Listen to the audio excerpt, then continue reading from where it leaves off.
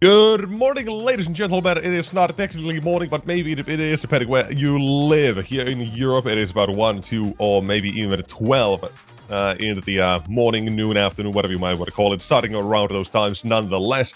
And we're going to be getting our second game. First game of the day?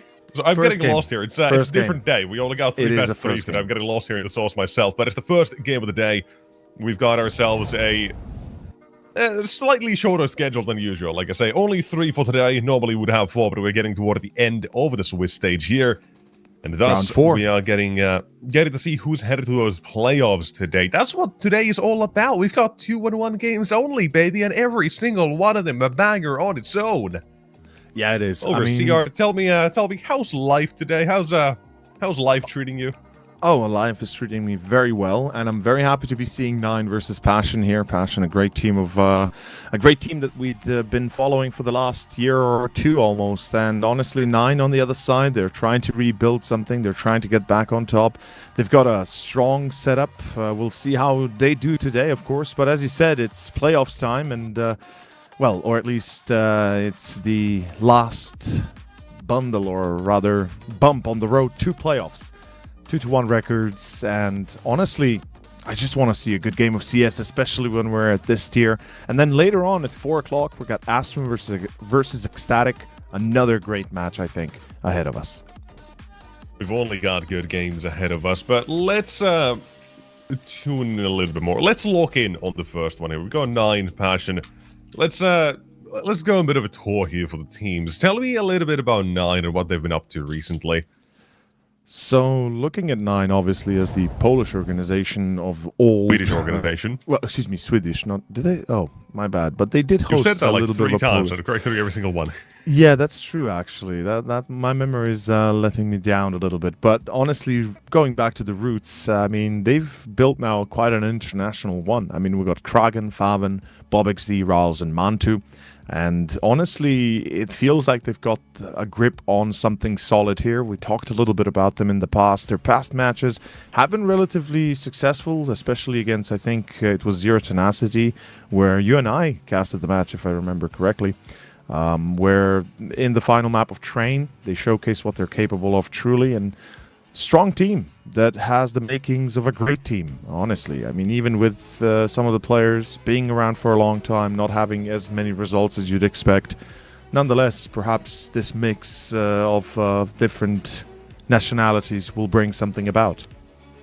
Yeah, I also had this this conversation. I think I was with I can't remember exactly who. Sorry, I think it was Hayes, maybe. It was on 9 versus 5-bit.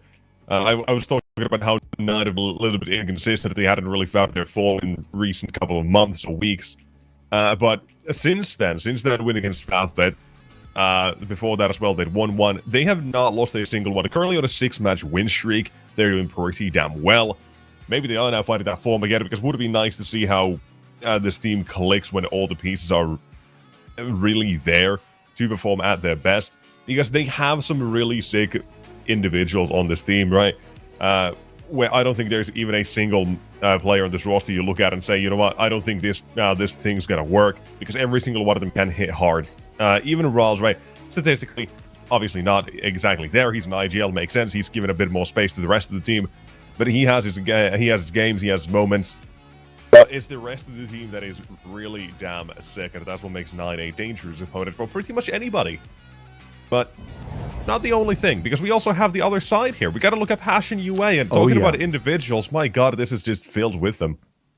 I mean, like I said, we've been seeing this team for the last 2 years, let's say. Now, they've changed up their roster quite a little bit since then. It's not the same Passion we originally knew. Jacaz was the only thing that's left of that original Passion, but I guess he's still the legacy that they needed, right? Because the whole squad is now just banging. Like, as you said, everybody pops off in their own way, and it feels like this is another build-up of just, you know, star-like performances. TC, the coach, very famous already on Tier 1 to a degree, and I think this team might really be reaching for the stars for real this time. I mean, Quem, Voro 2K, Demka, that they are just hard hitters that it's hard to get rid of them in the round itself, let alone when they've got good support around them like Jacasmo, who in himself is strong, obviously, but Topa bringing it all together. I'm kind of interested in seeing how it comes out today. As am I, but now we're getting closer toward the game here. Let's quickly as well hop over toward that veto. Let's find out exactly what we're going to be playing here. Now, there's a couple of very interesting things about this veto, and the first one is, this is what I mentioned previously as well, last time I saw 9, is they've put in a lot of work to their Dust 2, which at one point looked really bad, like 2 out of 10 sort of wins, like that sort of range. They've gotten it back to the point as well where they feel almost comfortable picking it against some teams. They've currently got a 3-win streak on it, but it's not actually them who pick it, instead it's Passion UA. Working on their weaker map pool here as well, because that is that's a map they're now kind of figuring out themselves here a little bit, but it's not the only thing they have weak. Inferno, that's got to be out of the pool completely nowadays. So, to anyone wondering, Inferno officially done. They're not playing it anymore. That was a previous edition sort of thing. They brought in Nuke instead, which is somehow the weird thing. This veto is not what it's... I feel like this should be flipped. I know it's not. This is correct. Just trust me on this one. This is the correct veto we have. 9 have picked into Nuke, which is the new map that Passion is bringing into their own pool. 9 get Dust 2 picked against them after putting in so much work and passion in recent times, struggling on it and a fair few other maps as well. There's not a lot of options for them, especially with Mirage being banned out. Right, maybe you go for an Ancient, but that's just more of a middle ground anyway, so you go for a bit of a wild one out of left field. Dust 2 maybe is one where Passion instead have put their practice into in recent couple of weeks, days, whatever.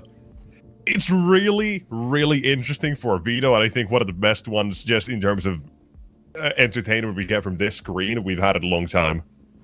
Yeah, Passion is basically striking out of their comfort zone, and honestly, that's the only way for a team to really progress. We've been talking about this for a while, and everybody who's been watching CS knows that at one point in time, if you want to be the best, if you want to really get to the very top and deal with the best, you need to have a strong map pool, and at most, you have a single map that you don't play, and the rest, you know, you're good enough on them to go up against anyone. And right here, Passion going on to Dust is already a crazy choice. Letting Nuke be as the second map is an even crazier one. I would have expected Ancient at least to have, as you said, a bit of a buffer middle ground, but instead we are going to Dust first. 9 has showcased this before. They're very much capable, very much a deadly force, and Passion now has a mountain ahead of them.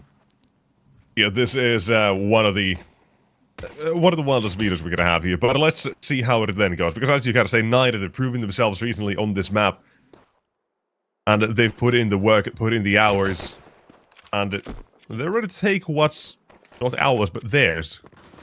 However, they have to do it from a man down, which suddenly gets brought back by Big Bob XD. Back to a 4-on-4, smoke for the cross. There is now Bob as well, looking for his next, trying to control the rotations, while the rest of his team will make their way toward the bomb side. Bob, is he ready for Gandalf? Answer is yes. Dual Beretta say no. That is apparently every single bullet gone into Mordor, I guess. I don't know, somewhere. War 2K somehow still alive. Involved nonetheless. Oh, the top first one, then nothing after. 2-2 remains. They've spotted Waro. Any Frenchmen? French blood in him? No. Yeah, luckily here for Kragan, yes, Dome does not get a new haircut. We're going to be seeing 9 take the pistol. It's a good start. T-side Dust. I mean, this map is, let's say, relatively as balanced as it gets. And honestly, T-side, to begin with a pistol, to get the early AK out, a little bit of pressure, you always have a bit of a jump start. And Passion UA right here, forced by. Maybe not so surprising. On Dust 2, though, I like to say that I prefer to see an eco and those M4s later down the line. Well, perhaps this is a good reason for it already, or a good showcase as to why. Already losing a player, Quem's down to 42. This ain't a fairy tale.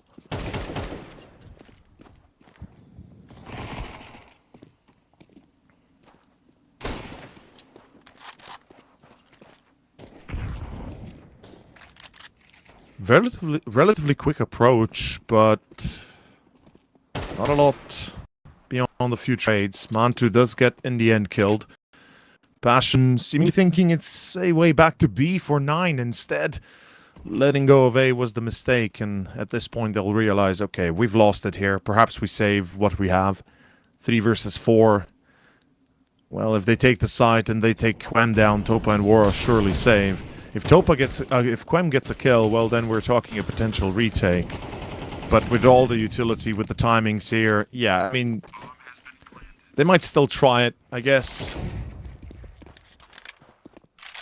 No, they are smarter than that. They'll decide against it. Say no thank you. And back away. Save whatever they still have remaining for that next round to make it a little bit more possible to deal damage. But for this one, gotta call it quits. Call me crazy, but I remember talking about a particular weapon on a particular map like Dust, and that being the Scout. And last week, remember we saw quite a few crazy things. Like, there were a few plays with the Scouts that I was doubting in, and you were prophesizing that it's going to happen. And that's what happened indeed. So, perhaps today is the day again that Fashion, in this case War 2K, showcases what this $1,700 weapon can do.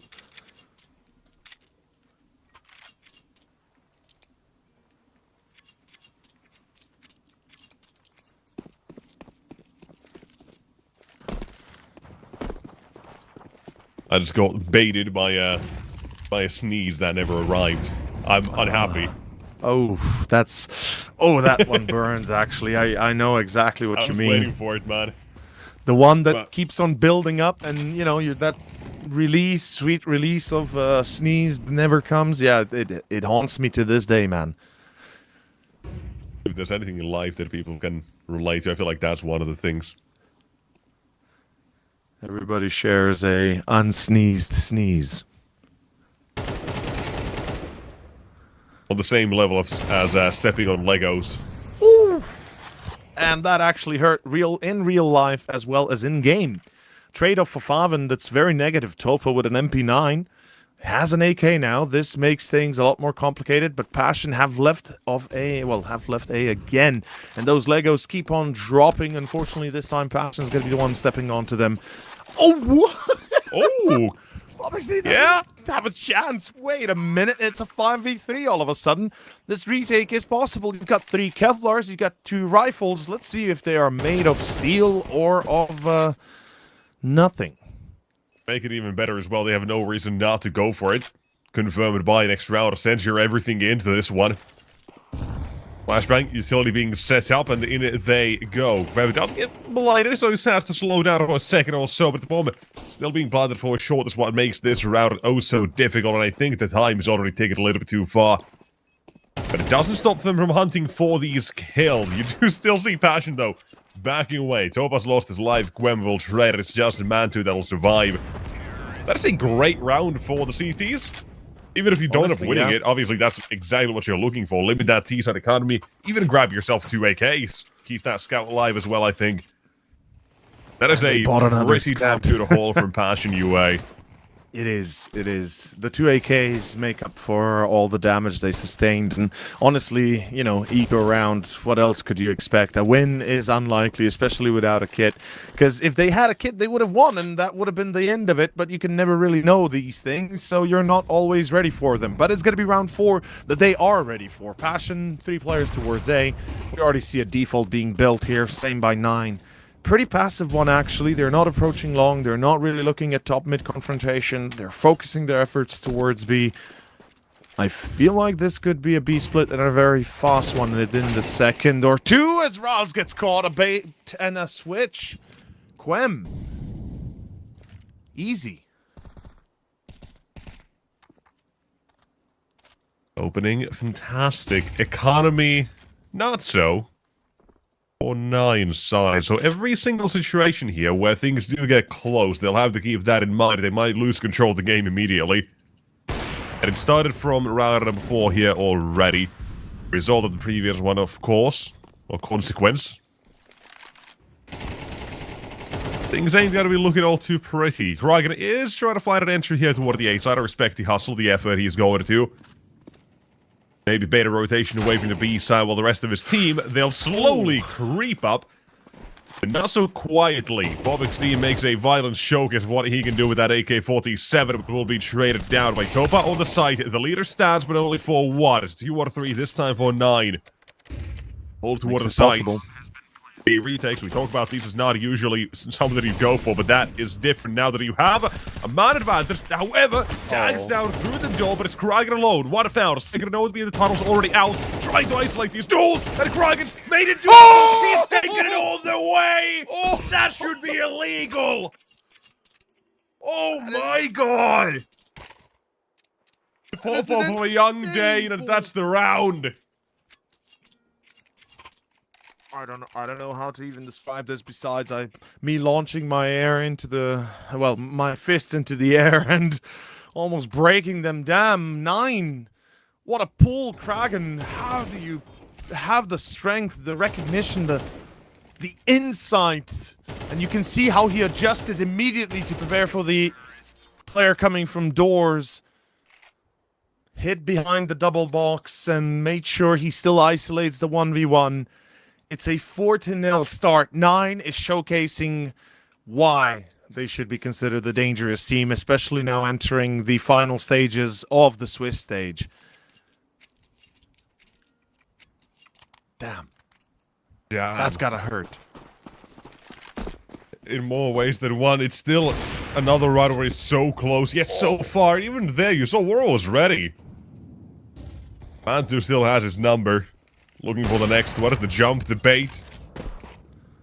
Angle taker, not capitalized upon, but if Ross go to the scope, that is danger for Jacasmo waiting on the other side.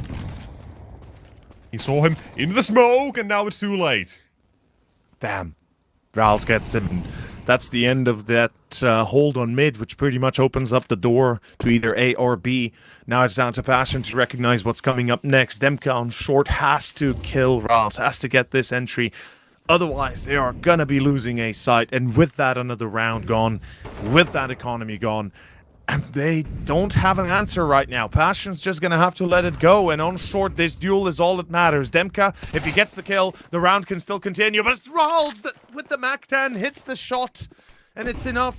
Passion's already retreating. They're going to be saving again. They lose Quem in the process. Topa's been seen. He's trying to re-engage, thinking that is the player from short coming for him instead. He trades off, but it's not enough. A third one joins the fray. It's Monte. That's going to be the end of it. And with it, the end of the economy. Passion's been able to sustain up until this point. Left with, well, nothing, I think, is the answer. 5-0 and nothing to show for it. Or 0-5, really, if you think about it. Over the boost again. Double up is interesting here, though. Ballsy. Not a fan, maybe.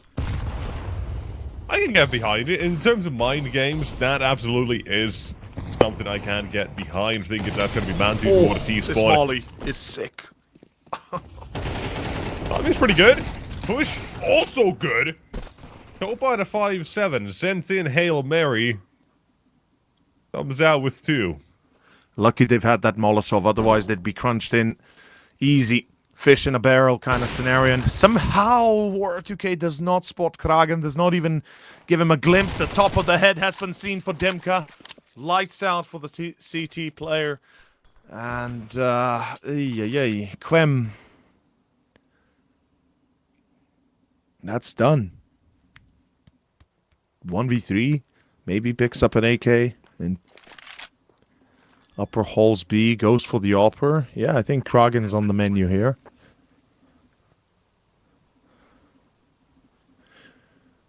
Nice attempt by Topa. Yeah, 2 rounds that are fairly clean for the side of 9. At least compared to how it started with only 1 survivor in a few of these. Now, getting back-to-back rounds with seemingly 3 survivors, although that may very quickly change. Kragan did not hear the football being kicked. Instead, gets his head. taken off clean. Quem still looks to deal damage. I think they'll be fine, though, on this 9 side as well, to just have these both save. Same with Quem. Let him have that AWP. That's fine. Are you okay? Yeah, it is. Okay. Just baiting shots. Playing a dangerous game, but I like it. And 9, 6-0 is the start for them here. And we kind of said as well, this is a very wild pick to go for, especially in the Passion side, because it's not a map where they've been insanely successful, but if you are going to evolve, get out of the sort of rough start that sometimes they maybe have had, right? They've still been getting a lot of green overall, but they have a fair few maps that may just be inconsistent overall, where they get win, then loss, a couple of wins, a couple of losses more instead on another one as well. The map pool definitely is not finalized at the moment in terms of where they feel most comfortable. So trying things out, especially still being fairly new in terms of the roster, right? Water on Demka only here for about a month, is the perfect opportunity, perfect time to explore and decide what sort of map pool you're going to have. As well, that's why we see Nuke being brought in, Inferno going out completely. Things are going to look shaky for a bit, but getting through the rough patch, I'm sure they will eventually. They've still been playing pretty damn good, so that's not been a concern by any means. Well, for here, this is a concern. They've not checked Topa. Farven finally does. Thinks about it for a second. I was going to say that should have been a couple of freebies almost, but instead, freebies, we talk about Farven getting those and Monte to clean it up here. A, what, 7th round? Are we already in 7? 7. For 9? Yeah. God damn, it's going by quick. It is. It is. We are breezing by these ones, and the problem is Passion is yet to show up in a way that is meaningful. We've had a few attempts. There were a few close calls, a few ecos that even almost worked out. Somehow they always end up empty, though, in the very end itself. And 9... I mean, what stops them here is effectively Passion just putting the foot down, having players pop off, because otherwise this is going to be a very much one-way street. And it's Passion that is at the end of it. This is again, like, they lose the entry. And now they're just effectively trying to regain control of Long, putting all their efforts into it. I mean, giving a lot of info here to 9, and luckily the smoke runs out just as Demka is able to evade. And 9 has decided, yeah, B will be the better spot to attack. Keeping the Opera and Pit keeps Passion occupied itself. I mean, so far, not a single thing has been incorrect from 9 in terms of these decisions. Slight hyperbole, but oh well. They've been able to close out the rounds, and that's what matters the most. Topa's looking for damage, he'll get that, and some more back returned to him. I think this is already a done deal. Yeah. Why not just simply don't really allow for anything? Or even if Passion UA, we can say, is running out of rounds to play with, and you can absolutely make the argument that they should just try to get these rounds to the board no matter what. It is still looking rough here. It's not easy, and they decided to back off. I mean, if they don't save, they're going to be out of money, which means they're out of options, and another eco is currently unacceptable, so you have to save to maybe put up a fight next round instead of definitely not. It's 8-0 regardless of what you do, and yeah, Warriors UK is just going to keep himself posted well enough. It's a troublesome position. I don't see a way out right now, because Demka's on 1 kill. Like, Vora's trying, he's on 7, doing what he can. Quem on 4. A double up for the CT side right now. Topa, you know, is really putting the work in. Chikasmo's also on 1. Not enough is going their way right now. Changing it up, perhaps looking at different ways to approach middle control, maybe long.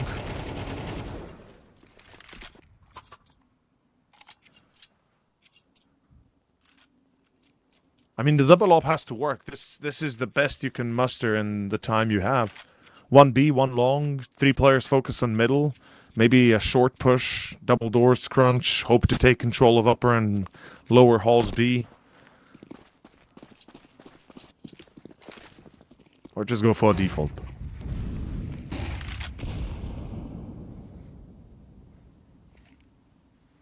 It is getting to a do or die sort of position for Passion.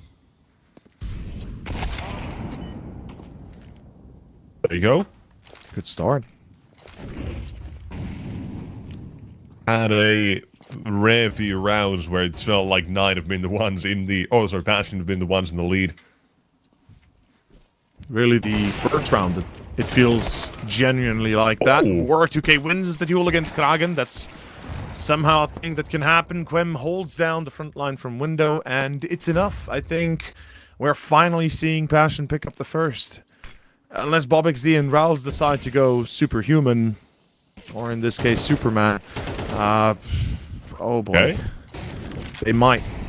Good flash, forces them to retreat for a second. BobXD still pushing though, and they've left the player and Goose alone. This is a mistake. Demka's gonna have to deal with both, and he's blinded. He can't do much. Passion, instead of pushing through CT, helping Demka, they decide to revert through short and instead now leave themselves in a 2v3. Missed shot will give the info. The ops on short, they know what to do with it. BobXD and Rals, they're ready. They're going to be pre-aiming at that spot, maybe even pre-firing. War 2K, though, finds Rals. The op on long was enough, and perhaps Passion still got it. They don't check car immediately. But in the end, it's enough. Okay, I was afraid. Same. Another Kragen move? Definitely expected.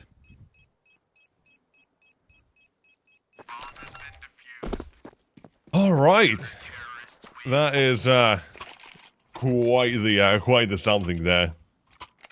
But hey, Passion, first round's on the board. They don't fumble it in the end. It gets a little bit too close for comfort for sure, but I'll take that first. 4 still needed, right? Do we say 4 is absolutely the minimum? Because I would kind of go for that at least. Yeah. It has to be. It has to be. Anything below, you are effectively already looking at map 2 as the last resort. And given its nuke, I wouldn't be so happy on Passion's side. You can deal with this, and even if it doesn't go your way, if you know, confidence rounds are something we always like to mention. Everybody does, I think, and it certainly comes true for Passion regardless. The more rounds they get here, the better it's going to be on nuke, the less, the worse, etc. Because we talked, well, you mentioned and we did say, it seems like Passion's reaching out. They're going to be changing the scope of their approach of the veto, which is a good thing. But it takes time to adjust to. It takes time to really start playing confidently, could we say, on maps that previously you had a lot of issues with. BobXD.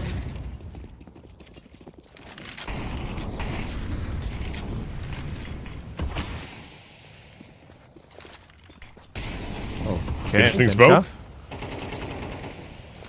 Just lets him throw utility through barrage as much as he likes. Well, making things awkward for 9. They gotta weigh things out a little bit. That Molotov's the biggest obstacle in their way. Now faded. War 2K. Jump shots. Come on, surely he's got that sort of swagger to him. Although, if he tries, you see who's waiting for it. I was about to say, there's a man waiting in elevator in War 2K. Does try, but not the one you should be going for, though. They thought they completely disengaged, but Nine just went quiet on A. It's a jump too high. One in Gandalf, a magician. Of the Dark Arts, perhaps. Demka, what do you got here? 2 kills, needing more here for the round itself. Still waiting for the next. Trying to get rid of him, inching closer and closer. Quinn comes to assist. The round from 4-2 back to even numbers. Now, but then Quem one gets remains. himself caught. And at this point, I think Demka will be spotted. The jump shot, or the jump spot. And yeah, Ral's just wide angles him. Goes fast. Make sure that is a crazy play to make on Passion, just to disengage like that. The weird part they spent for me one is... flashbang and one Woro jump check to assume that the A side would have been clear. Yeah, they didn't even wait for the jump check to come through. They'd already rotated off by the time he was dead. Exactly. They seem to be impatient. They're trying to pull, to reality things that are not there. And 9 is just getting away with a few absurd things almost at this point. Demka somehow pushes top mid, but there's no support. That's what gets me. You got War 2K on the op. You know it's going to be definitely Monte watching through Suicide. Why are you not having War 2K challenge him when you push top mid? I mean, it works out in the end, thankfully, but still, the trades don't go exactly early on in Passion's favor to begin with, but luckily they turned it around nonetheless. And Monte and Kragen, is it too much for them, or is it just enough?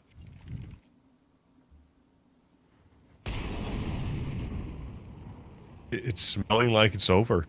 Even this round as well. It's a 2-1-4, but I'm not ready to say it's done here either.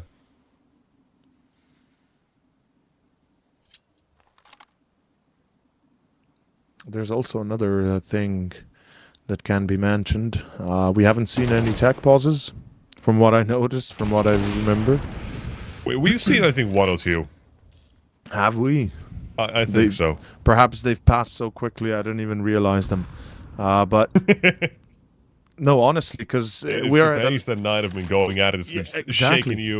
shaking you to the core shook here. me to the core, exactly, because in less than a good 15 minutes, we are at a 9-1 scoreline.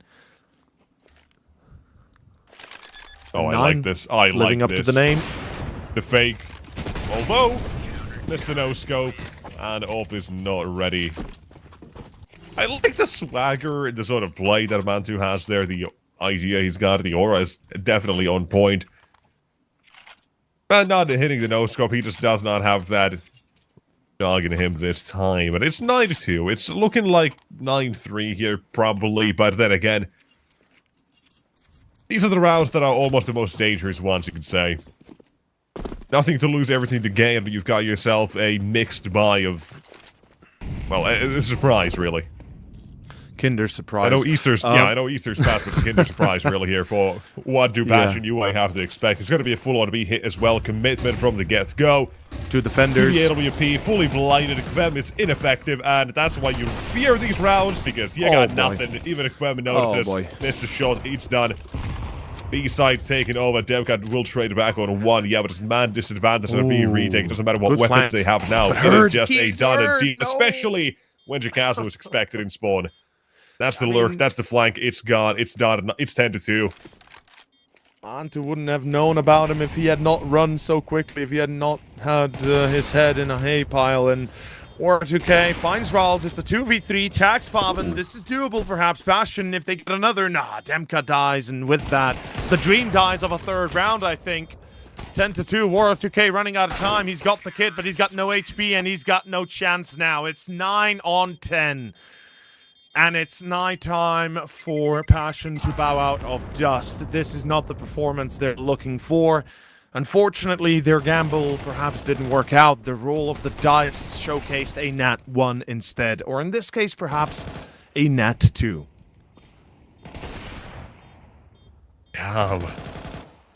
This is just crazy.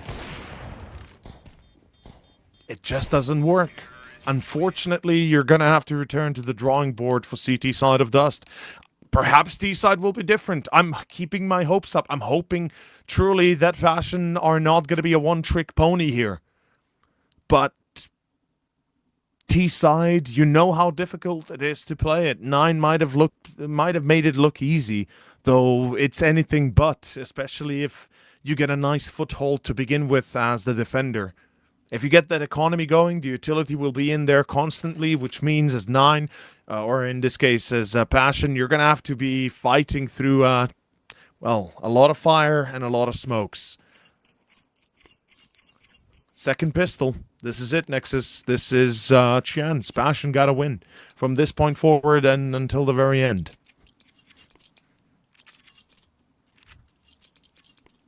This is, I mean, I know what I like to see Dust 2 go by quickly, but this is almost too quick. I would have never thought to have heard that from you, actually. Yeah, I don't know, it just feels... wrong. Like, 9, yeah, they're playing a great game, but... Yeah. for Passion to pick into this, it kind of almost, in a weird way, makes sense. They picked this as a risk. They knew it. Nine have been feeling decent on this in recent times, or more than decent as well. And they're showing that. They put in the work, it's worked out. And here, for the pistol, for Passion, it seems to have worked out, actually. Bit weird. Too. The A side is theirs. We're not going to be seeing any jump shots. Nobody's going for these anymore. What's happening, man? Why are you playing safe and boring Counter-Strike when you could be going for the highlights, the glory, and all of the above? Adding in some style to the mix. For a nice vacation, yeah. Passion, look. Third round, obviously pistol. Great start. Let's see if you can sustain it. Like I said, their second half must be a better one. Their T side must be much better than their CT. Otherwise, I see no reason as to why they didn't pick this map. And whilst we do say 9 is a great opponent to face and a very tough one, it's not impassable for Passion. It wouldn't be the first time a team of Passion would go up against the caliber that 9 represent right now. Alas, perhaps the map is the issue. And I wonder, like I said, if Passion are stumped here on Dust, what happens when we get to Nuke, where 9 not only have been domineering, but honestly, they really have, I think, put not just a lot of work in, but as well as the experience now to boot. Give me one more for the USPs. No. Nah, not getting that. Instead, what we do have is back-to-back 3Ks for War. I picked up one at the pistol here as well against the Eco.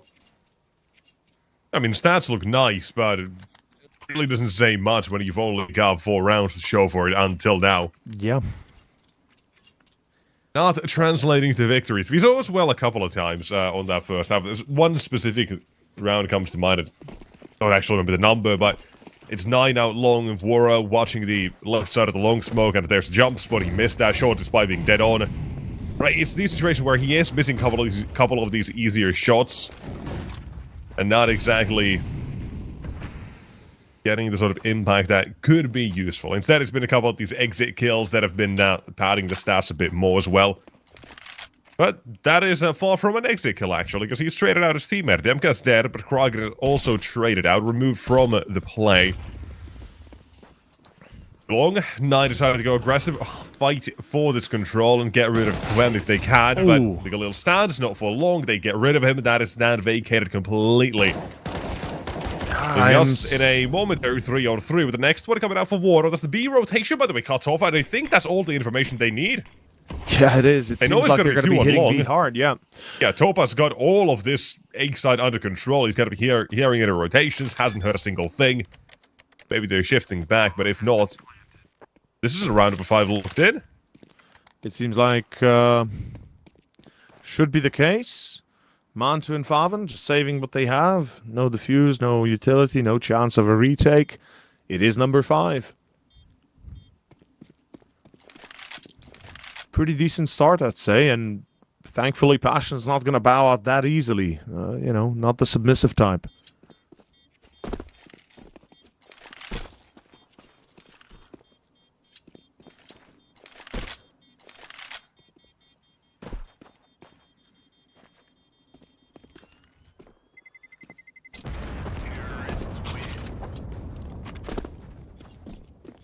Do they buy is my question, actually. They've got enough for 2 M4s extra, and they could deal with 1 MP9 if they really wanted to. It will leave them a bit wanting for economy, aka utility, but there's a chance they could do it. They know money's low on the T side, relatively at least.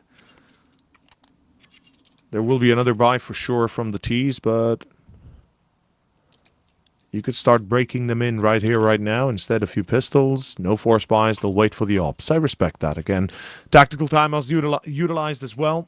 We wondered earlier where they are, and, well, we do see them here. And they really do pass by quickly. They do. You don't even realize they're there until you look at the next one and notice 1 timer remaining. Exactly. It's just that quickly gone. I mean, the game has really sped up in the first half, though. It seems like we're going to be reaching a bit of a stalemate. It's always the first half, right? It's not about how quick is the first half. It's how quick is the game done after the first half, right? Because it's not going to change, right? First half usually going to be around like 18, 20 minutes, probably. Maybe a couple more. It's just about how quickly that second half comes to a close that games get decided if they're a fast one or not. You know? Never count your chickens before they hatch, or whatever they say. Good point. Never count It can your be a money 12 until you but have it it. can still be overtime after that. Would it be say, oh, it's supposed to be a fast one? According to who? According to you. Short action. Let's see if somebody gets an entry. And yes, it's Monte. It's the single weapon.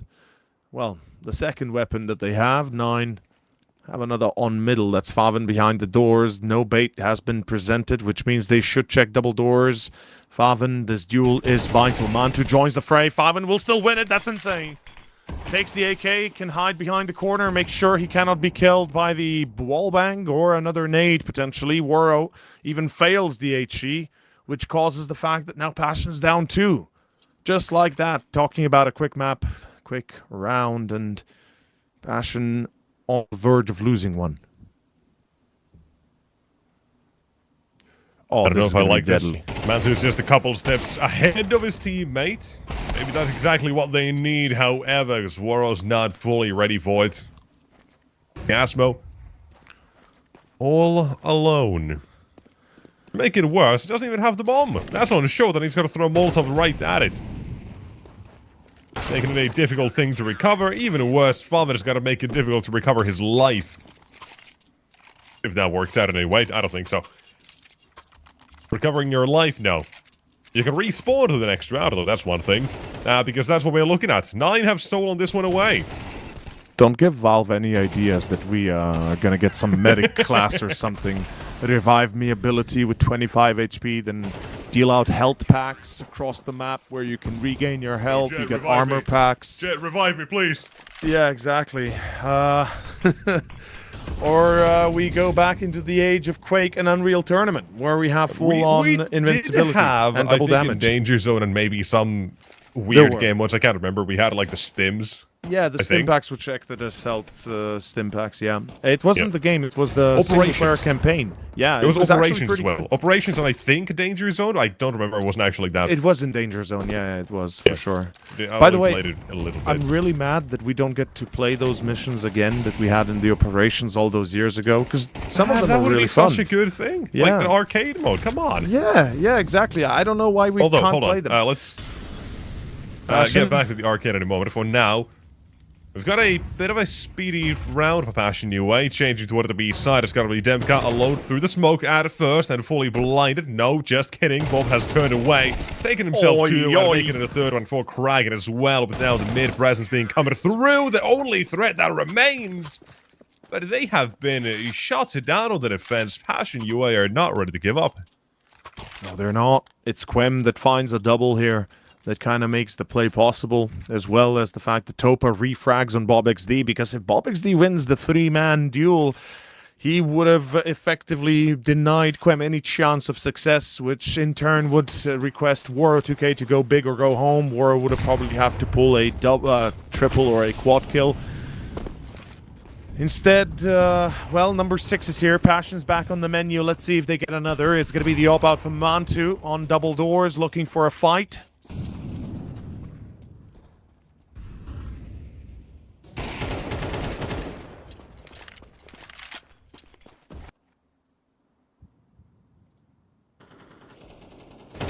Looks to be Thanos. We saw Passion do this a couple of times on their CT side as well. But it's a massive, long play in the meantime for Passion. Demka's the only one that got to be watching for these rotations. Eventually, he should be dealt with. He needs It's a matter of when and how many can he take. I don't think anyone is the answer. There's suddenly 1 and 2 coming up on the CT side. They've found the next man on shore at the same time, while one now Water 2K sinks himself toward the long doors. Should have a freebie, should stop the rotation from this side of the map, but it will control long all by himself, focusing now the rest on the short. Both sides, all eyes here. Ability out, chip away. Won't do all too much, but that Blocking smoke each other. will slow them down as well. They have to go through that aura around it. The problem is they've not given themselves much leeway to do so, but even trying to jump up on the boxes. Jacasmo down to the one-man duel. But no kit, no time. Favin has to forfeit despite the kill. We count that as Jacasmo's 1-on-3. And Passion extending the game. Play is not done yet. The trick was, it was Favin that had the kit, but, excuse me, Rals that had the kit, but unfortunately low HP, he tried to defuse in the smoke. If he had been at 100 and perhaps a slightly different angle of approach, perhaps he would have been able to survive the hail of bullets coming through the smoke, and I think in that time, the Galil wouldn't have realized it's actually the diffuser that's still alive and not the player that was protecting him, body blocking, really. So, yeah, it is 7 on the board. Passion's not going to give up. It's exactly what they need. Nuke is coming up, and regardless, you're going to be fighting a tough battle. 9 has already proven to be an opponent you cannot underestimate, and you're going to need the whole squad to perform. Quem being amongst them. Same for Takasma and Denka soon. Waratuka is giving his best at 23 kills. He's really digging deep. They might go for a B split, or are they just going to straight up hit A? Question is, what do they prefer? They've showcased B attacks quite a little bit. This is going to be a tough nut to crack, man. Yes, it is. Honestly, Monte, like, if he hits some crazy shots to begin with, Passion might just pull back fully and go back to B here. And that could be a death sentence with 2 holding.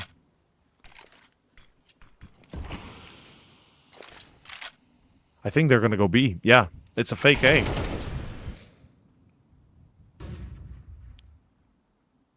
And I think 9 are about to find out. Spotted from window, Ral's knows. Rotations should be made. Oh, the timing to Casmo. Blinded. It's the pop flash support that helps. Ral's finds 2, maybe a 3rd, supported by his teammate on site. It's enough. It's Bob XD, and he finds 2 himself. It's gonna be number 12. Passion caught in the swing of things, hoping to be a little bit cheeky with a fake, though 9 were ready. The 2 men defending, they kept their eyes open on mid and made the right calls. That is a really good defense. It's one good flashbang that ruins Passion's day. And sometimes it is that simple. In this case, absolutely it is that simple. And while it may have eluded them for a while, 9 have finally gotten themselves to that map point as well. Ready to close out their opponent's map pick, which very well sets them up as well for a 2-0. Because while Passion, right, I had the same sort of thoughts last time. On Nuke, they're maybe still unproven. They're only adding into their map pool. They're putting in work on that map, absolutely. The first 3 games they played ended up as losses. Then they had a very convincing win against Partisan, however, to get that first win on the board. It's still one where they haven't consistently shown to themselves to be that fighting force. So, it is going to be up in the air, but for 9, Nuke is a really good map either way. So, it's pretty much an uphill battle from the beginning till end, and playoffs spot on the line here. Winner goes there. 9, they might as well put themselves a leg up to get there. It's only 2 kills separating them from that 1-0 lead in the series. And Monte might be going for both of them here. USB eventually runs out of ammunition, out of chances, and Warro gets naded down to nothing. We say goodbye to Dust 2. 9, they will steal away their opponent's map pick and look to put themselves at that 2-0. Yeah, it feels like 9 have done more than enough here, indeed, to potentially secure Nuke as well. Passion UA showcased some strengths. They showcased that they do have a resilience to a few shocking moments. Unfortunately, on Dust 2, it doesn't work out the way they hoped. Everything kind of breaks apart at the end, and in turn, they lose their own map pick, going on to Nuke next. I am genuinely concerned, because this is going to be even harder, like much harder than what we've just seen. Yes, it is. But we kind of knew that as well going into this. You said it, I think, at the very start as well. It's one where if you want to get good on the map, you have to just get through the slumps as well. And that is what Dust 2 currently now proves to be slightly for Passion. It was a risky pick. It did not pay off here. And instead, they'll have to show us what they've been doing on new, what the work has really been all about, and can they get that to pay off here on that second round? Push it toward that Anubis. If not, it is 9 to the playoffs with a 3 and what a score. But until then, we've got a small break, so about probably 12 minutes, let's guess there. We'll see on the timer, and nonetheless, we'll be right back with that second map to see if 9 can close out at 2-0. So don't go too far. We'll be right back.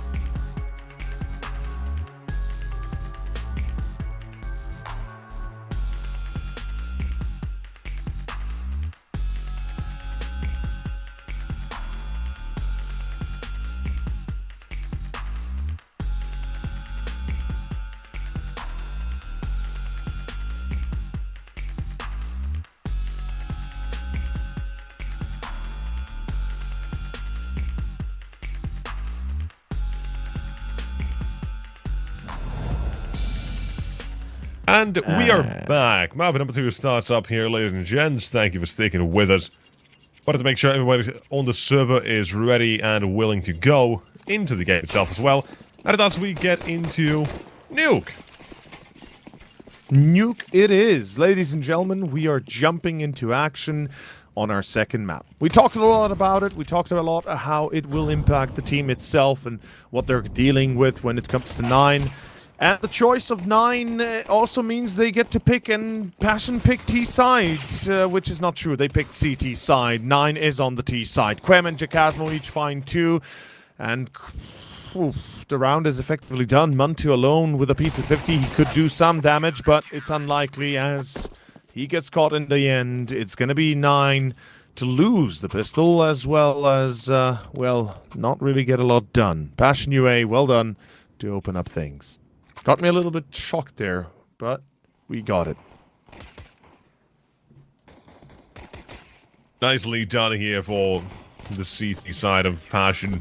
Just step away, calmly, right? We said this is the map they now need to still prove themselves to be more than capable on. And for that as well, right? This is still a map that, as a team, they've only played 4 times. And I think it was... in Kvem's career, he's only played this map 35 times, if I'm not mistaken. So it's pretty damn new for him. But beyond that, right, you have like Wara with a couple hundred, and Debka as well with getting close to that, like 160 something, I think.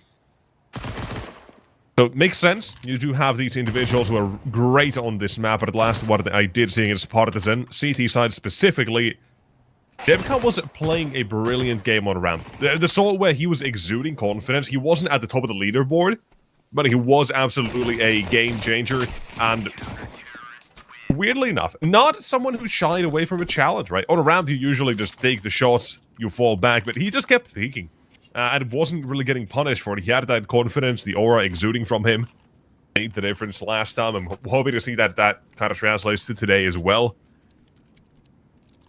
But beyond that as well, I want to see what more Passion can do to solidify themselves as a new Nuke team. Yeah, I mean, new Nuke team definitely potentially bringing right Passion UA if they get their claws in early. We could be looking at a very solid 5-6 rounds to begin.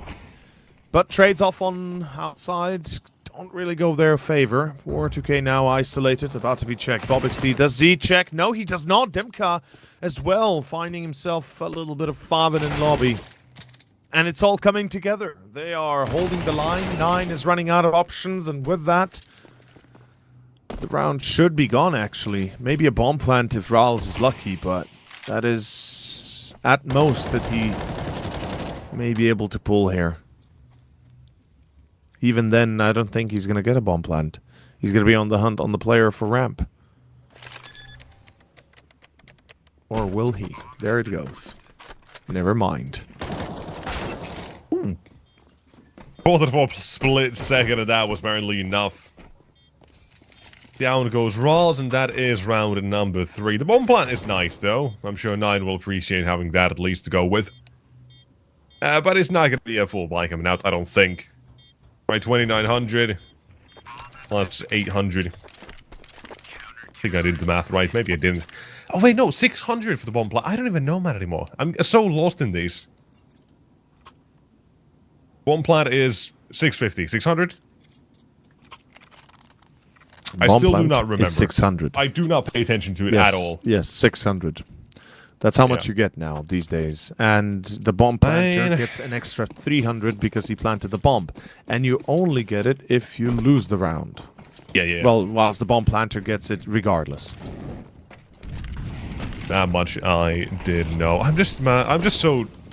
I don't know why. Like, I guess they wanted to nerf the amount. It was the second round for that. But you don't want to have. You don't want the T side to have a better buy than the CTs of the second round where they lose the round. I know. So it makes sense. But I think you shouldn't be nerfing the bomb plant because it doesn't like. There's a less perhaps of an incentive to bomb plant.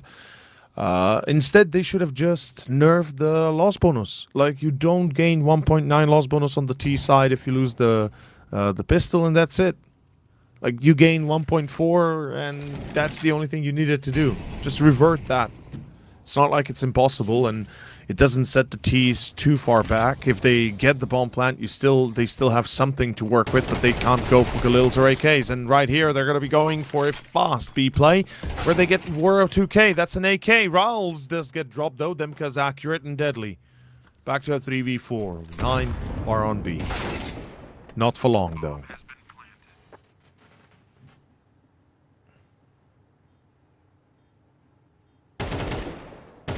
Full retake. Demka's good enough. 4 kills for the round as well, and that is a 4-0. Again, a bomb plant goes down, but that is a little in concern for Passion UA.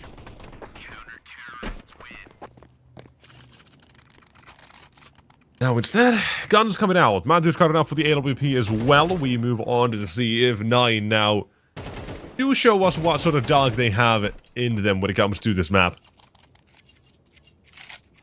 First time as well. I like it. I like it. We kind of mentioned we barely remember any of the time bombs being taken on map 1, even if there were some of them.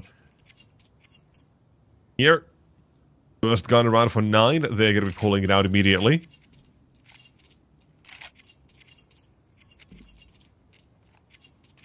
And so, it is time to begin. The journey of 9. Or does it take us to the journey of Passion to Anubis? It'd be a pretty wild ride to see 9 pick Nuke and then lose it gloriously, shall we say. I don't think anybody expects that. And even Passion UA, I mean, like we said, they have a 25% win rate out of 4 maps they've played, which means 3 losses, 1 win to be exact. And that's a result that you're usually straying to avoid playing on. In any case, it's going to be a 2v3. Quick, kind of quick trades outside. Everything goes the way for Passion to a degree. They still lead in terms of players alive, and Faven's been able to walk out on A. That's kind of loco. If they can get the C4 there, that'd be amazing. Though right now the crossing's kind of protected. But this is an opportunity for more. Faven will die. Never mind. No, Faven turns around, doesn't die. Jacasmo gets caught. That's a problem. The CTs now have an answer. It's potentially an A take. They might have to rotate all their efforts towards that position. And honestly, Faven just stays here, lets the bomb be planted on B, and then we can talk about something else. As Demka, well, he still doesn't know. Now, well, they should know now because he's shooting downstairs. Okay, never mind. Faven, able to intercept through vents. Woro has to be extremely careful. Demka, meanwhile, needs to make fast way. They don't know it, though. Passion UA, if they lose all the timing here. Woro's been spotted, and he will not get the first chance to get a kill. He is expecting the double doors flank. Faven remains in position, and Rouse is focusing on the bomb itself. Demka is in trouble. He still survives, somehow turns around and actually gets Rouse. He will die, but so will Woro and Faven both. And 9 get their first round on top of everybody dying. The whole server, really. Yet, interesting choice, but it works.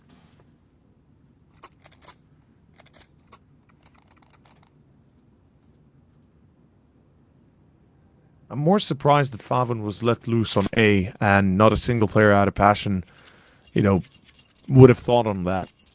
And that obviously turnaround where I'm not even sure who it was on Catwalk, be it Jacasmo or Quem.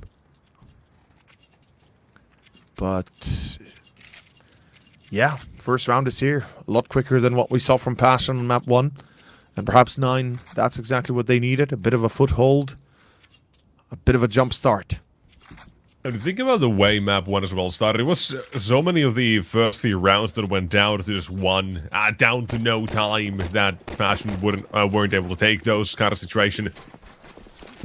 It was close calls. Actually, now that I think about it, was Passion on the T side, but nonetheless, right? Similar sort of message either way. It was close calls that they were unable to capitalize off of. Yeah, absolutely. here. It's been now close call again here with little survivors. There as well, maybe a kit and a smoke could have made the difference if Wardle got into position. But we talk about that later. For now, we put our eyes yet again on Demka because he is putting on a clinic at ramp. 2.5 men down. B-side belongs to Passion. Vent rotations belong to Bob. The problem is they're all going to be going through ramp, and honestly, it does offer 2 ways in, but it also offers 2 ways out. And Passion UA, they have to be perfect here. They have the util. Let's see if they have the proper timing as well as the firepower to break up this setup. They're expecting them. Faven trades off. Maybe not the greatest trade for him, but in the end, it's going to be Monte that needs to survive. Faven dead, Monte dead, BobXD left. It's a 1v2, bombs up, smoked up. He's going to try and spray through the smoke, try and see if he gets the kill, but the 5-second diffuse is already in, and that is going to be Passion. Immediately successful on the retake. They find both Faven and Monte, neither getting any kills, and that's exactly what the doctor ordered. And obviously, Demka double, right? This is what kind of solidified their initial chance of a retake in the first place. Faven gets the one, gets traded off. But it just wasn't enough.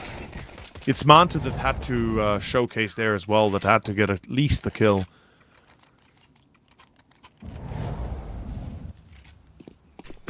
Coming down to what I said I wanted to see as well, which is the individual prowess that Demka especially can put down. And here as well, a couple of nice ones yet again. He's on to 11 kills already. He has not gone down without a fight in any of these rounds. And for a position like ramp, that is a huge win in itself. That seems to be continuing even for his rotation here toward outside. I love to see it. That's going to take away an entire avenue pretty much away from Nine of their playbook. If they can't make it easy into round, if they can't shut him down from the very first get-go in that initial duel, I don't think they're going to be even going around for a couple of rounds.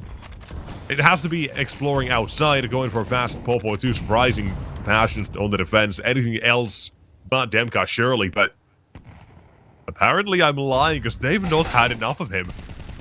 Outside is a beautiful flashbang. Topa set up, and it's a 7-1 scoreline brewing up here. Demka has been forced away from ramp, but Warro's taking on the angle closer.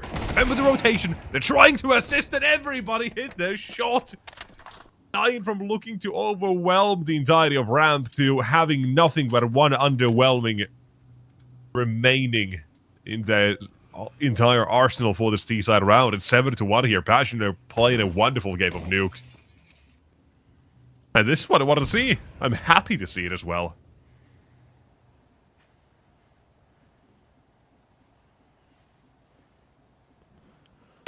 And yeah, likewise, clean round, good performance. I think everybody's a bit surprised, and it seems like there's an Uno card somewhere missing from the side of Passion. They might have got filled up with +5s on the last map, but here they seem to be the ones dealing the damage. 9 for now, no answer, no apparent control to be gained. Raz on 1 kill, Monte on 1, Kragen on 2, BobXD on 4, and Faven on 5. Together they surmount to very much nothing in terms of kills. And the rounds showcase that as well. BobXD already down to 8 HP, and it looks like it's going to fall apart pretty soon. It's going to be Monte on Silo. The nade finishes the job. Monte gets tagged as well. It's all coming together for Passion. They seem to be on the verge of greatness. 8-1, potentially the new scoreline. I think it's about to be achieved. And this is I don't know how to describe this, but a very weird feeling, I guess, for Nine. They chose Nuke. They knew they were better on paper. They knew they have the experience for it, but they're just getting manhandled here. It really is coming down to the unproven part of Passion UI on this map, but the fact is, they've not played Inferno since the very tail end of March. It's been a month and a half since they've last played it. A month and a half of practice on this map, and a month with War on Demka seems to have been well spent. It's that win against Partisan, a very convincing 13-6, by the way, that's now gotten them started on this map, and they don't look like they want to slow down all too much then either. A nice little wallbang as well from Monte, but it's not good enough for the kill. That is, and so is that. Come on, give me a second. Never mind. It wasn't. But it should be. Rolls. There you go. Makes it close. Tries to be a little entertaining, but at this point it's 8-1, and it's the same situation exactly that we had on map 1, where you say 9 got to win these the rest of these rounds to give it us a competitive show. And we have already seen all timeouts being utilized here.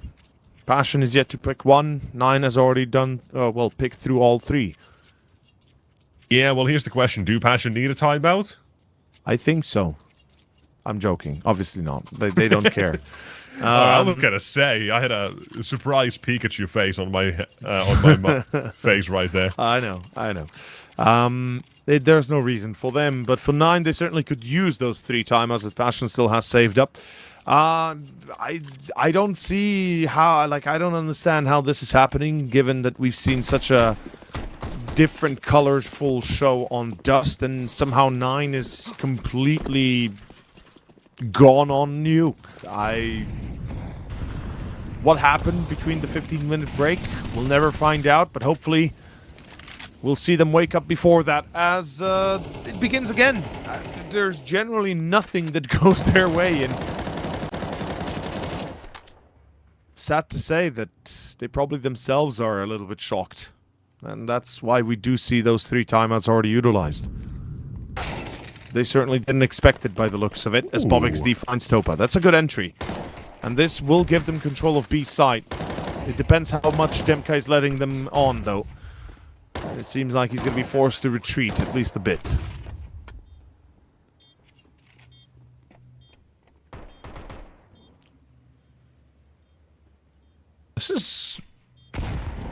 Is this actually the round win? 9 decided to wake up here? Utility's going in, but 9 have their players on the site ready to fight this one. As they should. They need it. Trade needs to be coming through from Demka as well here, because they can't afford to trade any other way. And he's fighting for survival, so is Bob, but only one stands at the end of it, but time is what decides this one.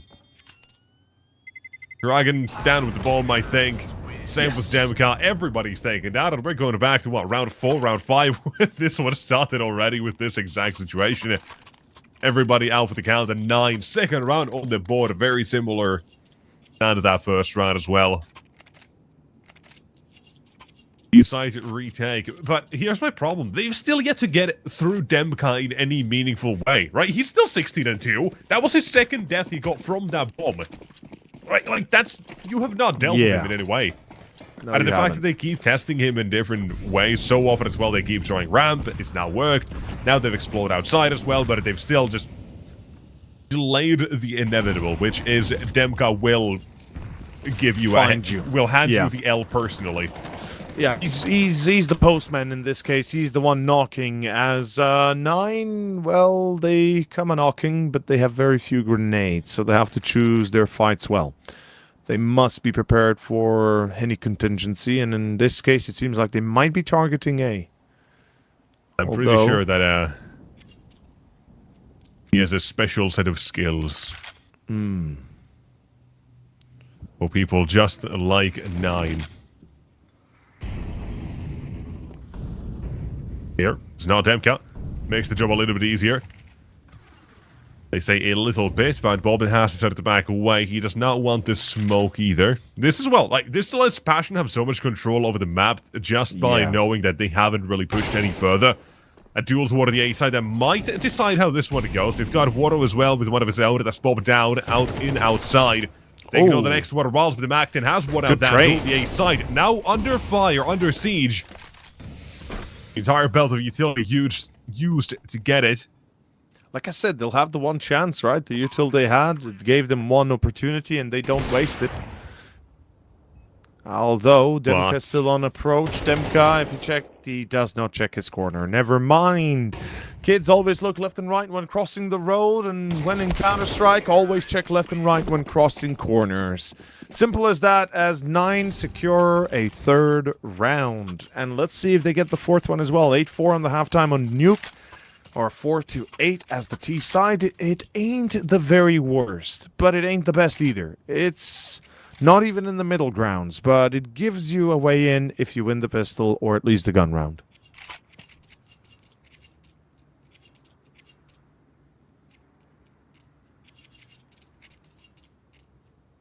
Are we going to see 8-4?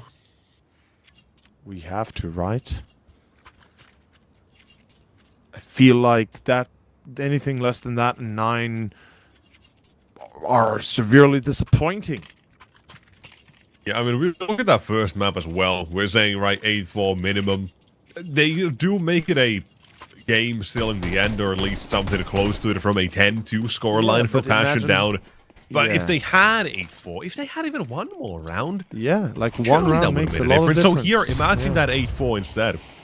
Yeah, exactly. Like, instead of it being 12-7 or what it was, could have been 10-7, could have been 11-7. You know, it's a world of difference, as it was 12-10 in the end, I believe, on... excuse me, 13-7, yeah, there we go. Yeah. 13-7 in the end there for... 9, but Passion UA hoping to get lucky perhaps. Wardo gets tagged, spotted, not bagged. Good nade on Faven, down to 46, and obviously he's been able to walk unobstructed. And the timing here, Monte finding top as well, Wardo leaving his post. BobXD's going to continue walking. Jacasm might be a torn, but he's low, just like Wardo himself, and all of a sudden, through Garage, walked has one and the only. BobXD, he's gonna go heaven. He's in fact already there. There goes Jacasmo, and the line has been drawn as well as a message sent. The 9 are not gonna give this up. There's a reason they're called 9, and 9 is at the very least what they get when they start playing. And 8-4 is a good way to start. Make a comeback, make a game out of this one. Still, but my problem is, right, like I said a few times, they never found a solution to the CT side of Passion here, which was Demcat is personally delivering them a little bit of pain until the very end here, when they finally found a break. Too little, too late. It's only 8-4. Right, we roll back the years, let's say 5-6 years. This is an acceptable half, or, you know, close enough, whatever, 10-5, 9-6, whatever this might be. In global offensive numbers, you would have been fine with this. Here, yeah, it's a little more tough, right? Meta has changed. This is very much a 50-50 map by statistics as well, I think. Well, I think it still has a little bit of CT-sided approach, doesn't it? Like, to a degree, like perhaps a percent, something like that. But yeah, in general, it's quite balanced. And honestly, the Ts are winning more lately, it feels like. Especially with CS2 being heavily dominating on that peaker's advantage, giving always the Ts an upper hand. Matches for the last 12 months would put this at a 52.4 CT side and correspondingly 47.6 T-side round wins. Yeah, what did they say? 51, 52, something like that. So, makes sense. But again, that result used to be a lot different, or rather that statistic, it used to be 60-40. It used to be even higher back in the old days. Yeah, like way back at the dawn of Counter-Strike, the insurgence of it. You get 2 rounds in the T-side, you're saying, boys, we gotta come back, let's go. Honestly, like 2 to 3 rounds was enough to make a difference. And, that was really funny. It was, but it also made it that much better. I feel like that also kind of brought a bit of extra spice to it. You know, if you saw a comeback on the T side, it was genuinely entertaining because it was so difficult. But in any case, 9. Let's see if they can pull it off. This is a pretty big one. 4 in a row first to begin with, and then start off the path to victory and a potential 2-0. It's going to be Faven first. He's blinded, still gets a kill on Quem. The trade's off. are not there yet for Passion. They're losing players like flies, but yet they're not returning fire. The Water 2K seems to have heard Bob XD. He's pushing his luck, gets himself caught, and that is going to be a 4v3. Low HP on Rals also means he should not be looking for a challenge, rather a flank, or an easy kill, or a steal, or anything in between. And the timing for Monte, oh, he misses his opportunity. He's about to die. Goodbye, Monte. Yeah, that was poorly planned from his side, and back to a 3v3 we go. Faven, okay, good click. Good shot.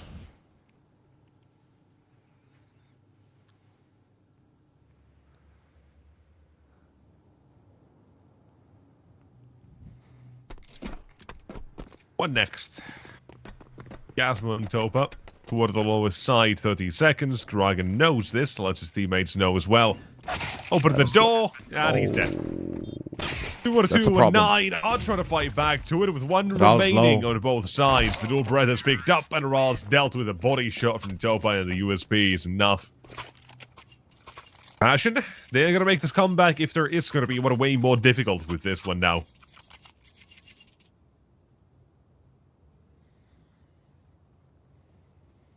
Well, one of the circumstances for victory was, or rather the goals was winning the pistol. So we can check that off the list as an X instead of a check. Okay, and yeah. Force Spy, not a fan, and I don't think it's going to bring too much good, but perhaps I'm wrong. Perhaps 9 have a plan. Faven dead, though. I can't imagine that being part of it. Monte on a death kind of trap position, but luckily pulls back. That scout could have tagged a few, though risking his head, not worth it. And they're going to continue pushing. They want to go A here. I like the... Oh, he spotted the top of the head of Demka. Now he knows the call has been made. Now he needs to hit the top of their heads. Ooh. Actually, he might have done enough. Still, that's not the one he got an assist, though, meaning Riles will know there's gonna be another one here. We might have a round on our hands yet. They do take A side, and the CTs are now bound to retake with the limited opportunities. Ral's in deep trouble, but Kragen's flank is the one that matters here. If okay, Topa's running away. Fair enough. Topa makes the right call as the IGL. He's sound enough to realize, okay, I need to stay alive, I need to cover the flank of my boys so they can focus on the defuse, or rather on the anti-defuse. This timing has to be perfect, and a molly, but a smoke might suffice. Trades off are happening. There's no kit. That means they have to defuse for a 10-second, and that's a near impossibility, though. Monte, he's not being hit. They're going to be jumping through. They're not going to get it. Riles defense. That's insane. A 10-second defuse. It's Riles that saves the head of Monte and aces in the process. What a way to make a statement. Holy hell. Oh, that is ridiculous. They're both low enough, and it's so damn close. It's one more missed shot, and Mantu might as well be dead in that situation.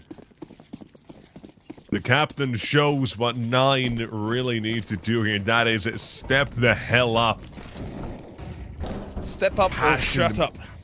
They are gonna be so damn upset losing this one.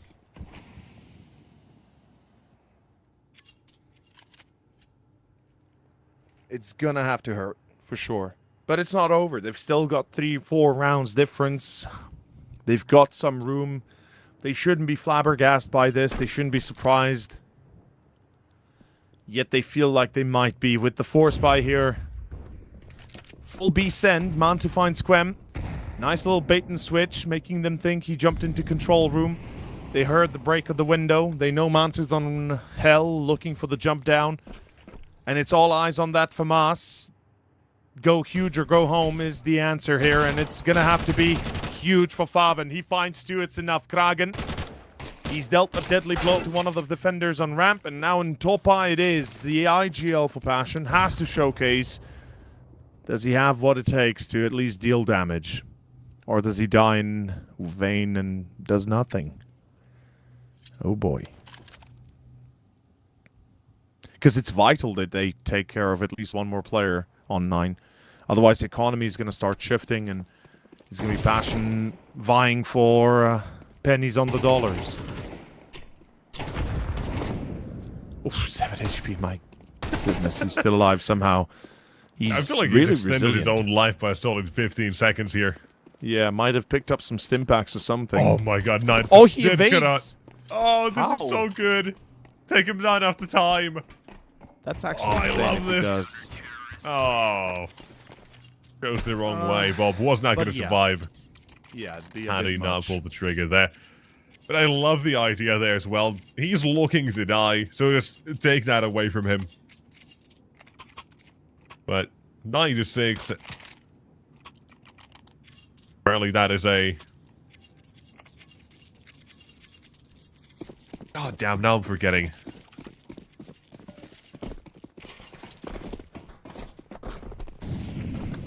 Sentence with multiple interpretations. Fair, fair.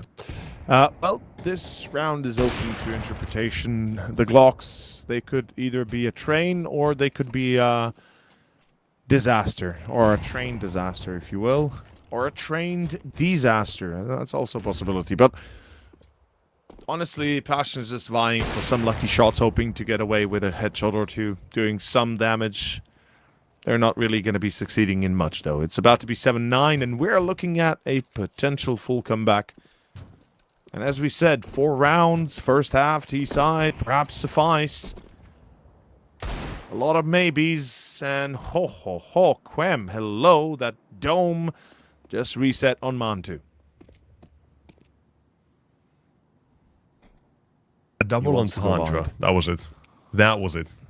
Ah.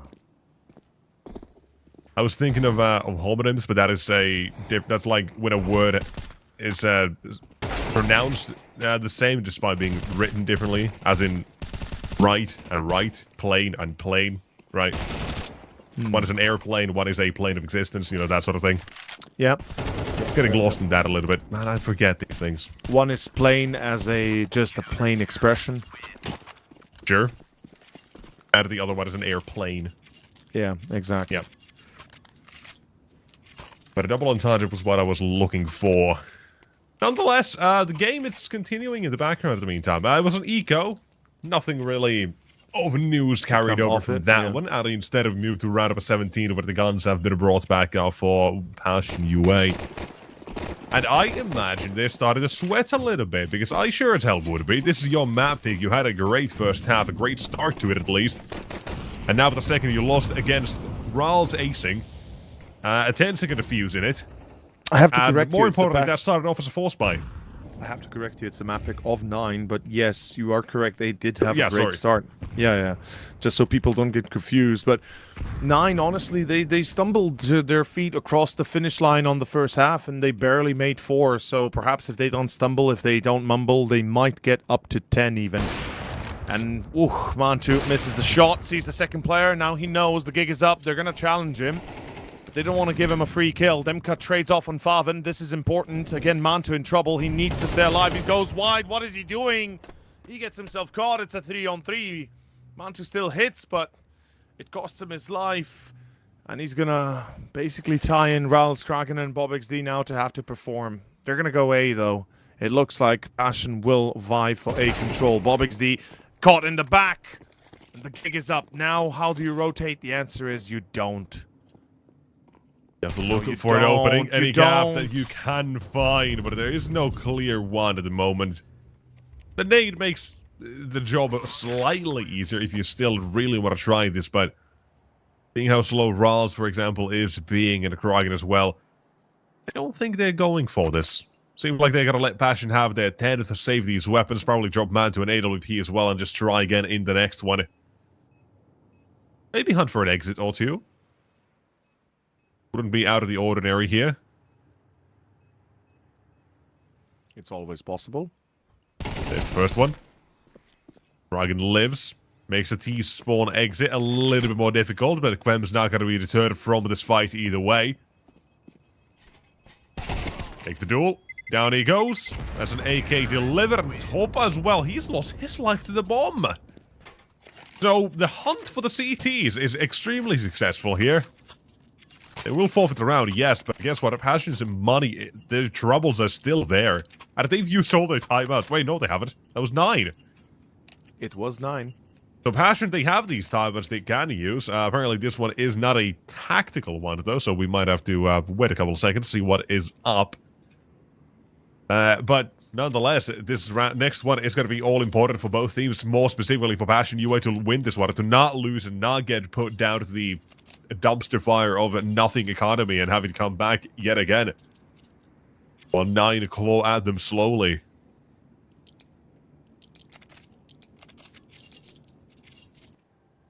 It is not an easy life on the side of Passion UI at the moment.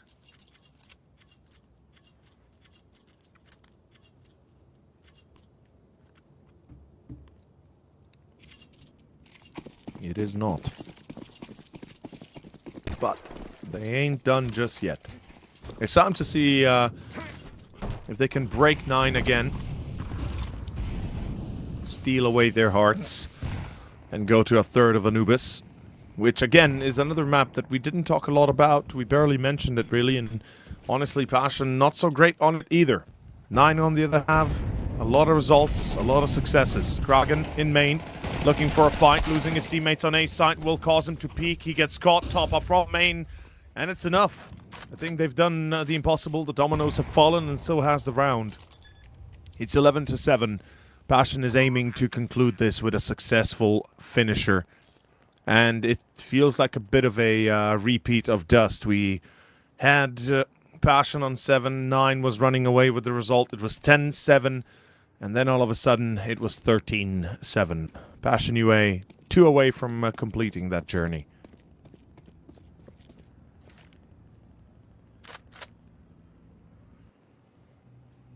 Time to get to Anubis. Yeah, pretty much. I don't think we'll have a choice. It seems like 9 might have underestimated Passion here, which is weird, because, like we said, the veto certainly doesn't showcase that, and the choice of Passion certainly didn't prove that. No, it didn't. It was a risk, but this one as well, a different sort of risk, because you don't have the full extent of Passion and their playbook really under, I guess, any sort of clock in a weird way, right? You don't know exactly the depths of how good they are going to be. But if I were to just go with the last game they played, they look like, or it probably would have looked something like this again. There's the question mark if they can have that consistently, and for this one, seems like it. Push toward the ramp in the meantime as well. I like the CT side getting aggressive like this, and it's not the only part of this push that is coming through. BobXD through Hot, Growls through Squeaky in the smoke. It's a risk, but they're willing to take this one. And it's worked out for 1, worked out for 2. And Passion, now they know they've at least got outside control, and Chikazmo, sorry, Woro down to Kragan. Traded out, but it lets them know more and more control toward the outside. The man advantage is the only thing that 9 have to worry about here. Or not worry about, but play with. What I don't agree with is the way they're going about it, leaving Bob alone toward the A side. That isolated. It's weird. Yeah. Ralstus is chasing footsteps. He's not even going to be able to see anything. This might get a lucky corner. Round. It is. Monte's already aimed towards Hell, so entries into the dastardly positions towards Heaven are going to be obscured, or rather spotted, though, from outside. As well, he's disengaged. Rawls goes back to A, I think. Oh, missed shots by Monte.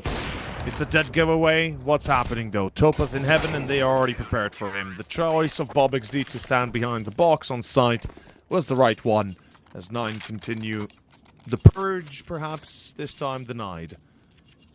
Second timeout for Passion, and 1 more remaining. I'm sure they'll take it if they don't win the up-and-coming gun round. This one should be an eco, though, because Chikazmo's broke, and pretty sure the rest of the team isn't far off, so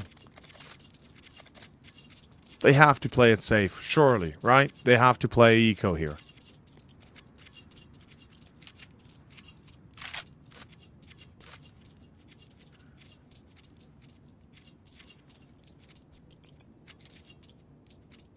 This is still rough for Passion, right? It's the finances that will never get any better here as long as well, they keep losing rounds. But the fact is, right, they've now traded their way to back-to-back-to-back sort of rounds here. If that's the way it keeps going, then sure, we're gonna see them at 12. We gotta see them at 13 before 9 can fully capitalize onto this opportunity. But on to the CT side here. This shows why they picked this map, because currently it's not that standout that map 1 was. It's not really the 9 that we've known in recent times as well, especially on this map. Right, they've got a 68% win rate, a 3-win streak here as well, and it's just not showing at the moment. Mainly because of that first half, they couldn't find an answer, which is surprising. Their T side's usually been pretty good.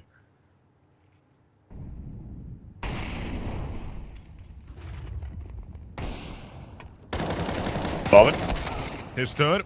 Show us what he can do, but the answer is not much. Shot down after 1. Man 2 flashed off the angle, but he's not afraid of taking this one yet again, facing it for a second or third time at this point.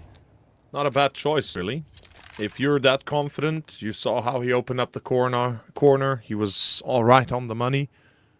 And with Ralj joining the fray, that C4 is now in the hands back in Demka, but BobXD peeks in. Topa's now left alone. Number 9 is coming up. And maybe number 10 right after, because I thought that they're going to eco. Instead, they absolutely put everything behind this, and they're going to force themselves into oblivion here. Like, Topa, he needs to save. He's already on the path to doing that. Might even go CT here.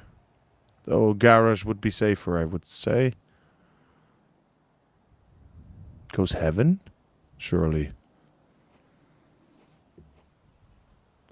It doesn't matter where he goes, he's not going to win. He might not even get the save, because time is running out on him, and he's deciding which is the most safe position, and yeah, this seems a little bit better, only having to watch one area. AK brought over, economy wiped out, and that's a big part of now the comeback that 9 can make here. Down 8-1, right? Making it to an 8-4. And suddenly, in,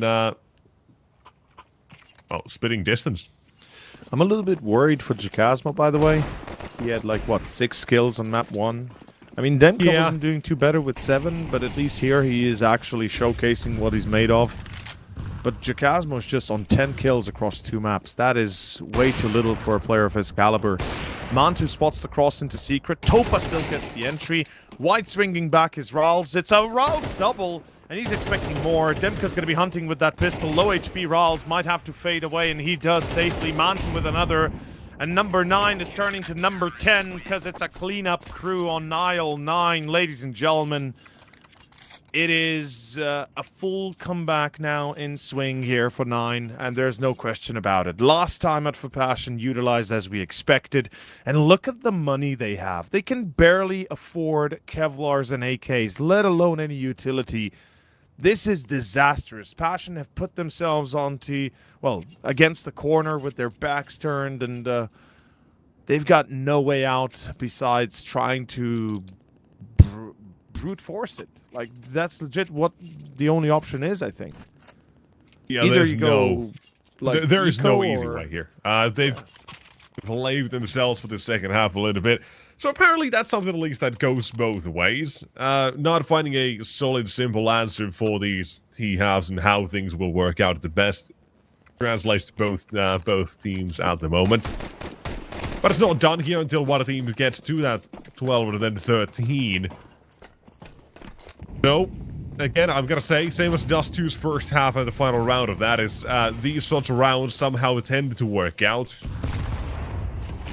When we've lost all hope is when Passion UA they'll strike, kind of thing. I've seen this so many times, Theo, I'm telling you. This is the one. This is 12. Please, no. Don't do this to already me. down toward the lower side. He will pull rotations eventually as well here, because they will hear him, but oh, never mind. He's not going to pull any rotation, because it's just Favre. He's going to spot nobody here. And he's going to know. Topa in the vents. Favre should have looked for this one, but may miss the chance. Nonetheless, it's the A-side hit coming through. It's defended well. It's 1 and 2. Make it 3. Then the trades come through, but I feel like the damage at this point is mostly done. And man, too, all you have to do is not miss this shot, because Demka's dead. Oh, well done, Blind. He Monte. missed the shot. Oh, Oh, no. Monte. That's not the no. first one either. What is happening here, Monte, dear boy? You've missed a few shots that into now. Existence. Yeah, you did. You cursed him, you witch. My bad. Damn. Are you a warlock or a witch? Or, in this case, a wizard? I feel like I was born with it, calling me a sorcerer. No work done. Natural, eh? In the blood. Well, hopefully of the dragon kind and the metallic ones for change. 25th second counting out, and just like the candles on my birthday cake, it's gone. It's 11:11. And Yeah, there's a saying I've heard my dad say a lot, is that he was born with a joke in his mouth, as in to implicate that he's been really funny since the day he was born. So I feel like that's kind of translated here as well a little bit. Natural. So natural, what you're funny saying guy. is they've been a joke. I mean, you could translate it that way as well, but it's more like the joke in the person's mouth. All natural, baby. Faven, all natural in his birthday suit, as he will go down into the next round. It's a 4 or 2 sadly with Passion UA. We say as soon as we lose all hope, they're gonna strike for a round. That's gonna be 12 here, and less Bob XD. And Kragan can show up with the 2 versus 4. Water 2K, gotta be careful. Cautious, nails the shot. First test pass, and it's just 1 remaining. When we give up all hope, we start talking about other stuff, is when round 12 strikes, and it's a ramp where it will come through. It's insane that they can rush ramp that successfully and get away with 4 survivors, full equipment for everybody. Insane pool, Passion UA, 12 to 10. Money's there for 9 though, so don't get afraid just yet. Overtime is potentially a guarantee depending how this goes. Passion UA, can they push us to Anubis? Can they push themselves, rather? We said it before, it's a playoffs ticket that you get if you win. Loser, not eliminated, but having to fight another best of 3, and that one being the elimination one, I don't think it's going to be any fun. Round 24 kicks off with Monte on the AWP, same for Water 2K, full set of utils, and it is the last round of regulation. Anubis is waiting. How does it go? Let's find out. Guys, we don't even get to see that Anubis, so we'll find out if it is going to be that or not. So, utility, going across a little bit back and forth. Got Topa making moves. He's already outside here. Made it a little bit of headway into garage, from what I can tell. And he's going to have a decent position. Mantu barely not burning. He'll maintain his position without much movement. But we're going to have Bob XD coming back toward a ramp. HE is going to be decent smoke as well. And that's going to let his teammate have a bit more leeway when it comes to holding this position. While Topa's been spotted. The duel ain't clean. Neither is the finishing touches on anybody here, because all according to somebody's blood, we just don't know who yet. Them Demka might looking get for a free duel of kill. his own, but Bob will find his. War trades. Nails him to the wall, and it's going down the vent, it's going down the drain. This round is all over the place. Topa, he's coming up heaven. He's got a positional advantage, drops down silently, unheard by Faven. Faven doesn't turn, Faven doesn't know. And he will be caught in the back, but that's Topa's ace in the hole. That's the only thing he has. 1 HE, that's what Kragan has, and 100 HP against his 5. Has to drop down, has to get the insta headshot, or a round is done, and so is overtime. Oh, he steals away the C4. HE, that's HE. insane. Topa, that's an insane pull, but doesn't work. It's Kragan instead. Like I said, at 100 HP, he's got the chance, the advantage, and he uses it. 12 to 12. We're going to overtime. That is ridiculous. That is absolutely ludicrous how this round goes as well. The way he gets away with the bomb as well, man, it's... I love this game. Marvin, I don't know how he doesn't hear Topa jumping down there, is my question. Was not a silent jump. How Kragan as well adjust is a question in its own. But this map is not done. That is one thing we do know. God. Sometimes we got such bangers, sometimes we got stingers. This one is definitely of the banger variety. Getting to see everybody awake here toward the, or in the parts that they do matter. We talk about Chikasmo, sure, maybe him not exactly at the best of his game. But I do want to come back to that point as well, because you have made changes to this roster. You have brought in, undoubtedly, a lot of firepower in the form of Waro, Arademka, and Quem as well at the same time. That just means someone's going to make a little bit of space. Yeah. And while we know Chikasmo, right, for the last year or so, he had got that 1.1 sort of rating. He was hovering around there. He's the one that had to make a little bit of space for these rest to move in, so he's more or less that sort of glue nowadays. But it is definitely hurting him as well individually. Despite us knowing what he can bring, it does seem to be a little bit of a rough transition period for him as well. So maybe something that Passion kind of look to address as they continue to play a bit more. As they continue to get a bit better as a unit as well. But we'll have to see how that eventually goes, because right now is right now. You can't immediately flip a switch and be the best best player in the team again. Long-term goal, that might be one that they look out for. But for us, short-term, handball presently, overtime to decide Nuke or Anubis, maybe. I'm still perhaps favoring 9 here. Not perhaps, but definitely. Just because they are the team that has much more experience on the map itself, and the fact that they pull it away from an 8-4 halftime into a 12-12 overtime showcases they have the tenacity, or rather the perseverance. CT side especially favored in my eyes, generally speaking. So Passion right now, the ball's in their court. If they get, let's say, 2 rounds in overtime, then we have the makings of potential W in Anubis. If they don't, I have my doubts. Let's find out. No outside presence. Monte playing it safe. 9 letting them take complete control of red towards secret. And as far as I can tell, the player towards Gara should not show himself. Kragen just walks out wide. Okay. Good start. Ooh. Drop shots.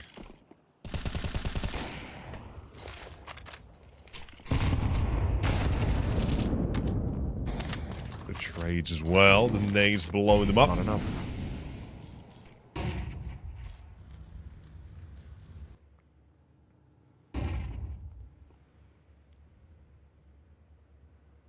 Bobixley wins the duel.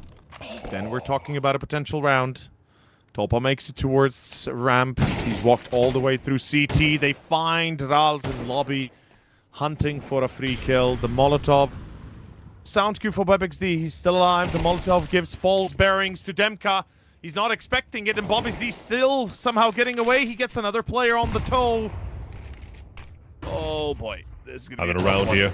Oh, Bobixley, what are you made of? No way, it's an ace! He got 32 HP and he aces it! Oh, man! He builds rounds and he tears them down. That should be illegal in some capacity. How is he able to do it? Where does he find the strength, the conviction? My goodness, this is too good to be true. 3 already was enough. The 4th one is a God-given sight, and the 5th one was God himself, as that is what Bobixley represents. 9 on 13 thanks to his individual brilliance, really. And now 9 are set. Their eyes on the prize of 16.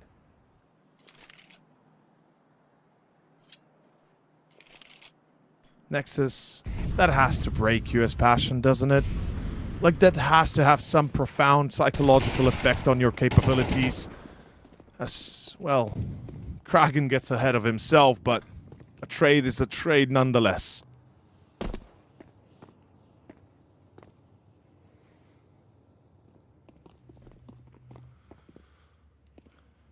Does seem like Passion still have what it takes to fight here, but if they can finish it, it's a different question. Chikasmo is looking for his next one. It will be the victim of Bobixley. Doubling down is impossible. Ral slips ahead instead. With one more from Monte, it's left to Demka. All alone. He was the hero, the one man making a difference on that CT side. They That need the kept being a C4. pain with the ass, but now on the T side as well to clutch up in overtime. Different story. Game's changed since then.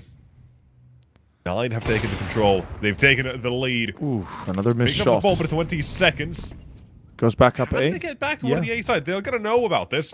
But Monte Yeah. has that quick rotation as well. They're gonna try to throw down flashbangs, maybe even an HE chip away.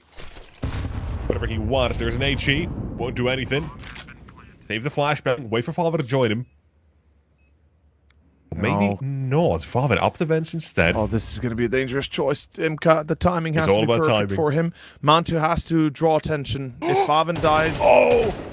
Oh, Faven now has to go, and he does go in the right time. Like I said, if Faven dies, Mantu's in trouble. But Mantu, just as the peak comes, Faven takes the attention, or Mantu takes the attention of Faven, and it was enough.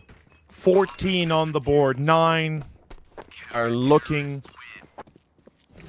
at a potential 3 rounds in a row here. And that would be an insane pull of what we've seen so far. Such an important duel for Rals as well.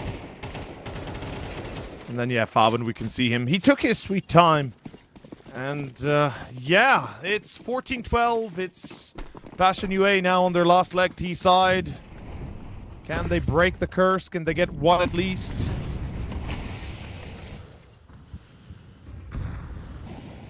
That's the question. Here comes the answer in the next minute and a half. Outside with Topa yet again. We would like to restrain away from full-on committing these because we haven't really seen much of Passion even making use of this outside to have a full commitment. It's often been only 1 or 2.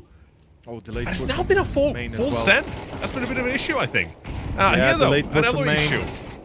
A defense. It is struggling after the initial 2. That's insane. I don't know how they get Dragon's away third with in it. the masterclass. Maybe not. Dragon's dead. Yeah. I'm not sure what he thought was going to happen. And now Mantu is on the verge of death, but they left the bomb in the lobby. Oh, man. Oh, man. Mantu. Just don't Get it, King. miss. Yeah, please don't miss. He's missed quite a few already. Good shot. Technically. Technically not a miss. Yeah. Okay, 1 round for Passion. It's not the end of the world, but it is the end of the half, and it's going to be 3 rounds required here for Passion to find a win, and 2 for 9. Whoever takes first to 15 will guarantee overtime at the very least. Whoever is last might lose. First to 16. That's a pretty good way of describing the game. Yeah. Whoever is last, whoever is not up there in closing out the game to now 16, you lose. You're out, buddy. You're done.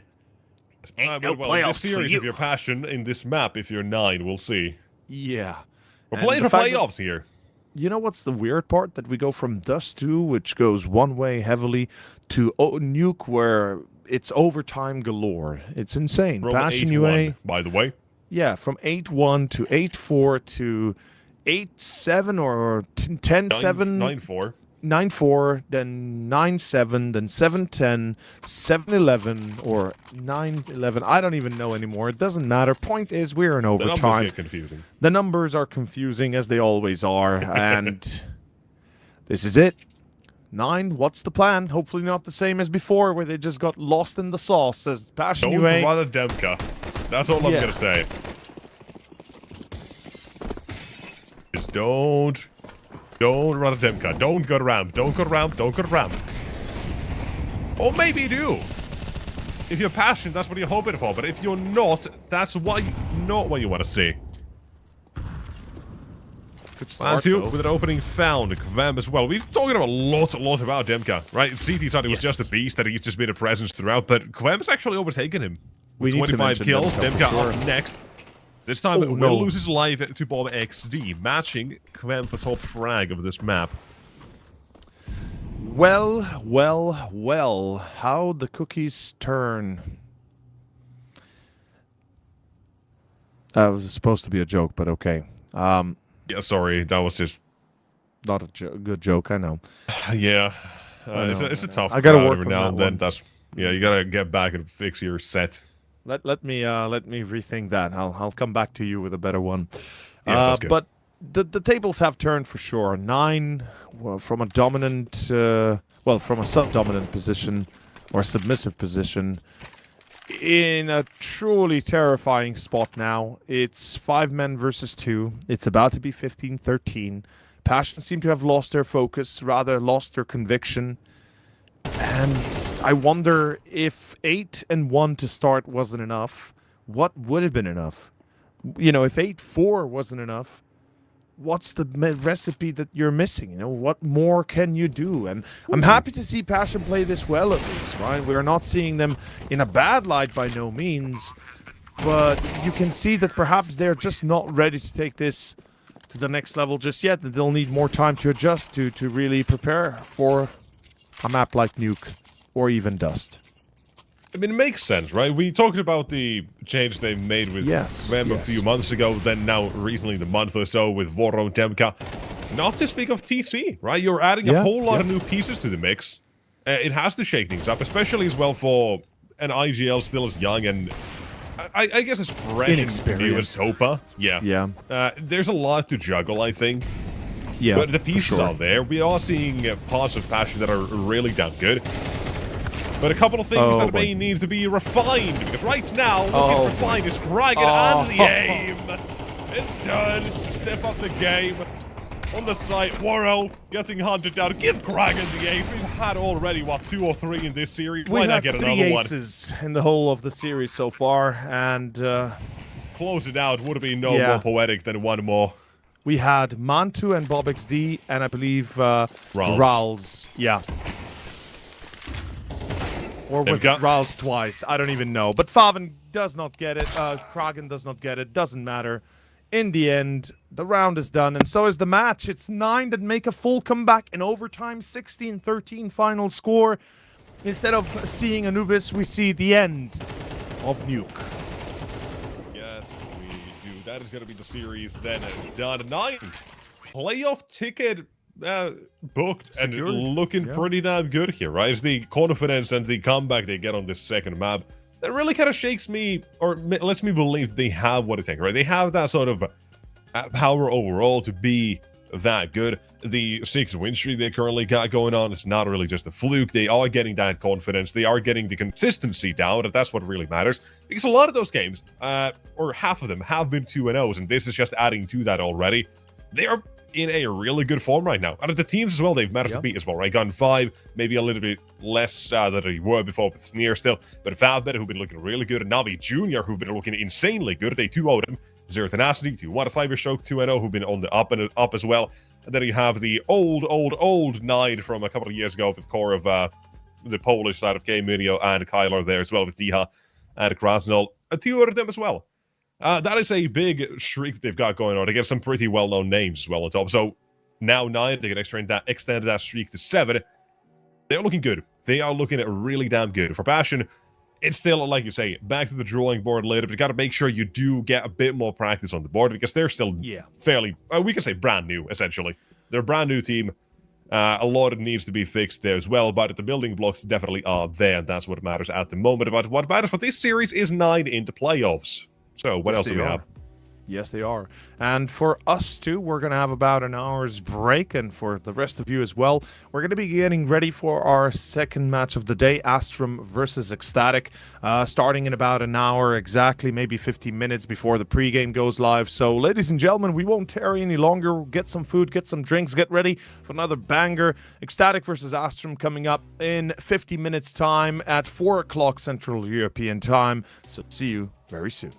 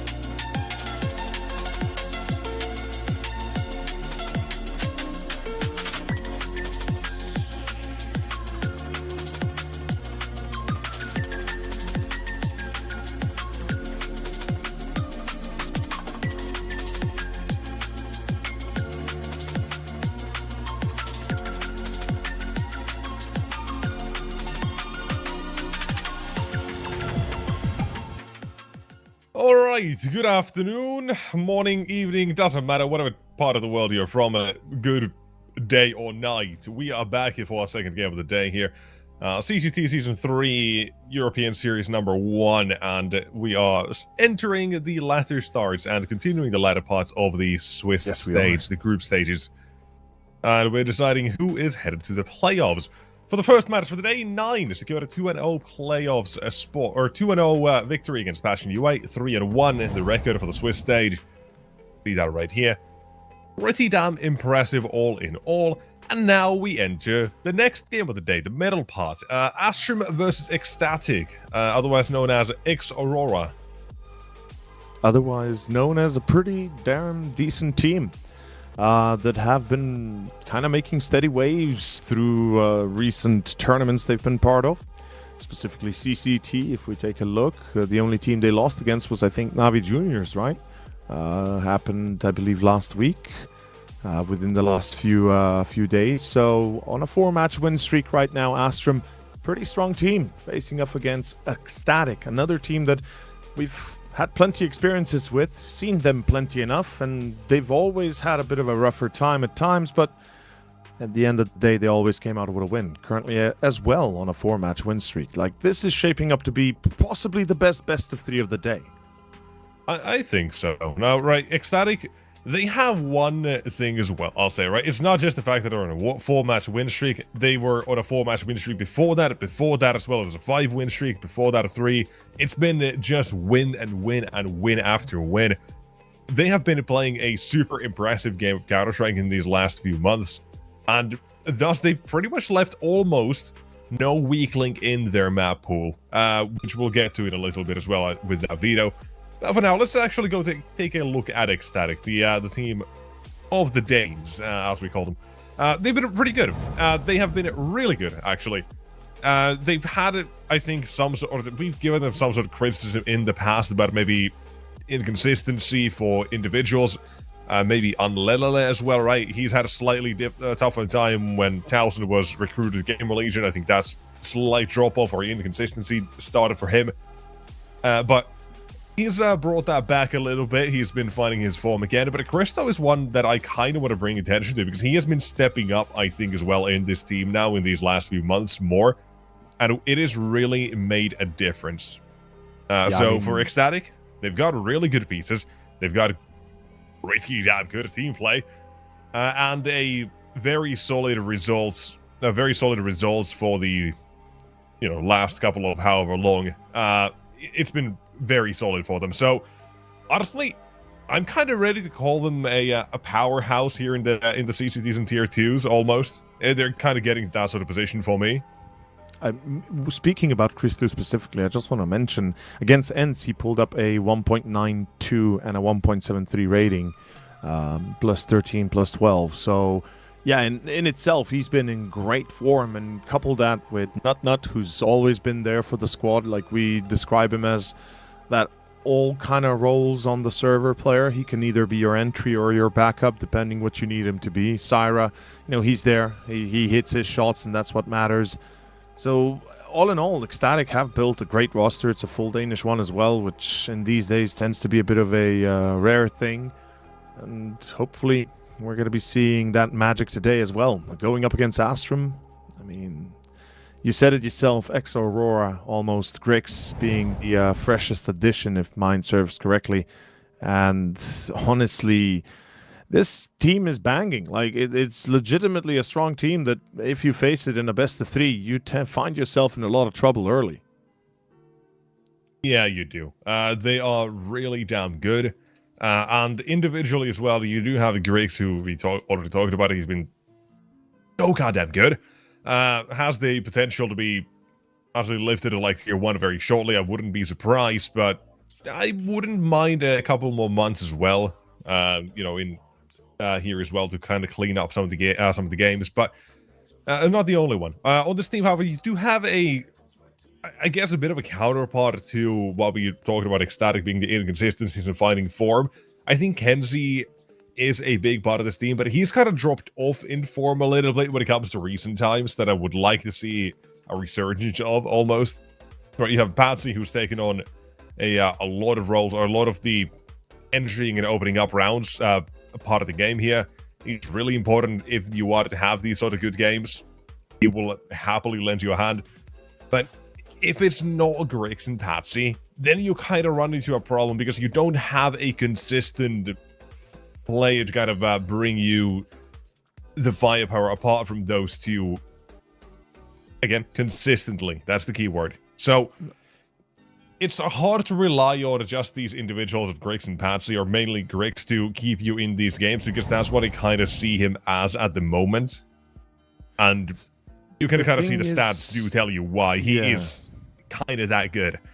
He really is. And again, the problem that you've already well kind of mentioned and talked about is the fact that consistency tends to be a little bit lacking at times. And this is something that you do solve with time itself, with investing it into both practice and actual gameplay. So, yeah, Grix, he's a great player. He's on the lookout to be the up-and-coming, maybe the new prodigy in due time. I mean, not there certainly just yet, but he is showing what, the new generation brings on the server. Compared to Syra, who's in its own right extremely good and in general consistent, brings up an A game pretty much every single series.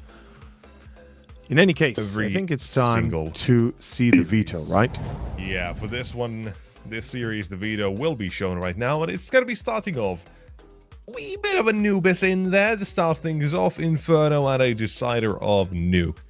Now, I did tell you I'd come back to this in a moment. Ecstatic, they don't really have weak links per se in their map pool. But when you do look at it, the only ones they have less than 65% win rate. I want to keep that in mind. 65% is the weakest they have, bar for just 2. That's the inspan for Astrum. And then you have leftover from that Anubis with 45% win rate. So that's kind of like the only struggles they currently have. So I think in this regard as well, it does leave Ecstatic with a very clear idea of what map to kind of prepare for here when they find out the veto, when they find out the games and who they're playing against. I mean, honestly, it's as close as it gets. This is an interesting choice from Ecstatic to let Anubis in the pool, as you mentioned yourself. Seeing the ban on Mirage seems like they might be a little bit less confident due to not playing as much and liking to take Astrum on their own turf. But it is Anubis our first map, the choice of Astrum. Let's see how it rolls. Usually this would mean Ecstatic start T side, and indeed they will. Astrum will keep themselves on the CT. For some reason, we don't have their pictures. I am not sure why, but yeah, that's been a thing we've had for a few games as well. Yep. Which is kind of leaving ghosts on the map. That's going to be interesting. I had the same discussion with, I think it was either Atra or Hayes, where it is hard to tell when it's. I'm gonna have a hard time. Yeah, I was like, about to say. Who's that in that position? Who's over there? It's just identical black. I love it. Silhouettes only. Yeah, it's a bit of a tough one to try to call those, but hey, it doesn't matter. We'll figure it out anyway as we go along. We'll try to get used to who's playing where. Yeah, we'll play a bit of a guessing game if we have to. It's all good. It's going to be a stack B. Astrum are kind of reading it well. Ecstatic are about to hit it. 3 through water, or aka Canals connector, and 2 through B main itself. The dualies on Patsy could be singing their song pretty well, and they do start, but not good enough. It's Patsy to fall. Kenzie replies. It could be enough if Grix didn't fall right behind him. And it leaves a single defender. Norby against a storm of 4. This is an impossibility, and indeed is. It's over. It's Clax alone against 4. The retake not happening anytime soon. Looking to save the Kevlar and the smoke. That is pretty straightforward. A fairly good T-side start, I'd say. I mean, obviously, T-side, you get a pistol as well, you're going to be primed for a good beginning, no matter what. But it's just about how that second round will go. Clax is saving a smoke and a kit. Oh, armor. My god, I'm getting things mixed up here. It's like it's 5 hours ago. I'm just waking up, but no, it's 5 p.m. and I'm still unsure what's happening. Life's rough, man. Well, I've run the it coffee, was- believe it or not.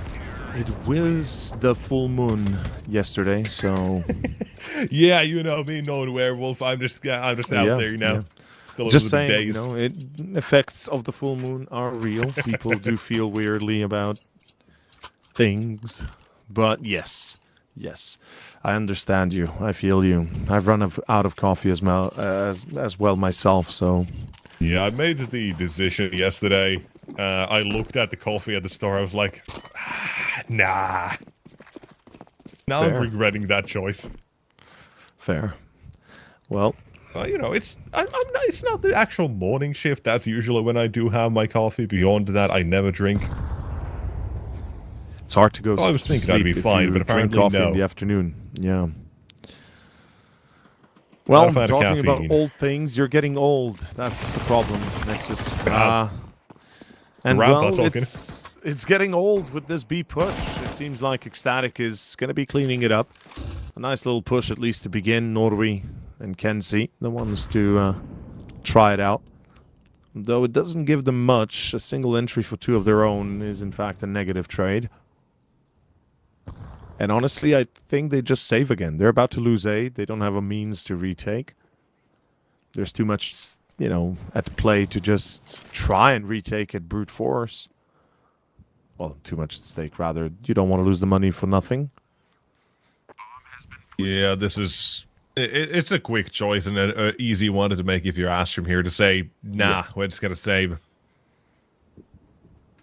Whatever we're going to save above USPs, that's easy enough to make for that, or make for the choice. But seemingly no one even trying to look for exits out of A main is what's kind of surprising to me. We know that Grace is going to die here, right? Surely. Right? Yeah, he's gone. So is Klax. That is a wonderful 2k for TMB.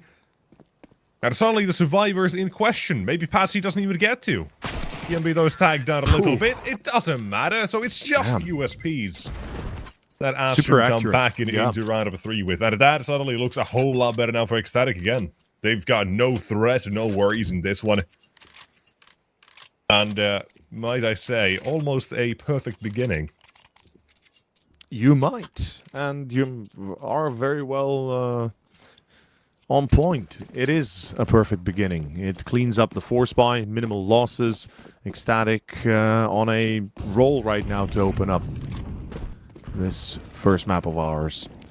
Astrum, I like the fact they're sticking together, hoping for some luck. First kill starts well enough. They could retrieve the rifle potentially. They will go out with a bang though, as in the end, again, multiple sides. They cannot hold. That's going to be Ecstatic for a third, and another single death is perfect. I mean, 3 players are yet to die. 2 have only died once and twice, and it's as good as it gets for a map like Anubis.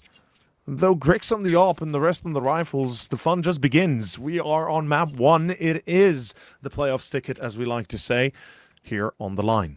Winner takes all. Loser still fights for another day, but it will be their last option as well. So nobody really wants to go back to the last resort. Yeah, well, some people perform a bit better under pressure as well, but I don't know if we could really put that on, or put that sort of label on either one of these teams. Nah, I wouldn't go that far. Yeah, at least I'm thinking back. I don't really feel like that's been a thing. Maybe it is, and we just haven't noted it. But at the moment, both teams still in a 2-1 position, doing it pretty damn well. But starting off, not does chase Grix and down to 1 HP. The orb has to escape and get out of A main, and probably even a bit further back to avoid HEs and potential Molotovs heading his way. Would not be nice to feel what those can do. But Ecstatic, they've still got 50 seconds on the clock. They decided to turn things back as well, seemingly toward the B side, or at least explore the avenue a little bit. Looking more towards main, perhaps. Looks like Ecstatic have made up their final choice. It's going to be split. Camera is going to be the final kind of push. If they get the fight there positively enough, I think Astrum just back away. Here's the smoke into Temple. Flash double times up into camera. They've got Batsy. Klax has revealed his play. They know about the AWP in heaven. This is lights out.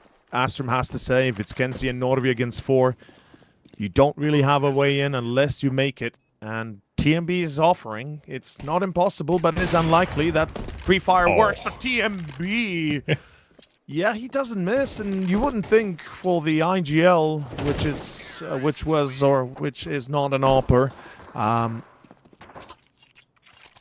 Yeah, it's a good shot. That's actually a pretty hard shot to make, to be fair. Not a shot, but it makes it look easy. Talk about a pre-fire there. Yeah. Almost anticipates when the shoulder comes back around. And now we can say it's a perfect beginning. You've dealt the pistol round, the force play afterwards, the eco, added the first gun round. It's 4-0. And there is not much that we can even see from Astrum. And you even got an AWP for free. You've kept up that economy on ecstatic side as well. They are... Fun fact. Killing. Fun fact. Ecstatic have only died 4 times total, the amount of rounds they've won, which technically means that in a single round, they've only lost a single player on statistic-based level. I like it. It's very nice, very round, you know, equal numbers. I don't know if that counts as a fun fact or maybe a coincidental one, but someone in the chat could maybe decide. Maybe it is more of an intrusive thought, but yeah. Look, it's going to be a hot fight. Say the numbers out loud. Say the numbers, Dale. Say the numbers. They're looking at you. Exactly. And we are going to have 3 MP9s. I am not a fan of how aggressively they're playing, but then passively kind of staying in their positions. Though here they take the timing to perfection. The smoke is up. Norby, Patsy, Siren, and TMB weren't ready, which means Astrum now has a clean shot at their first. I was going to say I'm not... Or this was going to be almost repeat. But Astrum do decided to re-engage rather than completely disengage instead, as like the previous one. But going aggressive has worked out. Crystal waits. Dinked out, taken down. Clacked at an MP9, and they got to sandwich them in between a rock and a hard place, leaving not alone. Maybe getting rid of a weapon wouldn't be the worst here. Don't let them have an AK. Don't let them have an AWP. He's given this at least some sort of an attempt for the moment, but there you go. One more AK on the ground if I'm seeing things right, so... Maybe that as well, but it seems against it.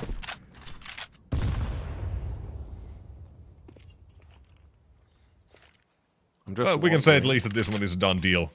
Is he gonna throw another AK overboard, maybe? That's what I'm thinking. Maybe even throw both of them. Who knows? Both of them, yeah. He's looking to save instead, I think. Back away. Into the safe and comfort of T-spawn.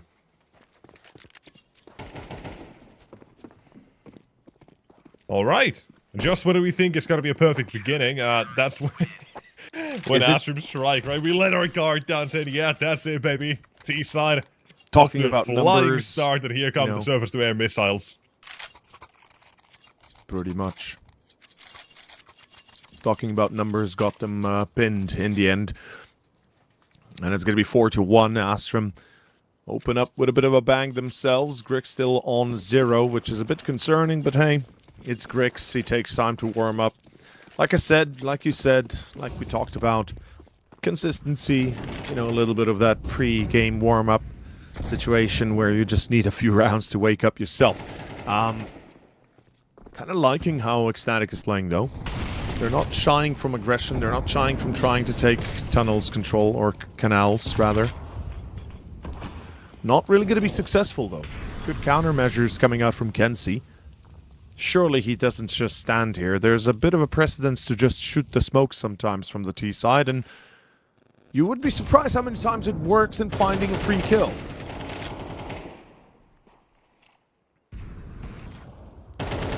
Grix is first, and it's an important one. Christu's out. That's the AWPer on the side of Ecstatic. Leaves them wondering and needing for more. Double down, and it's over, I think. Good night, yeah, they Syra. read that so damn well. Didn't give them a chance to breathe. No. One player swings, they know what the second one is going to be, and it's got to be wipe out. Wonderfully done. I kind of like the reaction, to be fair. Yeah. As soon as Kenzie gets contact, they abuse the moment where two T players are shooting in canals towards connector to peek main A. They know their attention will be divided, and they're able to get away with 2, which is more than you'd usually bargain for. In essence, even trade one of your own for the most part. But no, Grix with a triple, and that suffices. Astrum on their second and on the road to a potential tie. We got ourselves a bit of a game on our hands. I am happy to not see a stomp or another 8-1, 8-4 conundrum, you know, kind of scenario. 10-2. 10-2. Yeah. It's honestly a bit disappointing to see games like these where it's the 2-1 result, you know, a playoffs ticket and all that, qualifying game effectively, to go very one-sidedly, because you know both teams worked hard for that position, and it's sad to see one team in such a perhaps bad position at the end. But in any case, Yeah, I will. While we have this momentary time of about 5 seconds before Ecstatic decided to go in, I'll lift the curtain a little bit, right? You were thinking Ecstatic have a chance to get a 2-0 here. I was saying either team have a chance to get a 2-0 here. We just don't know what sort of Astro we're going to be getting today, right? The inconsistencies of who else besides Grix is going to be there the most active part of it. Spatsy, he's an entry player, so he's going to have a 50-50 day of he's going to drop a 2.0 rating or just a stinker somehow go negative. Right? Or you Clax. never know, because that's the life of an entry player. Yeah. Clax likewise has sometimes an issue in keeping his performance above par. Clax this time gets traded off, and that's a pretty damn decent one. Ecstatic still down a man, low HP, and it looks like they're going to be running out of battery soon, because it's lights out for this one. It should be a 3-4. Astrum, very good countermeasures, very good reactions. All as I speak of them, it's both Patsy and Norwood to fall. Kenzie replies, it's a 1v2 on the on 2 HP. Well, 22, but it might as well be the same. Grix in the back, and it all depends on this contact now. Andale, how does he play it? Tech 9 in hand. See the barrel. Does not see the barrel, but has been spotted by Grix. And that is going to be Astrum on third. Fighting for it. Tooth and nail. That is a round where it's just the entry being denied for so long, and Astrum, right, despite the utility that came their way, they were able to hold them off for just long enough that they're able to reposition back behind the pillar, behind the site, and just stop them from advancing when it actually comes to the engine from cave. Right, from main, you really had nothing to worry about besides Unlelele and the utility he's throwing, because he was not engaging.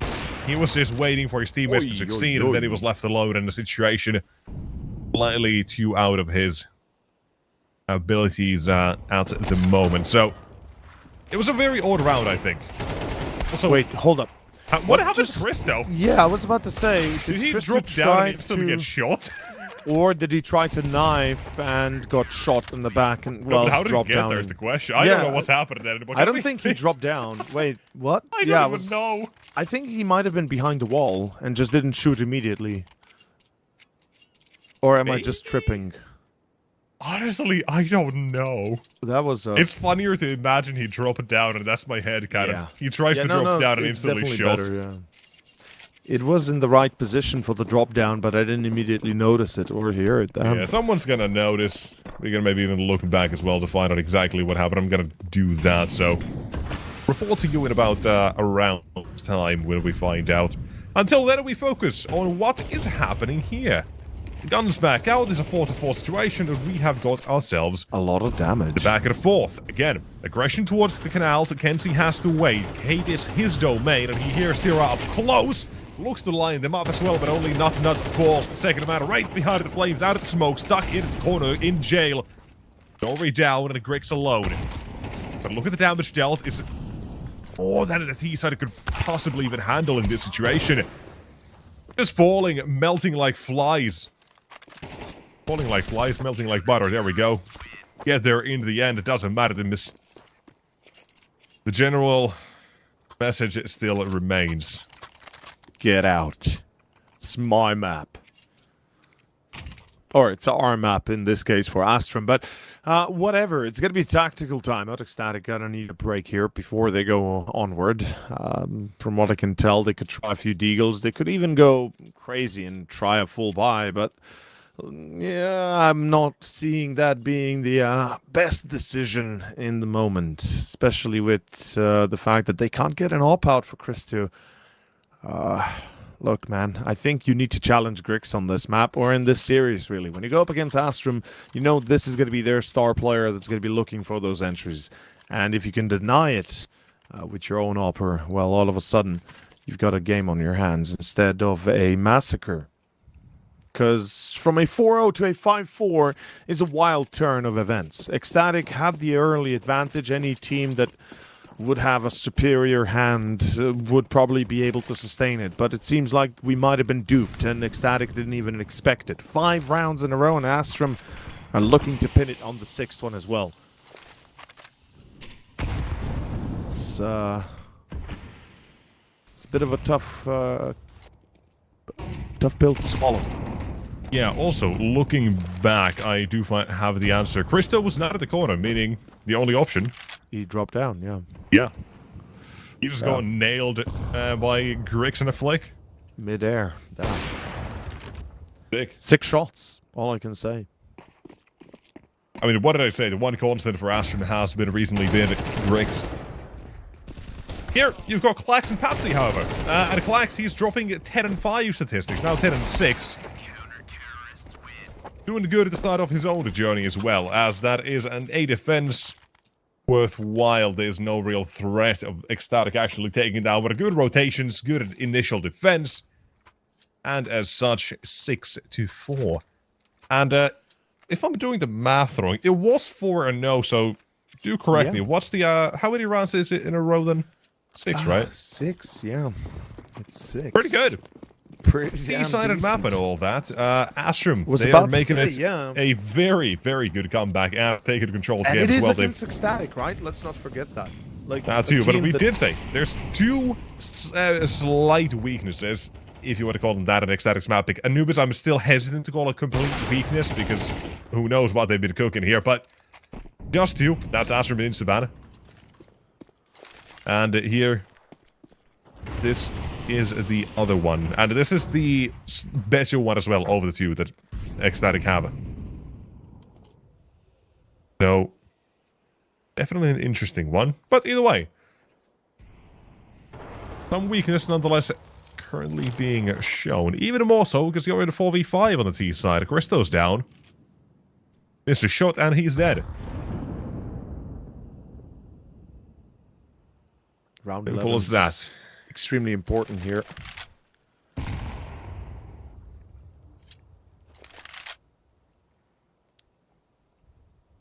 They're going to go beat through Con again. This is what we saw, I believe, in the 5th round where they lost it for the first time. And yeah, exactly the same way it goes down.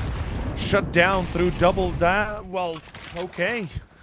Patsy, another. It's over. It's Andale against 5, and he knows he's lost the chance here to win the round. The only thing he can do is save.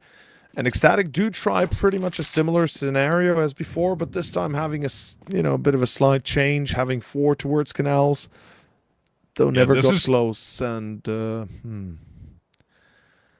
yeah, this is the thing that they've now kind of decided they're gonna bang their heads against the wall until it works.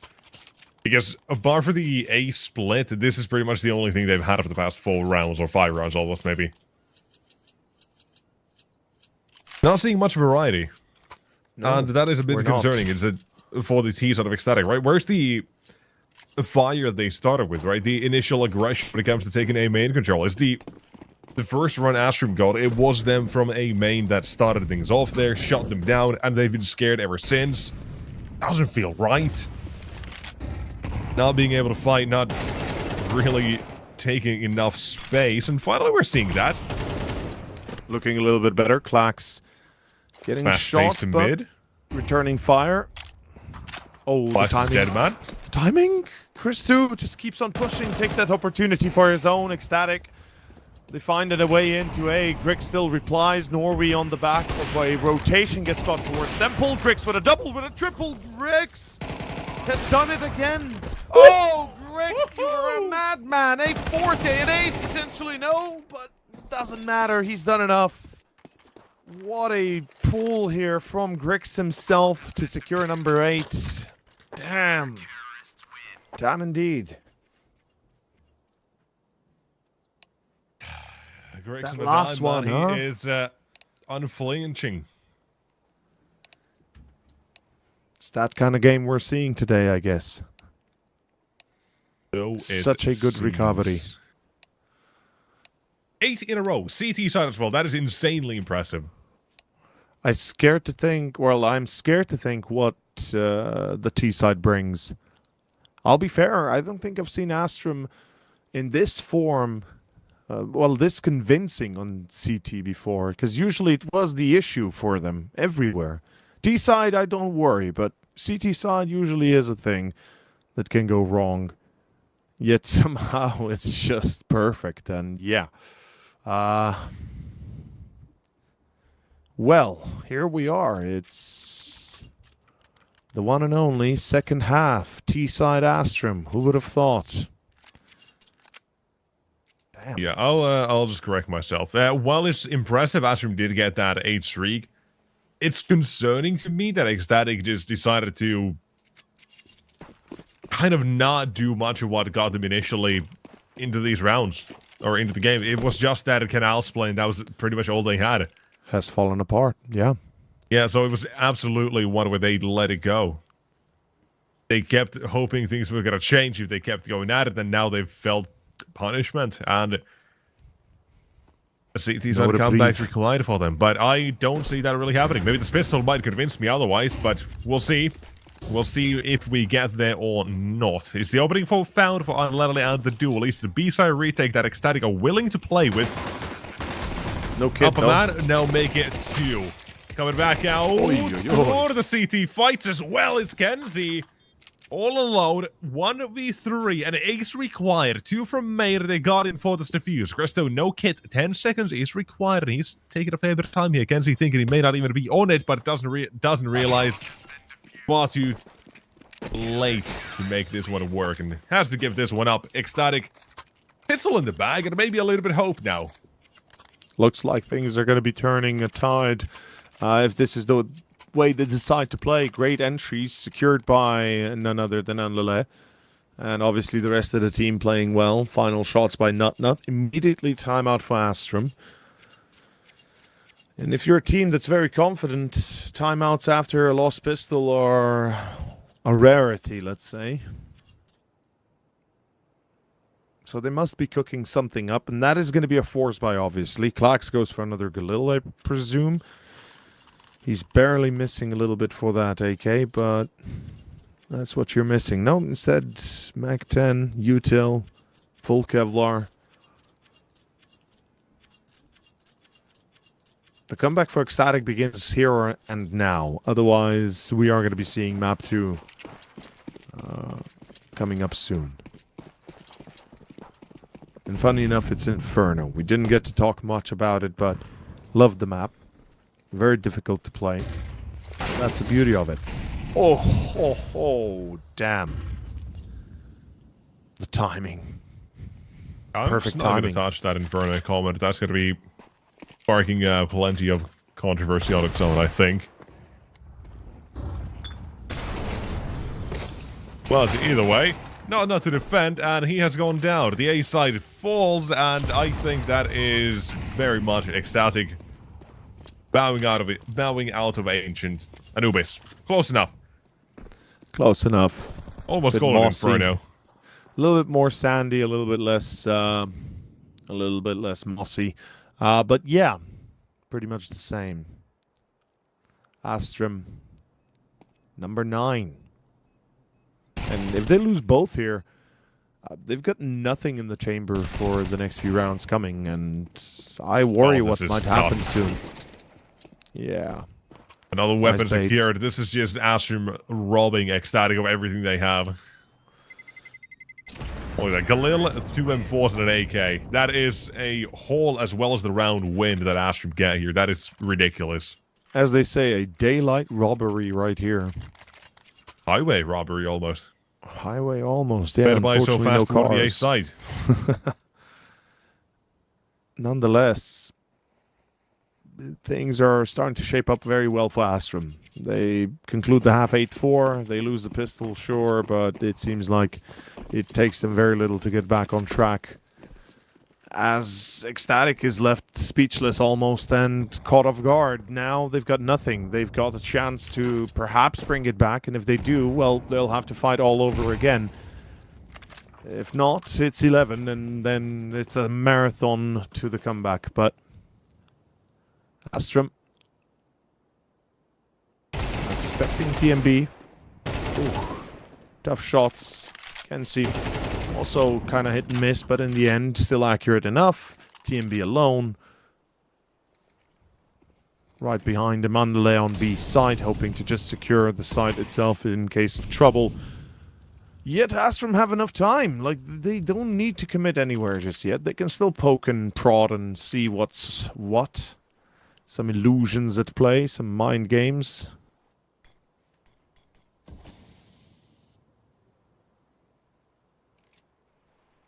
I think you and I will both agree when I say that in case of Ecstatic, or in case of Astrum, when TMB pushes B main like that, smells like a trap, looks like a trap, right? Maybe. I'm still waiting for that second map where we are going to see more of that. So that's where we'll see what they're really made of. Because it can go either way. Here, it's going one way. And that is apparently Grix's way. My way or the highway. Or how does it go, right? Annele, Deagle shots, no connections yet. Both low, so... It's Grix's way. It will take them very little to fall, but unfortunately, it is Grix's way as he shuts it down. 15 kills. We are on the second half, only a few rounds in, on round 16, and yet he is on 15 already. He's having a field day right now. Cyrus not too far behind him, actually. It's a shame that the rest of Ecstatic is unable to follow. It was just a tactical fall off for the first half, and we didn't really get to see enough from Ecstatic to explore what they could really do here. So that already tells me they need to work on this map a bit more. You know, stating the obvious, you know, anybody could say that. But definitely some issue with that, and they've left themselves in a tough situation, right? You win that pistol, lose the next round, and then suddenly 10-5, and you're looking at 11-5, and then it's a flawless game from there on out. Tough case, man. Tough case. I mean, Ecstatic does have the opportunity on their hands to make the comeback still. But, as you said, it is a tough case to make for Ecstatic themselves, given we're seeing a bit of a lack of their heavy hitters. Annele especially, right? A player that we always look at on this team, brought in as the star, expected to be one.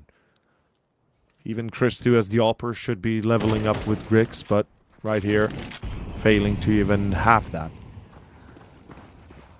50 seconds, it looks like it's going to be another potential A take. Split through mid. It's a bit more dangerous when it's a stack in play, but the AKs should have no issues cleaning this up, as they do.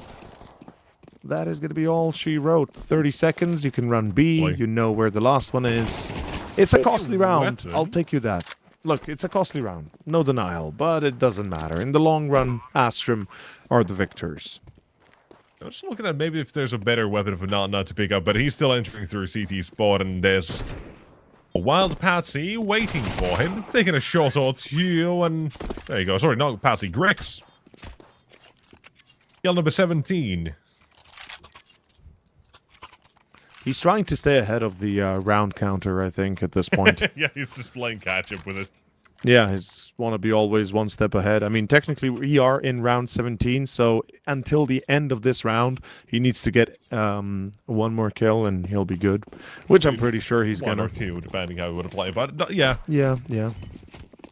Or we'll two, see. if you want to be we'll see if that's something he's looking at, and maybe the match, though, so just beat it either way. For now, though, Round 17, it's a start to it. It's got to be fast in terms of getting these utility pieces out.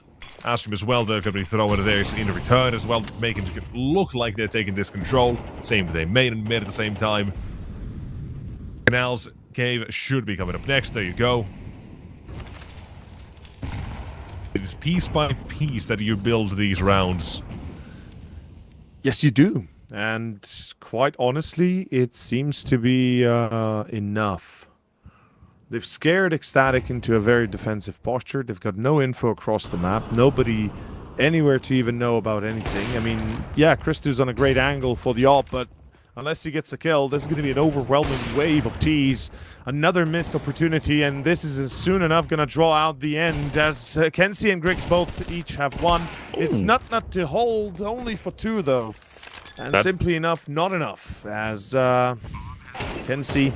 Oh, he spots DMB, gets a headshot on him, and... Well, both are low. You're saying not enough from... I'm saying it could be. It depends on this timing, because I don't know it's snuck up yet. Which one first? There it is. What? Correct choice, and Kenzie is so far away. Mid or main? No That's kit. the question. He'll make noise. CMB adjusting on the defuse. It's 10 seconds. 1 bullet to do the trick. And not that his efforts, they were not in vain. They were not. Not the hero. A statue in his name. Ecstatic will be happy. They have a chance. Prevents 12. Prevents utter disaster and a surefire way to lose map 1.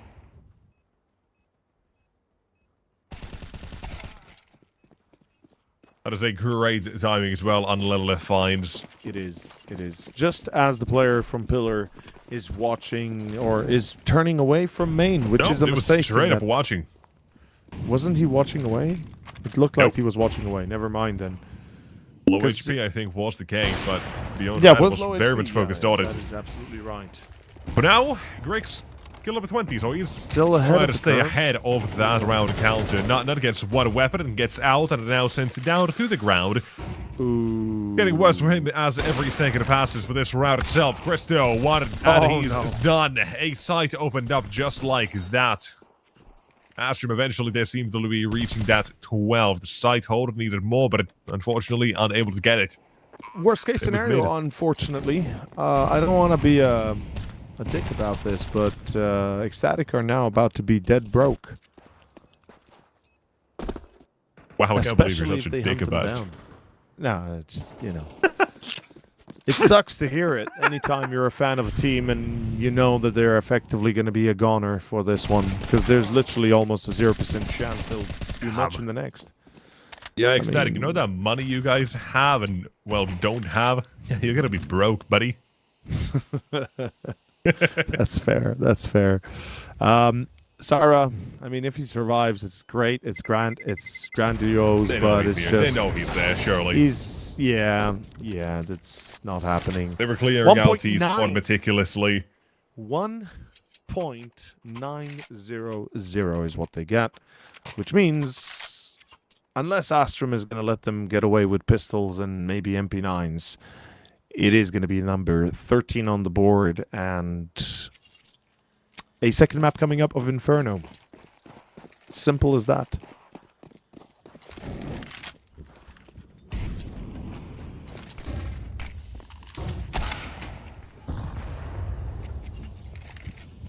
Hopes and dreams of map number 1 slowly crumbling away. It was a 4-0 start to anyone who wasn't here. Since then, Ecstatic have 2 and 12. Yeah.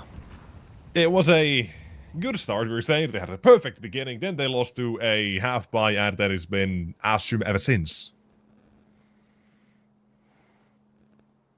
Individual moments have given Astrum as well this sort of lead that has never stopped from expanding. Here as well, Norby, couple in mid-rotations cuts off, but we are going to be saying goodbye to Anubis. Hasn't taken us that long, has it?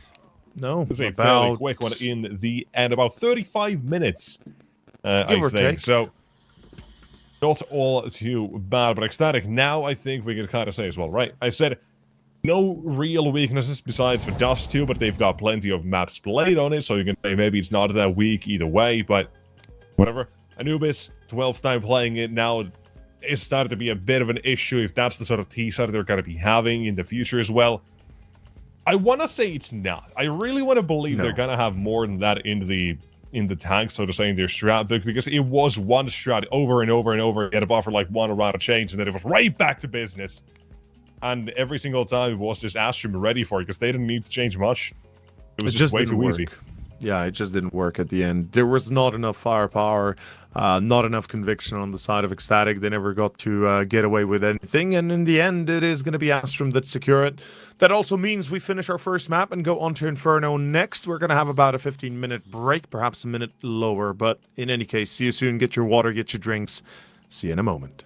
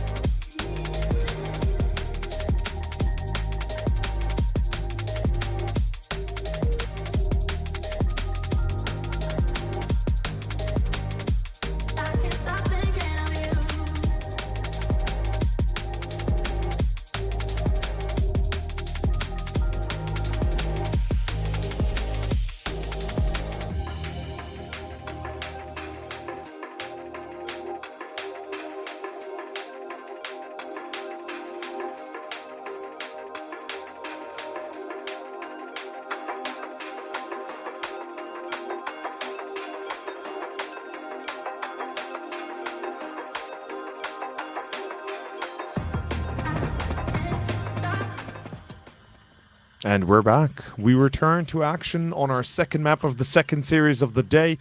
Ladies and gentlemen, I am Overseer, joined by Nexus, and we are jumping into Inferno. It's our second map, as mentioned, between Ecstatic and Astrum. And right now, Astrum is leading by a map and by a large margin on Anubis, in fact, with a 13-6.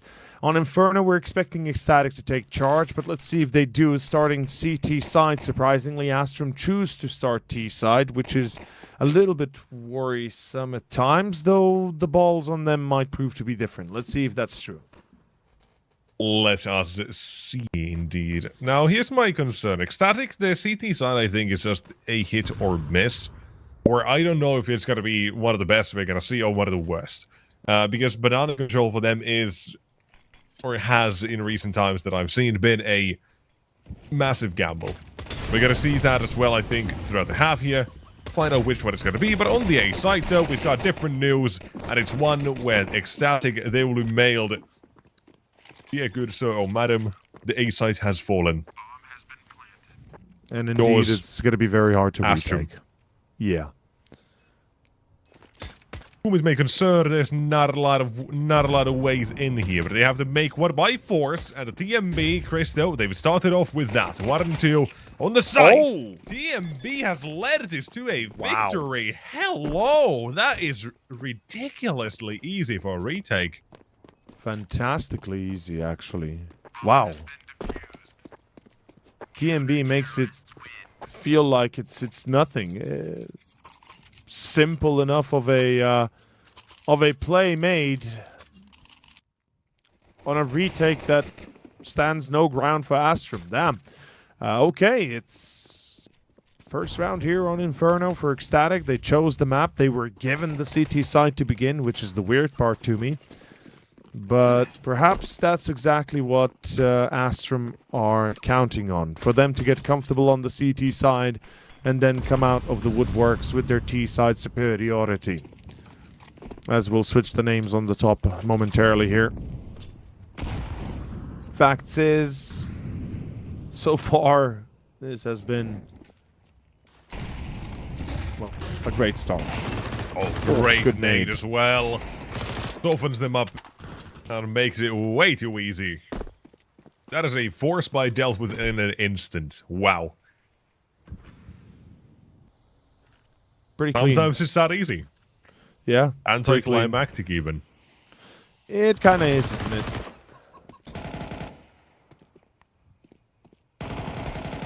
But hey, there you have it. Clean round, relatively speaking. I mean, 3 survivors. If they remain, then it's great. Klax, if he goes massive, clicks a few away. Yeah, the problem is the crossfire here. You're never getting out of this alive. Maybe he gets the first one, but the trade is always going to be there. In this case, there is not even the first one he gets. And Ecstatic 2-0 the lead.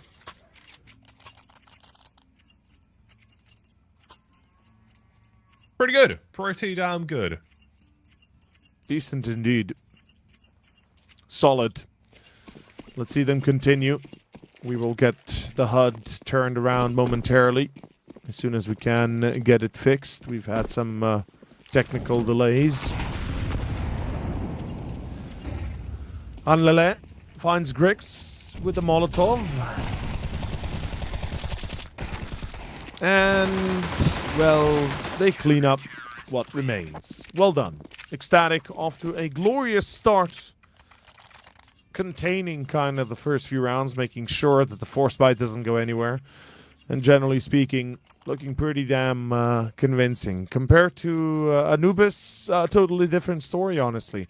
I mean, actually, no, I'm lying. Anubis started a 4-0. Damn, I almost forget that Anubis started 4-0. Oh, Yeah, no. Oh. Well, let's not get our hopes up just yet then, perhaps. Does Astrum pull another Anubis here? You want to hear something kind of funny as well? Yeah. Both these teams have statistically poor CT sides. Astrum has like 48.3 CT side. Ecstatic have 47 point something. 47.3.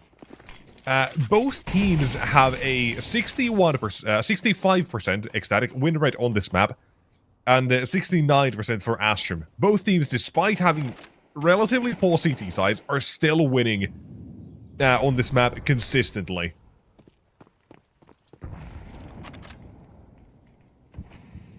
It's pretty, yeah.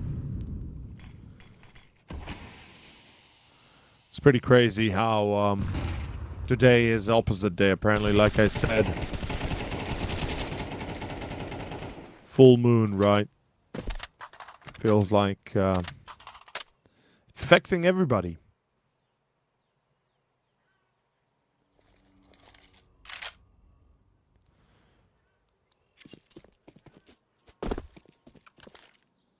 Good damage, by the way. Both Patsy and Kenzie on the verge of death. One good nade brings them both down, and it's about to be lobbed. I don't think they're front and center, though. No, they're not. Norway still gets tagged. Damn. I mean, legitimately, things are looking grim here to begin already from the get-go.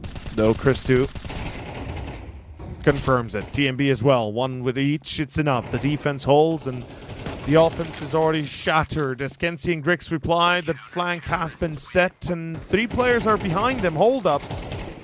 Ecstatic with time running out. Yeah, like they don't even need to retake. That's ludicrous. Astrum lost the plot, and I think it's cool to see a tactical timeout here because you need it, honestly. You need to talk about what just happened. That was unacceptable, to be fair.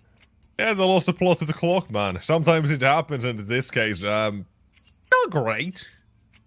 When you're that close to getting a bomb plant down and making a round out of it still with a very potential either way, very much potential round going either way, unlucky, I guess, but does actually make it a very good round for Ecstatic in the end as well, right? When you look at it, they're the ones who played down that clock. They were the ones who were able to buy time long enough as well for Astrum to kind of not have that time. Yeah. Goes both ways in that regard, but nonetheless, a mistake that surely cannot be repeated. No, I'm fairly certain it won't be. I mean, it's a one-off. It should be a one-off, especially for a team of this level. There should never be a question about it.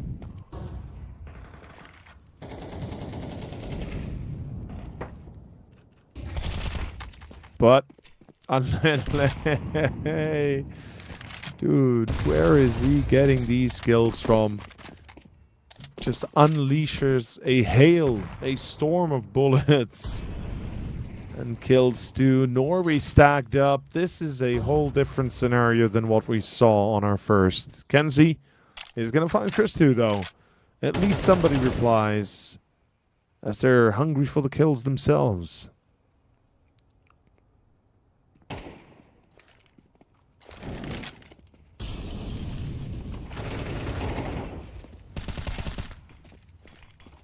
Easy. This is too easy. Not bad. Not bad. They keep killing things up here. I don't know. I honestly don't know what I was going to expect here, because I do feel like, until I've seen him myself, right? Even the last game I think that Ecstatic played on this map against Navi Jr., they beat him in the grand finals of the Thunderpeak World Championship, right? That was a week ago or so. They've not played Inferno since. There's been a couple of days since then. They had in that game a 6-6 halftime, and then a 7-3 CT half. So Ecstatic closed things out on their CT half. They have shown improvement, right, since the game before that I saw, I think. I was against 500. Things did not look pretty. That was like the worst of the worst, almost. And then they flipped the switch. They got the best of the best. So I do like the fact that we are seeing like the active improvement of the way they play this map, the CT side of Banana specifically, because that is where the game is make or break, obviously half the time, I think. Double entry, round is done. Right? That's like the worst situation that could happen. And that was what often was happening, I think, in my scenario, eyes. I do still kind of see Ecstatic as that, where I have those worries consistently as well when I do see them pick into this map, but their T-sides are good. Here for the retake. CCT Eagle, a couple of M4s hold off. There's a kit on Nut. That is the one that you have to keep alive. The problem is he's coming in from a CT and he's dead. Christo needs to pick up that kit. He has done so, but he's Trades now off. dealt with taken down. That is the round with that Syra gun. Is May not even get long to for this survive. I world. don't think the bomb will allow for that to happen. Syra is gone. Astrum Even with first the rounds on the kills, board. he is gone indeed. And yes, it is first round for Astrum, and instead of 4, it's 5 in a row that Ecstatic get. Let's see if Astrum now clap back in the same way we'd seen them already once before. Very little money in the bank, very little, you know, determination by the looks of it. Some of the players still at 0 and looking at you, Norway. Don't want to have James Bond on our hands.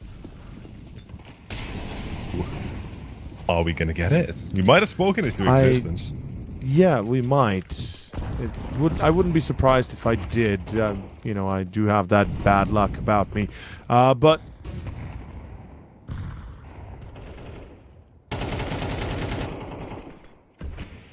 let's see the mid crunch. Good nade. Decent enough at least to begin. They want to fight this. Okay, this is a ballsy move. I'm not sure I like it. And yeah, TMB pays the price for it. That wasn't exactly the smartest choice under the circumstances.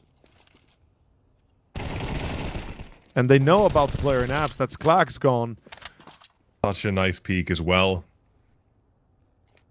Nor do There's such a bait as well, because when on the T side you commit to that fight, you're just hard committed to aiming for that one tiny pixel you can see far away. Syra slips in. Hard to adjust that, and that shows you why. Here, you've got space toward the A side. You've got a rotation from Anlelele away from the side. Not in pit. That's his usual hiding spot. And they will check for him, but that's the bomb. That's Now the drop. C4. They'll have to recover. Patsy and Kenzie have to make this one a doable situation. I think that still counts. It's something at least. It gives a chance for Chris to play this and win it. He's gonna have to be accurate, and he's gonna have to be quick, because otherwise, running out of time is a real danger. And already we can see he's pulling away, realizing that perhaps it's not his time to change the fate just yet of this map. 5-2. Astrum stays the course. It's a bit of a rough one. You know, the seas they sail ain't easy, but Ecstatic gives them another here.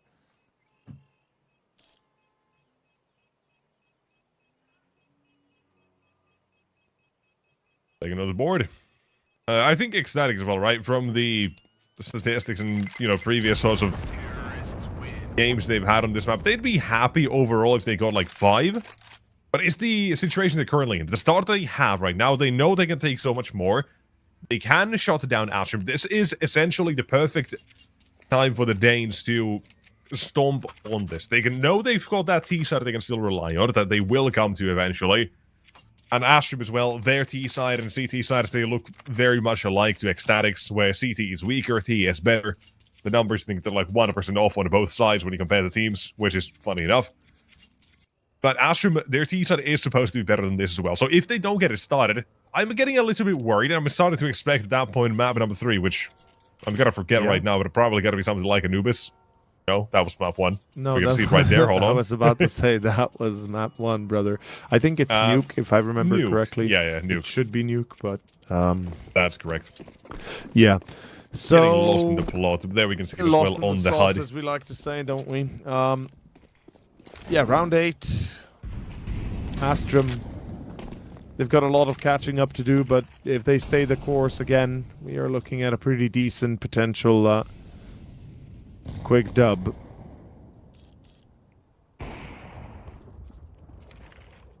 This is shot rings out. Yeah, this is going to be an A split. I like the idea. The thing is, they're keeping an eye out on apps. Come on. Yeah. All the time. Never mind. Couldn't be worse. That is unfortunate. Even a single kill there changed the status quo, because that forced them to trade for him. Christo maybe has that extra half a second to adjust. It's good pace for Astrum. That's one thing we can say for sure. Yeah. recognizing Absolutely. they can speed things up, even if it is a AWP saved over. They confirmed was already on A. As long as they had the idea it was going to be in short, they felt comfortable enough just trying to overwhelm it. And with the players in apartments, that was going to be a dead set sort of play no matter what. Called it from spawn, it committed to it, and it has worked out. And guess what? They're not going to lose anybody. No, Just no, Norway from the very beginning. That's it. A nice little way in. Ecstatic, meanwhile, as you said, losing minimal players as well, given that they've already lost the round immediately. They respect the power of Astrum. I think they realize, you know, how difficult that first map was and how difficult this one could be if they let Astrum run away with the economy as well as destroy theirs in the process. This is what happened on on Anubis quite a few times, and you don't want to see it repeat. All out for Grix. No counter from Christu. Liking to keep to his M4. I respect that. It's easier to fight with a rifle than an AWP.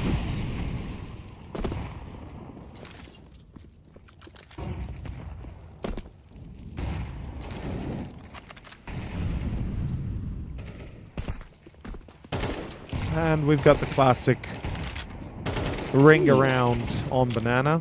Nades traded. Watch out. And good night, Kenzie. The HE that actually finishes off the job, but nonetheless, it has dealt plenty of damage, right? Grix down to 23. I think that's, for Astrum, weirdly enough, the best case. The AWPer to be tagged down. Just going to be a little bit quicker than the opposing player, whoever he's going to swing it into, and he'll be A-okay and fine. I do now as well. I think come back to this. I like the way Ecstatic are playing it a bit more reserved as well in terms of the, are they holding down a W banana or not? And they've chosen not to. They're playing passive. Now running toward the side, back of it, and little it awaits. Christo has no support utility and a little bit too wide. Oh man, that is not a great swing, I'll say. Quick straight instead allowed for it, and 3-on-3 is the retake we're playing with. No kits? Maybe there was one on Lila. I'm not actually too sure. Oh, they catch Clash. Begins. That's great. Rushing in. Passing from above, one of his own. Second as well, looking for it. Christo will spot him. Now down to Grix, who's low. No Kevlar as well. Not that this is going to help him at 23 HP, but there's no nade to draw him out. And Grix! What was that? I didn't even see the player, let alone notice where he was, and he just has his name, his address, just doxed him with that bullet, and wow. 5-4 reset for Ecstatic.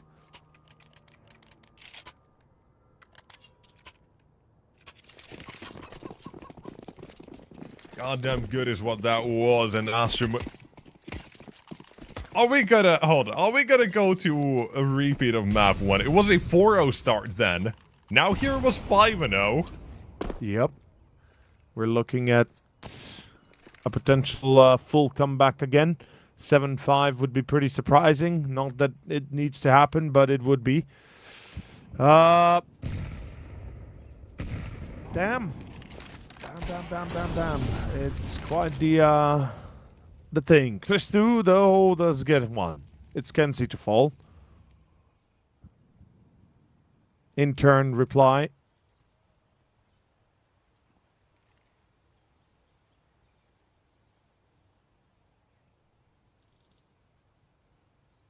I think we might have jinxed it as well with the... Might have.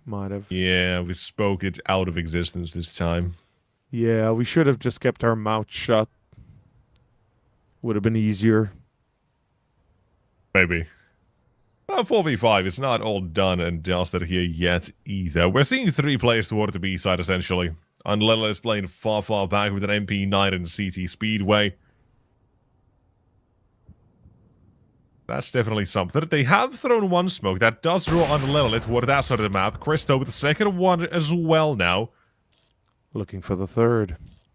Not there, Rotation. though. Back towards A is slow. Christo, he keeps holding this angle. There's no pressure being put on him. He can just keep holding this angle without any worries. Oh. Finally a flash to deal with him. Not on balcony has dropped down and they'll have to get rid of him. Wait a What? second, drive-by from Patsy. Oh, wait, Wasn't no. ready. Doesn't matter. Bomb being put down as Greg's 1v3 now required. Fighting for his life immediately, but the T's or CT side will back away. And let's just teammates instead get up close personal. Glock being pulled out here, trying to get this duel, the 1v1 to make it easier on himself, but it's not going to work out. Ecstatic, they have an easy time with this round. And double kill for him, a double for Christo, and not that 5-7 as well, finding a very important kill there. Otherwise, the site gets surrounded, and it's not going to be that easy of a time. That was another great retake, I'll say. Ecstatic also holding down the fort, even though Patsy pulls an insane shot there on Nut. Fifth denied, sixth gained. It looks like we could be looking at a more stable first half finally. Astrum, keep in mind they chose to start T side, right? We gotta keep that in play. There has to be a good reason for it. Likely that they are not looking confident as the CTs perhaps, but maybe because it's easier to come back on the CTs. There's many different reasons. Let's see which one they'll need, if they'll need one at all. 6-6 is still attainable and not that improbable, in fact.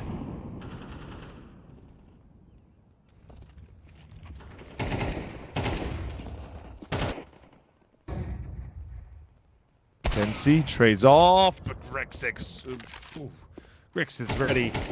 Mr. Christou doesn't stand a chance, nor he widens on long, and it seems to be enough. Round is done. It's number 5. Comes at a delay, but it comes nonetheless.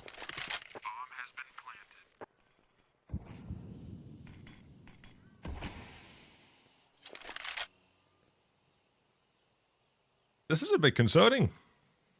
It is, isn't it? Like, Astrum, they're just kind of running around this now, right? Last round, obviously not, but this one, they're right back to it. Surely you hunt, because why wouldn't you? Next one is last round. They've got different plans in mind. They're not gonna hunt.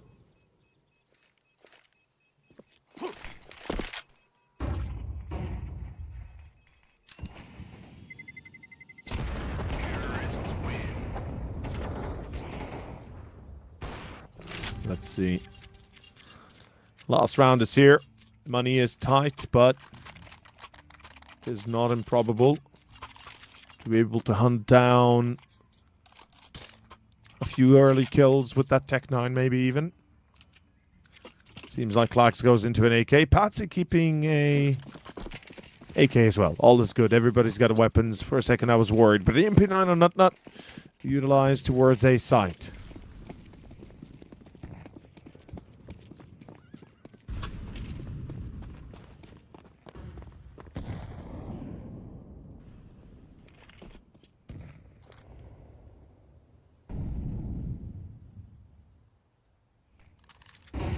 Here we go. 5 rounds is already okay. 6 would be perfect for the T side, but it seems like it becomes more and more unrealistic when the shutdown is complete like this. Syra as well. Christou's already sounded off. It looks like the whole of Ecstatic has been prepared for this one. Klax, last man, standing on his own. Still gets a kill. Big shot at least, but a consolation prize at the moment. And here's the next one. BMB awards him a bullet to the head. Nice. And with that, 7-5. Ecstatic, right? Like we said, right? Even with 5 usually for the CT side, I think they'd be somewhat okay with it, knowing that T side's got to be good.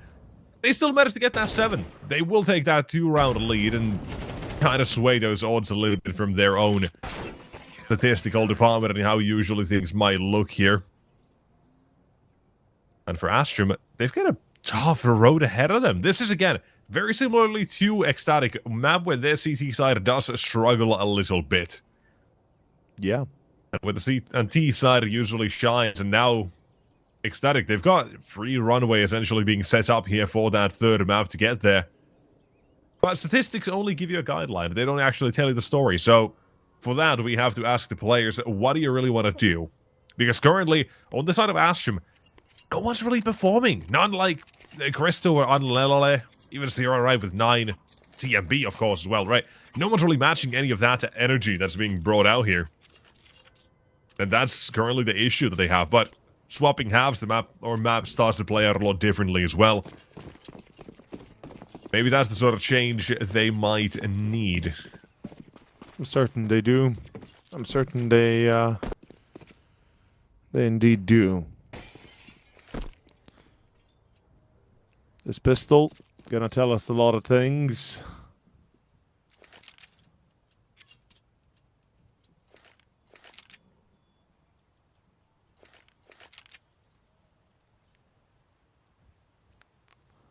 And seems like it's gonna be a full B take.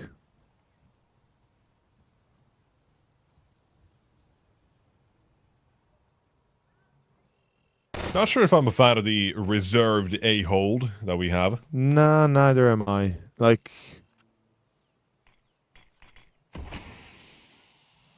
the smoke though is timed almost to perfection. Could have been a few seconds later, but Ooh, hold on. it forces them back to A, and this is actually exactly what Astrum are counting on. It might not have looked like a smart idea to begin with, but it seems like that's where Looking at it as well, Patsy is the one with the kit. He is on the side. Even if he goes down, this has to be defused. Not the end of the world, but let's see. 4 players here for a reason. Griggs for the first, Patsy second, make it a third eventually. Not fourth, that comes from Clax and not Nuts alone. cleaned up. There's too much to deal with. He gets shot down, and that is Astrum with the pistol. Might turn things around. Just like that. The pistol obviously will change things a little bit here. It wasn't going to be one where the game is going to be over if you win or lose that pistol, but it does tell us which way it leans from the beginning here. We're now seeing a force buy out of the T side. I respect it. I thank Ecstatic as well. We've seen way too many of those, and then the game is lost. Now, That's all there is. 7-7. Just seeing what we can do in terms of economical damage is kind of the thing here. Because that's one thing Inferno's known for, is throwing HEs and nades. So, Ecstatic, just by running down the clock, they'll at least deal that much damage. You know, up to 1.2k of utility that has to be rebought. And if you get any kills on top of that, well, hey, all the better. Kenzie, 1, 2, 3, MP Knight of Norway is down. That is 1 kill from a jumping Glock, but I think that is pretty much it. Not expecting much more. The Patsy cleans it up. The rotation is here. And so is the round. 1 casualty, and MP9 only. Thumbs up. Astrum, they've tied up the game. They have. And it is a very solid performance out of the majority of their players. Norway's having a few tough times, but even him getting impact kills is what matters. Ecstatic, surely this is where the news starts to tighten, where their concern starts to ripen, really, we can say. Being unable to stop potentially Astrum on a round like this could mean you could be facing 10 already soon enough after. We're going to have a banana play again. Kenzie tagged, TMB as well. There's some more utility, but I think it would be smart to conserve at least a bit of it. Oh, TMB goes through the smoke, traded off, but nobody's supporting Norvey. He's good for 1.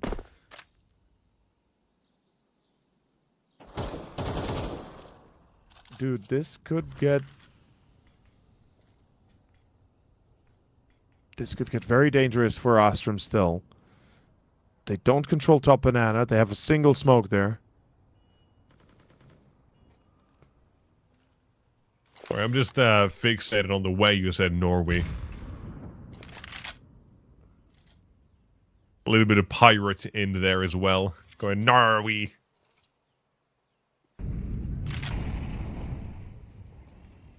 And I'm finding joy in the little things in life. It's good that you do.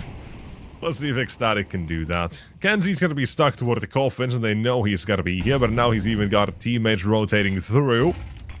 There will be in two CT, helping. out of CT, out of the round is... What?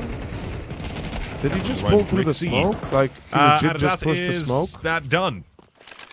Ecstatic, from 7 to 8, they rise. As Astrum, I don't know why they don't wait a couple of seconds. Yeah, it's a bit weird. I thought that he had the plan to wait for the deep flank, because they could have easily bought another 10-15 seconds and they would have had a equal numbers game, but instead, okay, through the smoke They even they go, have one 2 by players one. in CT, right? If Grix waits, he can be boosted or can boost his teammate. That flashbang as well buys a couple of seconds, then he can spam from coffin. Still, they probably wouldn't expect that boost.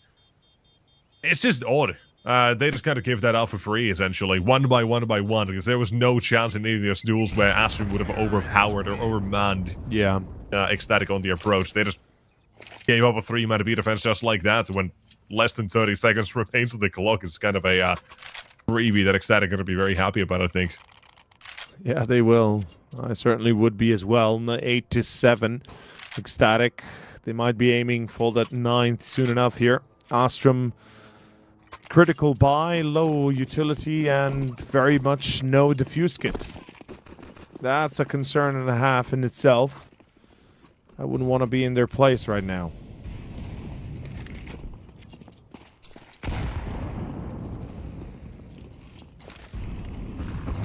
There's the util. Take control.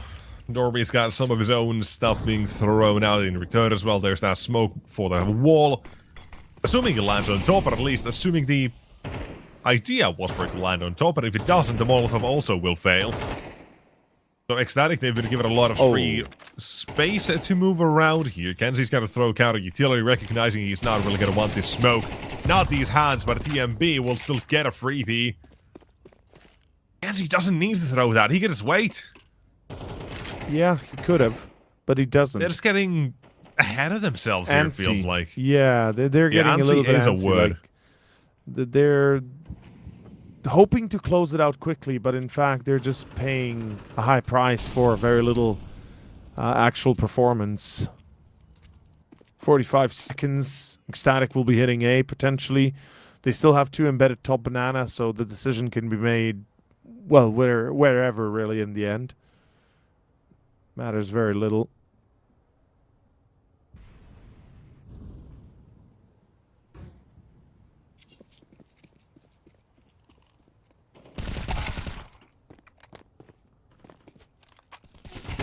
Flax. Oh, no. They're walking into top mid. They dropped the C4. Oh, it's coming together now. Astrum, they've just been given a golden ticket. It's like Charlie and the Chocolate Factory, but this time it's not about chocolate. It's about a playoffs ticket. What is this round? Nothing good, I'm afraid. I don't even know what's happening. Like, yeah, no. 2 players top of mid, 2 at the banana side as well, and just everybody going at it like they got no reason to live anymore. It's weird.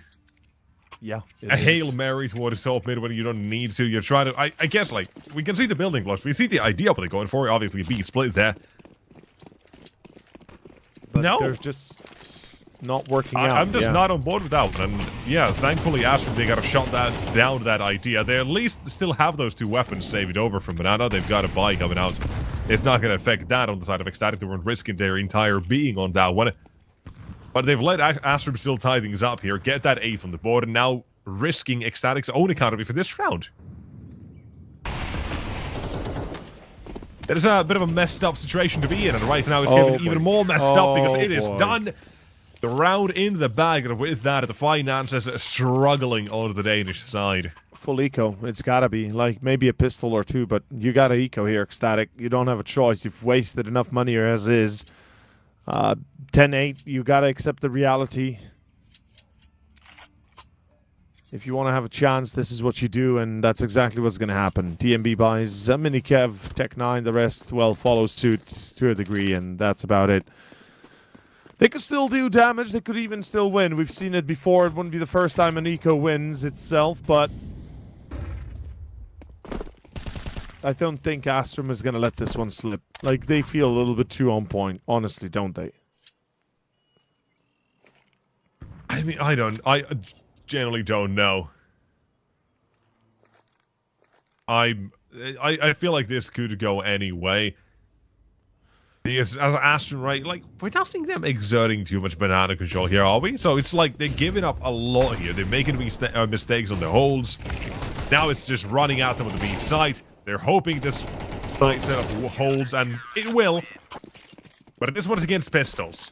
What about the next time they have guns again? If they have full execution coming through and you're not taking control of banana, it's not going to work out the way you want to. It's going to fail. Like, that's where I'm holding out here, right? They might be on 10. They might have already made this comeback here. Yeah. But I'm still just holding out reservation judgment because I feel like there is one mistake and it all falls apart at the seams. You aren't wrong. It is a single mistake kind of scenario on both sides, really, if we're honest. Like, one mistake for Astrum and it's right back to 10-10. One mistake for Ecstatic and it's 12-8. So that too. It is a bit of a... It's a fickle one. Sword, yeah. And a fickle mistress is this fate that they are in. This is going to be a very important entry. Klax gets caught. And that pretty much opens up a side for the taking. Pop Flash does work perfectly. Grix gets blinded. Patsy alone. And that is a side. That is number 9.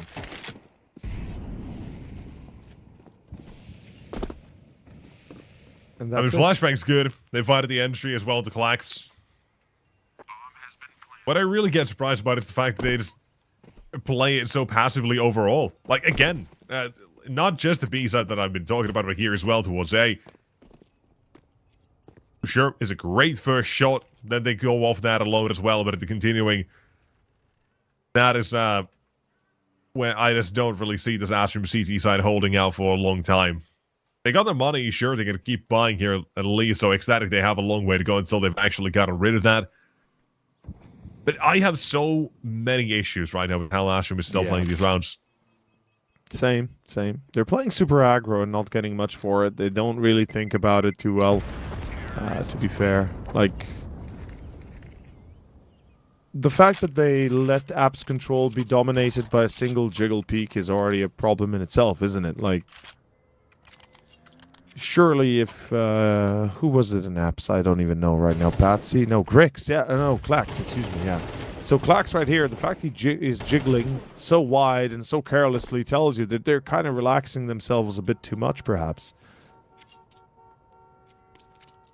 Tactical timeout. Trying to talk this through. Good choice. You gotta calm down here. Collect your thoughts and get a plan going.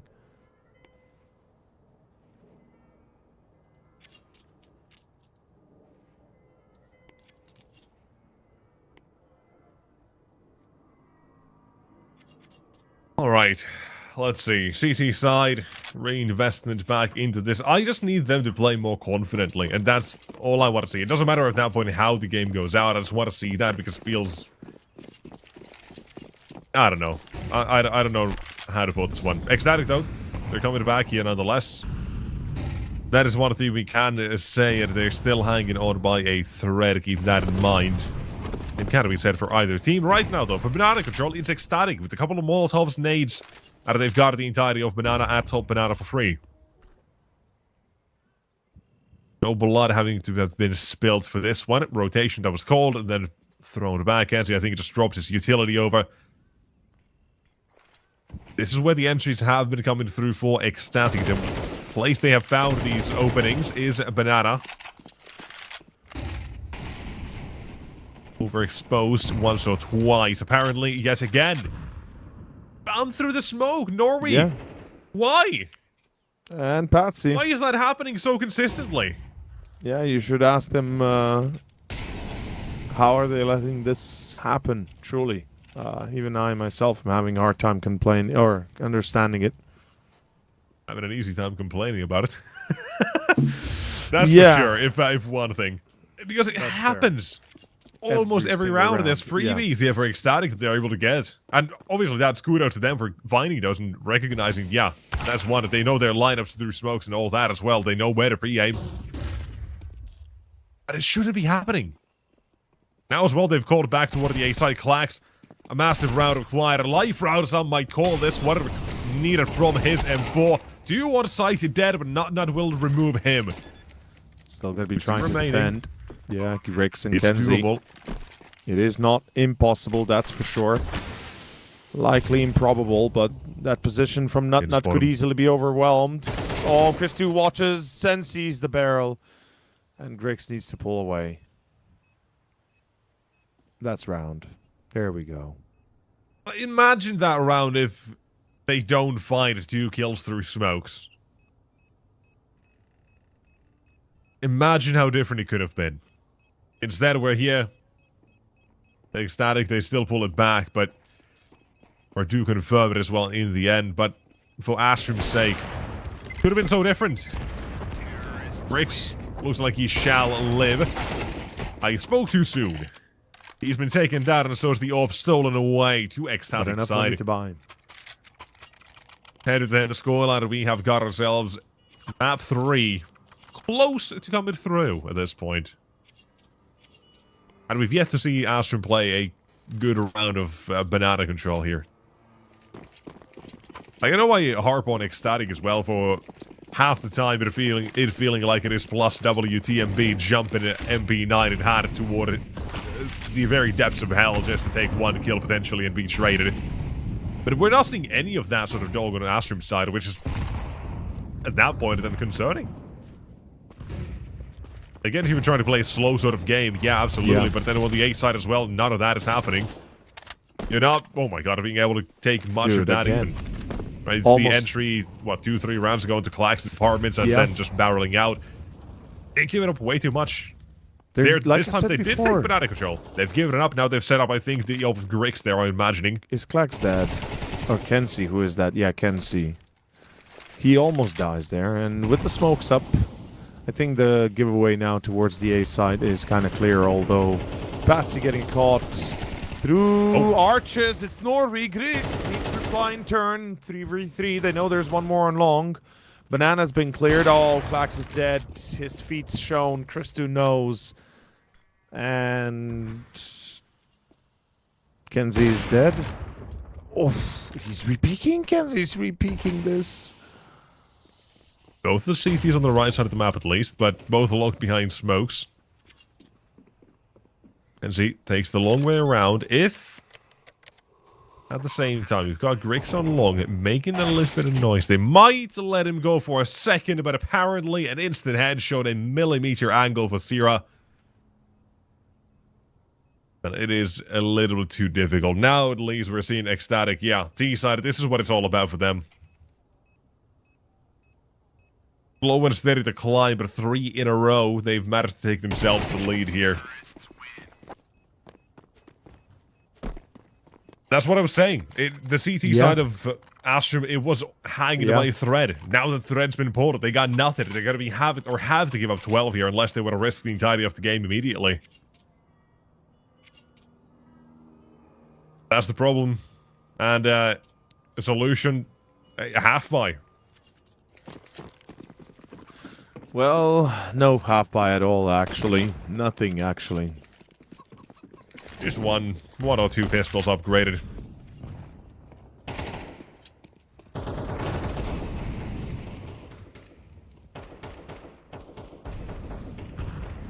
So, it's overtime again, perhaps? No, I think we've already had ones before. I think it's just straight up nuke here. Yeah, it does smell like a nuke. The control is not there. And Ecstatic, they've been really good when it comes to these entries as well overall. They're playing a cleaner game than I do give them credit for, I think, just mainly because I'm not seeing enough from Astrum, like, by a long shot. Taking away a little bit of the credit that Ecstatic are getting themselves here as well, because they are playing a very, very sharp game. Yeah, they've woken up. Advantages, constantly making these right sort of reads on when and where to commit. Going back to now this round, a couple of rounds before the apartments pop, it's these A plays they've got for as well. And how much control as well they're able to exert themselves when it just comes to that banana control, whenever they've wanted it, essentially. So, they've been in the right position so damn often. Credit to TMB as well in that calling department, and with that as well, they've managed to reach themselves to that 12.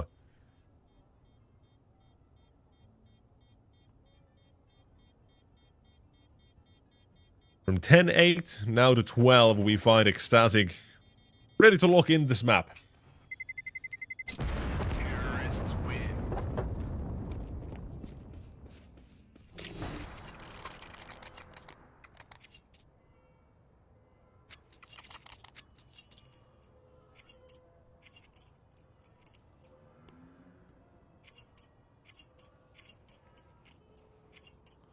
12-10, last chance, overtime or third map. It's as simple as that. Ecstatic have showcased that they've got enough energy to push it to a third, and I think we might just be.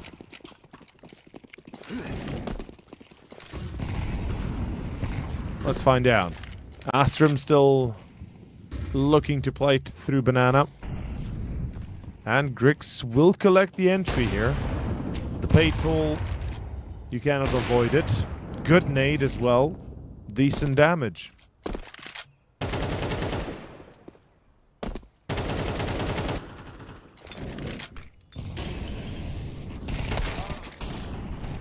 So, finally entries for Astrum. We change up the status quo from the last 4. Something a little bit different. We talked about these entries as well toward the B-side that have been so easy for them to find. Apparently, Grix denies that. Round itself 11-12, perhaps. with a 2-on-5. I'm gonna say to let them cook here, just because how good these entries overall have been. That's fair. There's a chance to get toward the bomb side here. They get a bomb down, it's a 2-on-3, they hold it. They've got 2 smokes in the Molotov, right? There is a world I see this happening. Well, Analyst certainly has to hit his mark. Like, let's see smokes, if... smoke CT, molly coffins, or new box. Smoke coffins as well as a full-on exec from these last 2. Molly One triple. flashbang, and it's go time. There's the flash, and there's the hope to start. Already crossing to pull, it's going to be Nut. Although Anlales being caught in the swing, Nut now last man. And Grix does not miss. He's not going to pull a man to there, and will secure Astrum's 11th. Catching strays here, wow. Hey, man. There were a few missed shots. We got to mention. 11-12, overtime still possible, dude. Like, it was a bit of a back and forth. Then Astrum kind of take the lead, and as you said yourself, from 10-8 to 10-12, it's quite the turn of events. 4 in a row to bring themselves up to 12, and now looking down the barrel of a gun at overtime. 1 away. Astrum could push it into a 2-0 itself. Ecstatic, I don't think they'll be happy, but maybe they can still make it out alive. Let's find out for sure.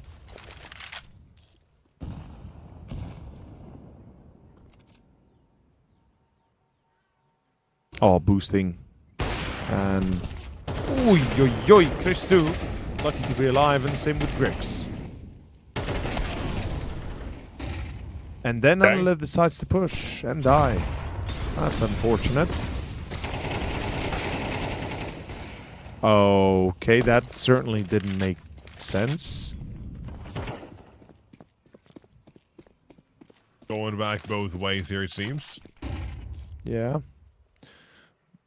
TMB in a troublesome spot. Smoke's still up, so he should evade.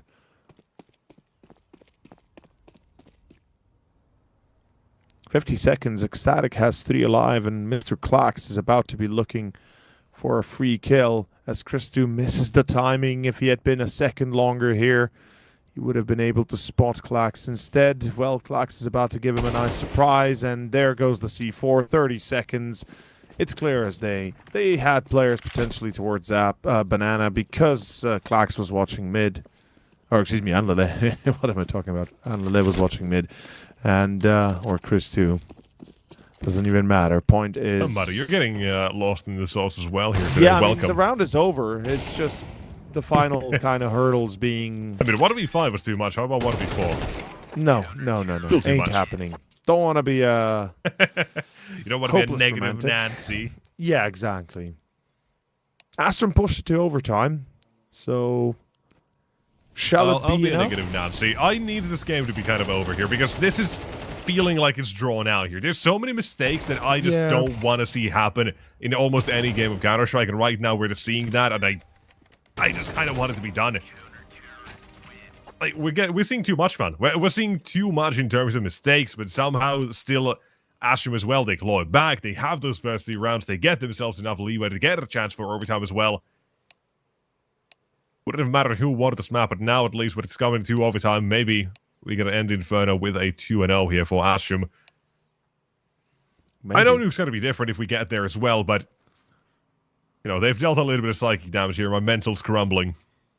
I mean, both of our mentals are crumbling, and I can't imagine Ecstatic are doing too much better.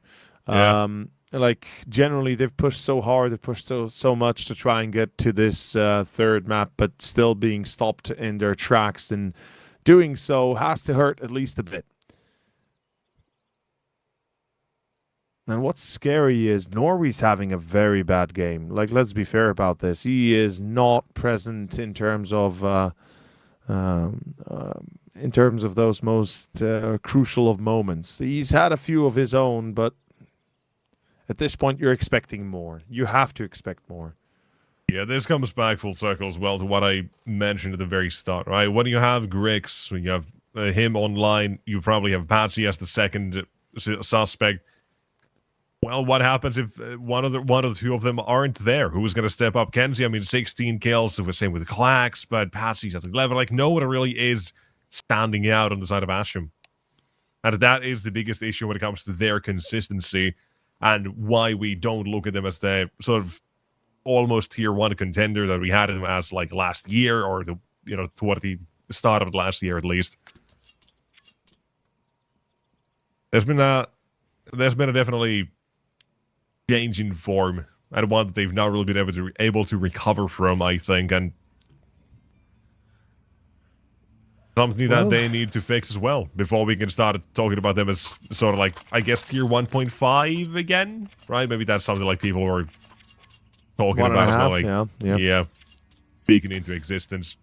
Something in that. They were close to that, right? They had those very good borderline. runs. Yeah. Yeah. Nowadays, things look a little bit more dire. Ecstatic, though, I feel like they're getting more toward that sort of point as well themselves. We said it, right? They're rising through the ranks. They're doing a great job at kind of handling the pressure that comes from on top. I believe they're currently 34th or something like that. Could be a little bit higher. Becoming these sort of juggernauts here in the tier 2 scene, maybe. Yeah. As a lot of big wins last week, and more potentially in the future as well. But for now, it's overtime. We finally get here. Yes, we do. Grix on the op again. Ready to take this head on. We've got 2 defenders on B. It's going to be Norvi alongside his teammate Kenzie. Ecstatic on the other side, looking to focus on A perhaps. Returning to T-base to pick up more pop or flashbangs. Smoke up at around the minute mark, a little bit earlier, for Astrum on Banana, as well as one towards, did I see that correctly? Boiler, funnily enough. Smoke for long from Ecstatic, and they are going to go back towards B, in fact, not A. So their focus will remain the same. Let's see if they lose the first entry. It's all about that. Astrum, they've got 2 defenders. The smoke is up again. So they have to either wait this one out or go through it. One or the other decision could be very disastrous at the very end. Again. Why? Oh, Norway, please so stop doing this. We talked about this already. He's nearly giving up another free kill. And he's going to waste the volley. 19 HP. Molotov deployed. Slows them down for a couple of seconds. He wasted it. Oh, that's awkward. That is rough, Kenzie. You need to make the difference. It's 1 and 2 trades back at a 4th. Bomb can be put down in an even situation here with a couple of seconds to spare. Now, retake required. No utility to speak of on the side of the T's for Astrum, however. A couple of flashbangs and HE. That is the only thing they have to work with. Griggs most likely throws those toward the pool or above it. Teammates, time to go through. Time to start cooking. What do you got here? First flash, not affecting Chris 2 at all. Backs off immediately. Takes the next angle as well, but Clark slides in. Big shot making this second one as well, and back at the side, not escaping it toward the church and toward the coffins. I think that's it. Round done. No chance to make the retake there's any more. As such, you back away, you give Ecstatic 13. I'm genuinely honestly confused about how they're holding that B site. Like, it makes no sense. You and me both. You and me both. And obviously that Molotov as well. Like, Norway, he knew it's going to extinguish. You have to have known. He was aiming at the smoke or right underneath. And unless he forgot how to count, I'm pretty sure he knew the smoke was still going to be up for a good 5 more seconds. So unless he had aimed more to the right, that smoke was always going to extinguish. So yeah, it's all kind of coming together here, and Astrum is dropping the ball hard. Ecstatic, meanwhile, taking that opportunity for themselves. Double nade on the corner, Molly into the sandbags position. It looks like it should be a free round here for Ecstatic if we continue the way we kicked off, as for some reason Norway again, he's so aggressive. I at least respect the change of having Grix being more of a stable part of the B defense here. That's fair. Just to change things up a bit more, but you need more. Even now as well, right? They've dueled for the banana control or top banana control, and what do they've got? Few players at half HP.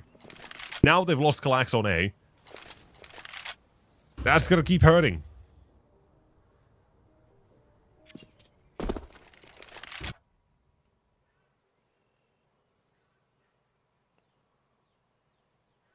Back to A. Back to Grix A. alone on B, and it's gonna be the crossfire over the side here. This is tough to get past. This, on theory, on paper, should be one where Astrum shuts it down. What can change this is a good molly into pit and a good flashbang or two. I see. Trying to dodge that. And he's completely gone. Dealt with. And that is the round.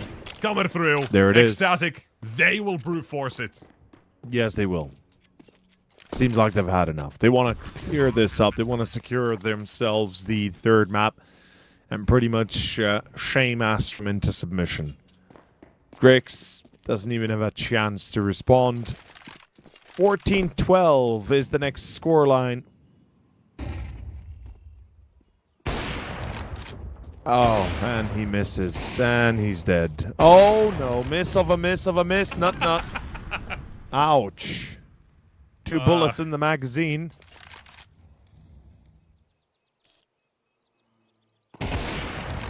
Oh, my. This is very nice. Grix, I mean, you missed the first, but you make up for it with all those flashy kills. He's expecting another from Church, potentially turning around. Hears him run, but nonetheless faster. 14-12. 1 more to go for this first part of overtime. Astrum, surely you pick up 1 at least.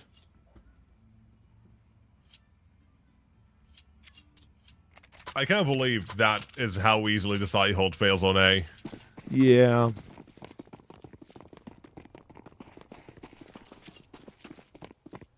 It's a split second, and Patsy missed it. Blinded for just half a second too long, and only for half a second. Grix, back to A. Time to be the difference maker. Has the AWP, and what else do you got? Double up. Norway as well. Both aiming down sights on those main approaches, banana and top mid. And honestly, I don't think they'll expect Norway as the second up here, so whoever goes up top might be surprised well enough. The A defense again shattered on top mid, but still holding strong on site itself. Grix. Oh, surely you don't peek this, right? Oh, he checks apps, okay.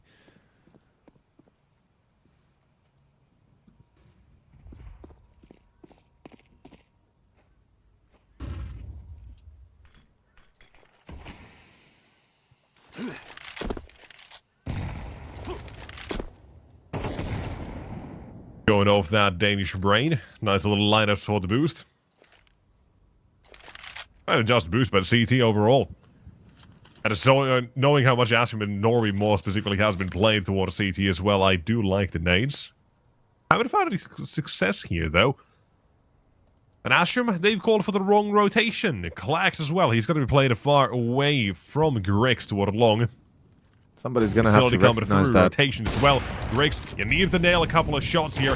And now he's going to be put under test. 2 of his own. 1 to ball. Nobody's watching apps. Too much to deal with. Kallax is guarded. Patsy in rotation. It's all when 4 it's coming seconds, down not to. Now enough there's time no to plant. time. He's lost the round. That's it. That's the round. It's going to be Astrum taking the last one, thanks to, once again, time running out. Had to stick it no other way. Just thought Patsy was going to be a little bit closer, I think. But no other way besides it. And so, 13. At least one round to play with here on Astrum's side. And now we headed toward the CT half of Ecstatic. Things looking a little bit better there than usual. 7-5. Slight advantage they had. And Astrum as well. Their T side wasn't really anything to, I guess, write home about. Let's put it that way. Had a bit of a comeback, yes, but slow start. Now in OT, you can't afford a slow start. Now you have to get in there from the very first round. Otherwise, you're going to play against the map point.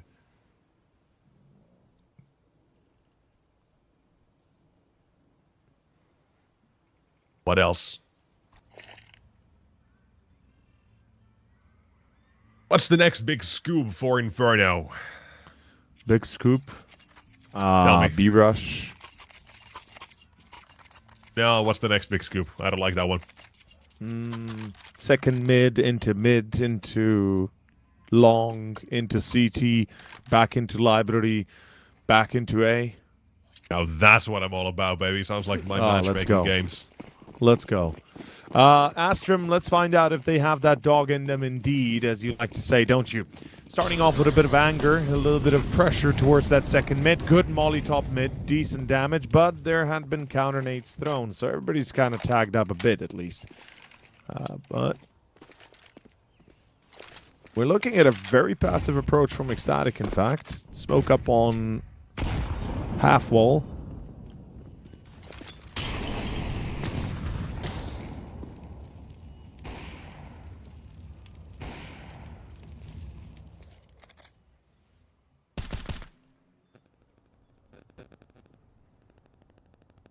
Astrum trying to pull off a faster one here as well. They had these apartment plays pulled against them, so they're thinking, why not us do the same? That's fair, and A side is looking very weak, especially with only Nut in pit. If they overwhelm him without him getting a single kill, this could very well end in a quick finisher. Let's see if it does. The op is aimed at the right target, but does not hit its mark. Restu, 2 shots, 2 missed opportunities. Nut's gone, and so is the opera himself. The round is gone. If you're Ecstatic, you're saving already. Oh. Previous shots. Nothing as well. And Astrum tie up the game, man. 14-14. It is that A play eventually. All right, they did slow things down a little bit. They didn't want to go without the full belt of the utility ready. All the play is there as well. And when they did arrive, it comes down to a missed shot or two. Even us 14. Like I said, you can't afford to slow down here when you are now in overtime. You can't have same sort of stuff you did in regulation, which we'll say, right? From 5-0, they did turn things around to go 7-5 still in the end. Couple of their own rounds, so if you exclude the pistol round at the start they get from that, I think Astrum still, right, were pretty much in that first half. Just a slightly slower start. And that's about it. Apparently we're taking a bit of time out of here as well. Hopefully nothing too bad happening. Hopefully we can continue with the game momentarily to see how this Inferno will end. Because God knows I'm begging for it.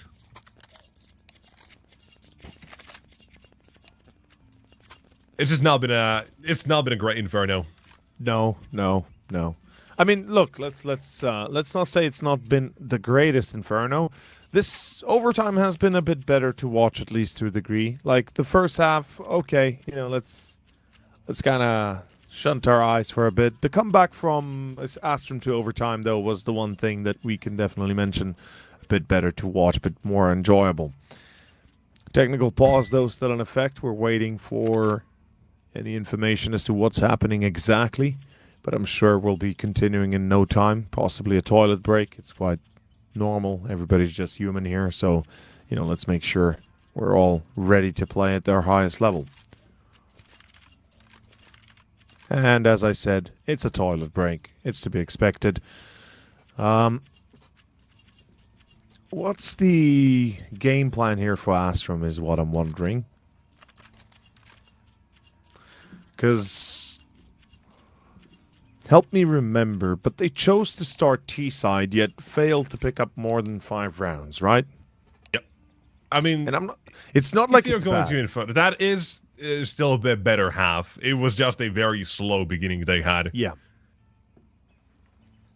But it is what it is. It is what it is. And now tactical pause on top of the, obviously, toilet break. Last tactical pause for Astrum. The only one in overtime.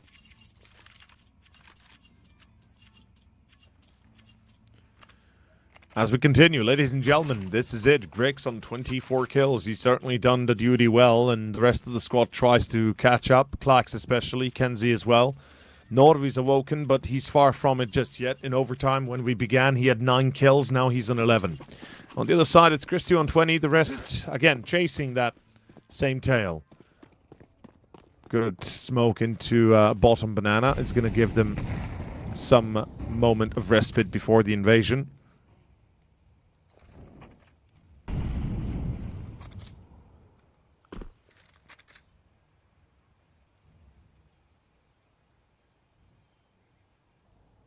So we're going to go apps last again, round. Oh boy.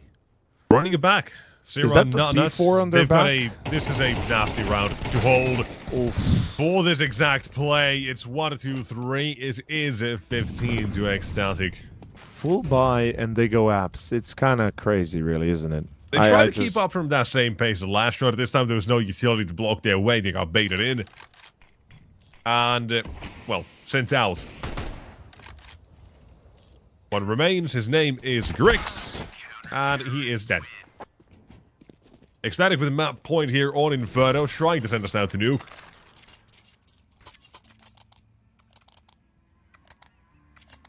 And let's see, can we do it?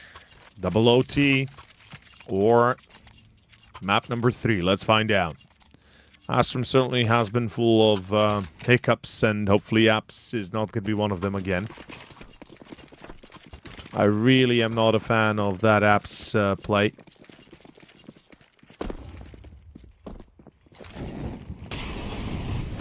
We're going to be seeing banana control contested once more. Makes sense. Deep smoke already deployed from spawn. Standard wallbang for Nut. And for everybody else on the CT side. Astrum fighting for top mid. Slow and steady seems to be the pace of the game. TMB, don't want to play your hand too much.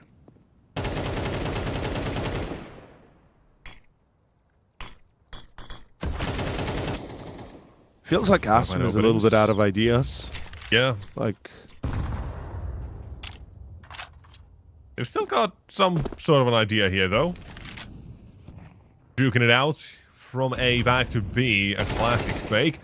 In apartments, Klax has found himself a victim. Does not know the pit defender got it, but does not realize Zero is also going right past him. So double-edged sword in terms of how this round is going to play out. Because he's going to be sticking around toward the A side, while on B, Presto can be the change he wants to see in this one. Can be the one to end it here, to put it in the situation. Close out the game, but now needs to go kind of nuclear.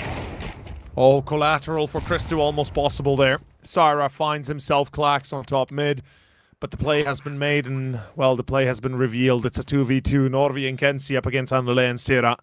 Overtime again for Astrum. We're ecstatic. Pull a 16-14 and go to our third and final of nuke. Both hiding on banana. There is a smoke, a nade, and double flashbang available. Both have the fuse kits.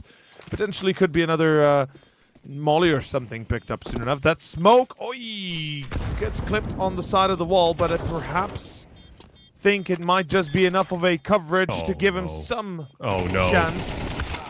No, he's not going to get it. 15-15 does not even have a chance in the end, and we are going to double overtime.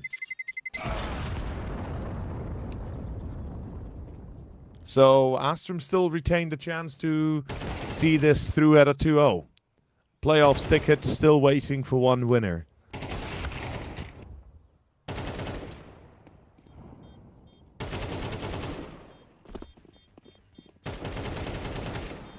A fresh start for the second overtime here. Now the magic number turns out to be 19 to those unaware. And we'll see who ends up victorious. I am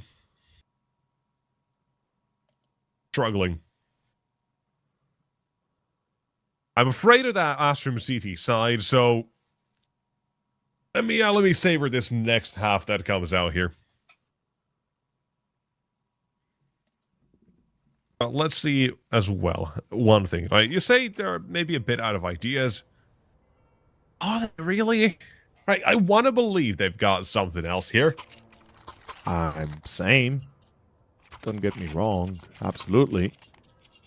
Let's see it. Is it gonna be like the only thing I feel like they've changed now that we've come to overtime? Maybe is the pace of the game. Right, it's been these couple of these faster rounds. They've been more focused, calling from spawn to do this, and then they slow down at the middle of the round, but they still finish what they wanted to do at the start of the round. I think that's the only sort of change we've seen from them. Beyond that, it's been a lot of the same, so maybe that is something they gotta keep in mind. Christo, first shot, start. Running through the smoke, and I just said, the only thing that's changed is the tempo and the pacing of how these rounds are played out. I'm talking about it running up B. Oh, smoke missed. That's unfortunate. Pushing up Norby, naded, Molly, then... What's supposed to be dead, but no, he somehow survives. The zombie keeps himself there as TMB decides to avenge his fallen brothers, but somehow just avenges nothing, really, because he's still down a man, and it would have been a 3v4 and a chance of a retake. Now instead, Sierra alone. The bomb yet to be planted, though. It's being transported through Banana in the hands of Clax currently. Oh, that nade could do some serious damage. Good counter. Exchanging utilities. Grex misses a shot. It's a 2v2. Oh boy. Ecstatic, could you take this yourself? Could you go for this and actually find the first round as before? Clax is waiting on an off angle a bit higher up. Oh, he falls down, but they find Nut. Now Clax has to activate. Excuse me, Sierra, not Clax. He has to go big or go home. He does find the first. He knows the second should be close. He's going to hold it. Clax, does he miss the timing? No, he does not, but Syra still gets it. He's got enough time. It's a heroic retake that never should have happened in the first place. Ridiculous. Ecstatic gets 16 from a 1v2 here. And we are not done. Not by a long shot here. Sierra as well, giving that away. We're taking that away. He's been a bit quiet now that we've come to the latter parts of the game, but good to see him wake up here again as well. What else? We still need more, man. I'm looking at it one round by round, and Astrum felt like they had that one in the bag. Let it go. Not giving me as much confidence as I would like to see that last round as well. Comes from the change of tempo here as well. Is a group effort. Initial start to go toward the top of mid. Continuing to take control of brackets while Banana is very loosely challenged by Patsy, and he has been dealt with.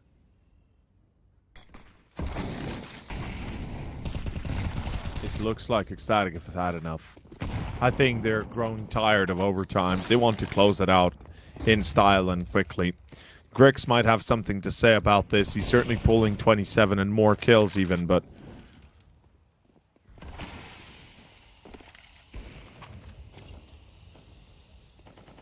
Trades toward the A side here, though, from mid. At the moment gets dropped. Oh. He's on the Clax. 1v2. That's... like, there's no chance, right? Surely. They're both lining up, which is you a say problem. that? Oh, nearly, but TMB is quick on the trade. He doesn't let this one slip. It could have been a lot worse. Ecstatic, 17-15. First to 19 wins, as we say, and getting 3 in a row here on the CT side surely confirms that they will be going to 19. Astra, meanwhile, they want to get at least one. With one, they prevent a certain defeat, and with one, they still have a chance for a win himself. Let's see if they do. Norby's woken up a bit, at least. He got 3 kills within the last few rounds. Though far from what we need him to be, or from what Astrum need him to be. Andale starts to smoke himself out. Good nade. TMB quite critically injured, but oh boy, same for Grix and Patsy, both down to 5 and 26 respectively. Though Andale just decides to go wide with the flash support. Yeah, it works out. The lineup. Oh, what? TMB, no. And what is Syrah doing? They just sacrificed themselves. No, they don't want to risk. Lost, and apparently, I have no idea anymore. If I thought I had any inkling of what's going to happen, now I don't. We're finally seeing more aggression from Ecstatic as well toward the banana side. We saw it very scarcely throughout this map so far, but now we see it, and it's not going to work out. They've gone down a man from it. The entirety of the A side is down to Christo. His 3 Ts stampeding at him. No flash, needs to nail the shot, but now exposed. Still coming at him. Nobody gives him a chance. Another one. Nearly there, but a shot it down by Kenzie, who's collected his 3rd for the round. It's a 1-on-2 for Nuts. We're talking about him, an X Factor. Solid as a rock. Does Tough he as a get nut, some might say. He's so good, he's nuts. Does he get it? Is really the question. I mean, he's got a smoke, but his entry point is going to be immediately picked up, and I think he's about dead. Yeah, there we go. Clacks, excuse me. Clicks away. Yeah. Switching the halves, or the sides. Now Astrum back to CT, Ecstatic T, and honestly, this is better for Astrum. Now, they might have lost 2, yes, but starting CT side now, they've got a chance to get 2 in a row. It would not be unprecedented. Yeah, the Make chance. it maybe even 3. They have the chance, but realistically, we've not seen enough of convincing CT side from them at all. And that's what's making me think Ecstatic to surely have this one in the bag again, but I don't know. It is that difficult. When it comes to it, what do we have here? For this overtime, we had a 0 winning a 1v2 in a situation that should not ever be his. Yeah, pretty much. Now then we go back to what has happened previously is Norby giving up 3 kills toward the B side, spamming smokes and getting shot at, doing about jack all in terms of damage in return. Giving up B and a banana control for free, maybe a Molotov every now and then. About 3 times you've probably seen Astrum fight for it. Ecstatic just have it like 60% of the map for free. Yeah, most of the time. Yeah, exactly. And on Inferno, that's what matters the most as well. Oh, yeah. Most is the banana control and the map control, right? Banana control is one part of it, and then it's top mid. If you have water for free, all you have to do is throw a couple of smokes toward the other side, and you've got to see a reaction. You're going to figure out what you want to do. It's not easy. It's that simple. I mean, that's the simplicity of it, but let's see if they contain any of the early advantages here. Norby, somehow unchallenged, he's able to take this corner and this fight. Yeah, we've been seeing Grix with the AWP at one of the B sides, so this is a change already as Norby picked up that second. Clacks with an entry as well. Hello, finally maybe a change. It's been so long since I feel like I've said that. PT side with an entry of Astrum towards long. The next one comes from Patsy. Only good for 1 with the M4 running out of ammunition. Christo's left alone, however, in the process. Suddenly, I don't know how, but everybody's melted away on the side of Ecstatic. And one man can only do so much, and here he cannot do a single thing. Quick recovery, good shutdown, and yeah, all of a sudden Ecstatic find themselves a bit on the losing position, though far from it just yet. But surely they don't repeat the same mistakes twice in a row. They went second mid, they went apps again, Nut gets caught, then we see TMB and Christo trying to reply, get caught as well, Analyt dies, and it all comes to an ending of a crescendo there. Oh, Grix knows that's a flash. He's seen the shape of it. Second mid going to be checked. It's going to be Syrah. They're going to go aggro banana. I like the idea. Do they get countered by nades, though? Boosted over the smoke. That should be a free kill. It is. And I think number 18 is about to be achieved. Ecstatic have made their way to B guaranteed, and with that, guaranteed an 18. That is a poor hold on Banana. I don't even know what Astrum were thinking. As soon as the utilities fly, you bail the hell out of there. And yet they take those fights freely and lose them, well, freely. 18-17, triple overtime, or we are going to map 3. Let's find out which one is it. Yeah, I wish I know as well what happened in mid there with Sierra and Patsy. We didn't get to really see that, or I did Patsy just get caught and not look into the right direction, or did... was he blinded? I don't know what happened, but that felt like way too easy of an entry as well, maybe. No clue, brother. But at the same time, it's all that sort of position with the T side do have an isolated CT. As long as they remember to check that part of the map, maybe they push down. Yeah, you check it. There's nobody who's going to really trade you unless they decide to go more aggressive. And at that point as well, the entirety of bottom Banana becomes a threat. Bottom mid, well, this decided to worry about. So it's a whole debacle on the whole thing. But nonetheless, it has led Ecstatic along with that entry on Banana yet again. 2-18 for Ecstatic. Another pause here. We are having a lot of these, and I don't like it. Neither We're do slowing I. down tempo here, man. What's happening? I hope Just when nothing we're getting serious. into it again here. Getting toward the climax of the game, maybe. I mean, this is the climax of this map for sure. It's down to another round where it's either overtime or the end of one. And this will be marking the 3rd time Astrum would be able to pull to overtime. So that statistic in itself is pretty scary to think of. Like 3 times in a row they get to overtime. Surely the 3rd time is enough, right? Or maybe it's just shy of 3 that they lose at the end. But right now we don't have any info as to what is happening with our dear players. So by all accounts, we're thinking another toilet break potentially. Could be some TeamSpeak loss, and indeed it is.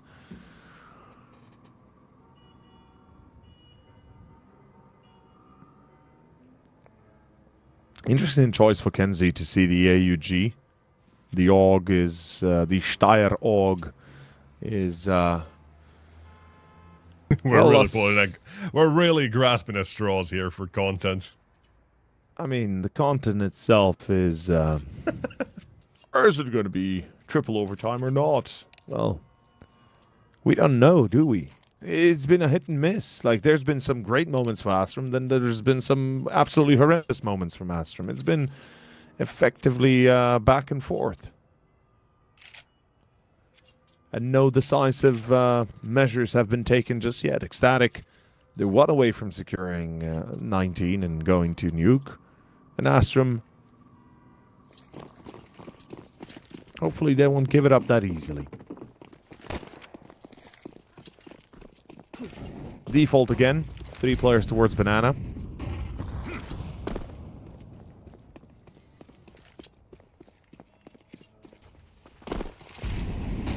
Here we go. Take control. So Banana, the only thing that is here is a Molotov from the CT side. Look at how cleanly as well Ecstatic feels about taking it, right? DMB doesn't even need to check bag or sandbags. No, because no one ever plays there. It's. I think that's it. It's lights out. They've lost Banana. They're gonna lose Norby, most likely. Maybe. Oh, yeah, they do lose Norby. Not as much. Decent damage. Yeah, okay, but it's not enough. Okay is not good enough. No, it's not. And this retake, good luck. You're gonna need it. It's gonna be a 4v5. Agility-wise, Astrum is looking decent. They've got a plenty enough of the nades available, but how did they use them and where did they fly is the better question. And do they hit their mark? As DMB gets caught through the smoke, here comes the retake attempt. Less than 25 seconds to go. Somebody needs to go in first, and that will be Patsy to fall. Retakes are always difficult, and it seems like it's going to be no different here. That's it. That's 19 guaranteed right here. Time runs out, and so does the HP. That will be mapped to, in double overtime, I think, finally done. And what an ending. It's just a full sentence of what the B side. It's all these rounds that we've had so far, just kind of building up to this one where Ecstatic feel comfortable enough to walk up B and just know that they're going to be playing in CT at probably site. It's not easy for them, but there is no question about it. It is an easy enough of a game in the end for them. Or easy enough of a round, not a game itself, because that takes a long time. It takes a lot out of everybody here involved. So, short break. From that, map 2, it ends in Ecstatic's favor. We are going to decide this one on Nuke. See you soon, everybody, in about 15 minutes. Stay tuned.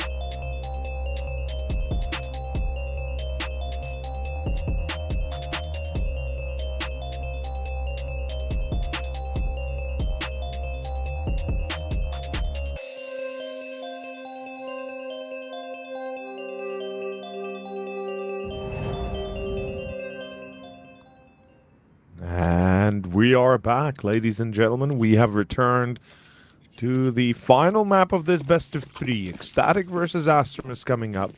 And it will be Nuke. It will be the one chance here for these two teams to go into the playoffs before having to fight for either survival or progression. But starting off the pistol already, it looks like Astrum is looking for a quick way out. And they found at least something of that. 3 kills already. Ooh. Close your eyes, that's not pretty. USB won't be either. This is Nuke and a map around number 1 to Astrum's pocket on the defense. Ecstatic, they try to go with a little bit of a faster pace, don't blame them for anything. Feel like we're maybe missing a little bit, a couple of faster rounds every now and then here. Just get us some fast pace going on, that's all I want.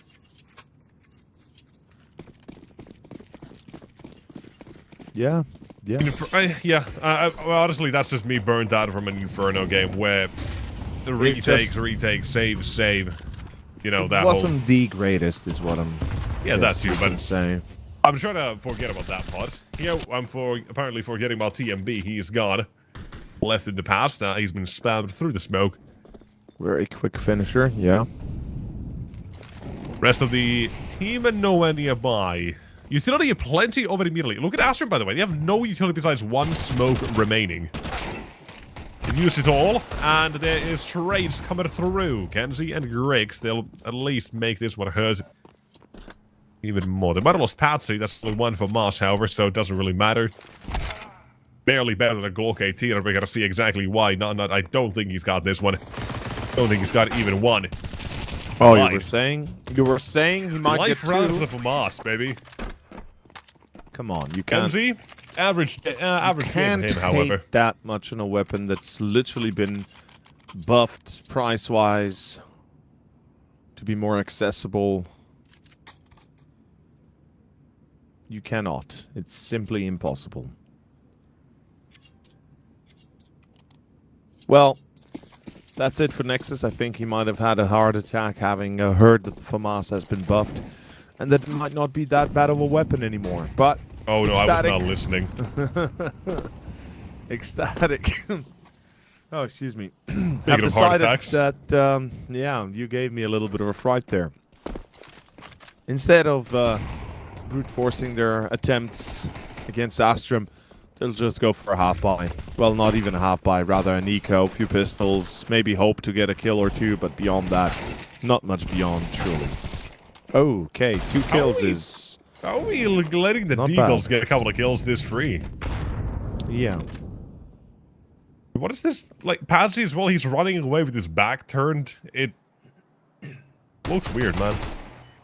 Kind of does, but looks like they're giving away way too many opportunities, and I mean, that's kind of what Inferno was, let's be fair. I was about to say, I mean, are we back on Inferno? It's definitely not Astrum's B day. No. Nowhere near their A game. Not even B. You could maybe argue for like a C+. C+. I guess that one...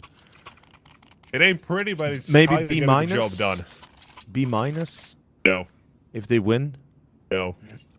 Okay. Tough man, tough crowd. Well, even tougher if potential. I have the Inferno, I'm gonna judge them. Ooh, it's gonna be a bit of a streaky judgment, but let's see. 3-0. Astrum. Okay. Kenzie says hello. Finds Syrah. DMB tries to refrag, does deal damage, but no kills. Even Christo gets tagged, and well, good night Kenzie this time. Not looking towards main, realizing, or towards garage, now that it's been lost, that something should be done about it. Grix is already down in secret, expecting aggression, but we can see right here, there's anything but aggression happening.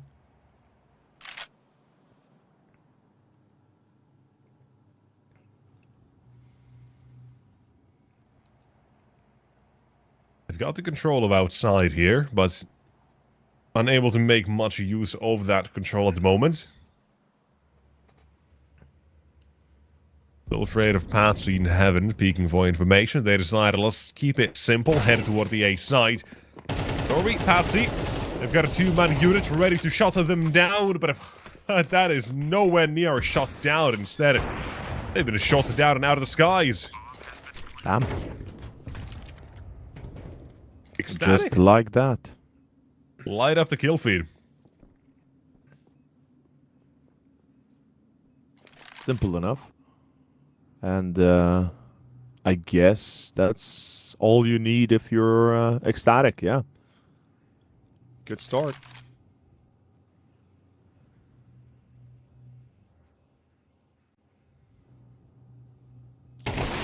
This is in fact the best counteract that we've seen so far. Ecstatic, every map has started 4-0, 5-0 in the previous. But they've never been in a situation where they were the ones to lose the first few, so to clap back this quickly, it's certainly the best case scenario. Should be seeing a rebuy for Astrum. Going to be a bit limited. A few players might be forced to MP9s.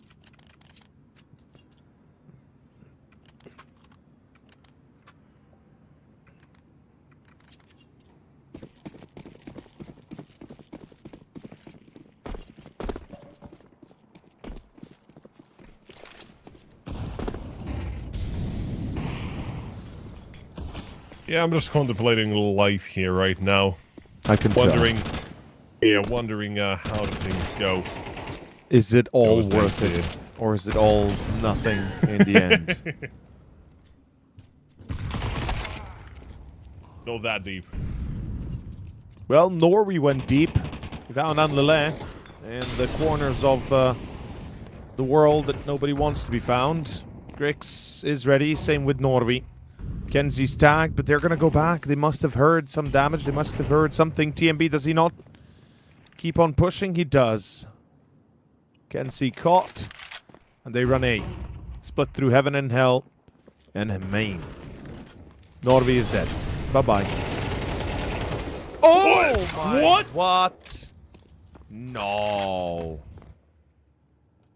That's going to give Grix a way in. A couple Simply... of seconds up the ladder, maybe, but TMB is that threat he's thinking about. He's taking too long, though. He should have gone up the ladder already, because by this point, they're going to be expecting it. And you can see right here, yeah, TMB just checks on the outside of heaven, realizes what's going on, and just decides to finish the job. As one should.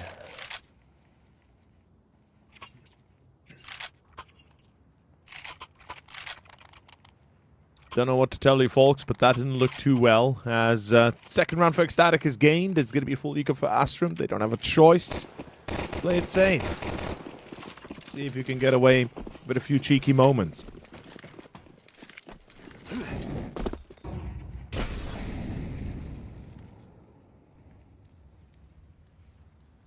Alright. Cheeky moments on USPs. No. I feel like USPs don't really get much done. So often it is some sort of an outside stack here that will have to be dealt with. You want to see Christo as well. He's zoning in on that one if they're stacked up on that corner. It's almost an expectation. Even if you do clear that part out, you still expect more here. And for a grand total of 1 kill, that is all Astrum get for the round.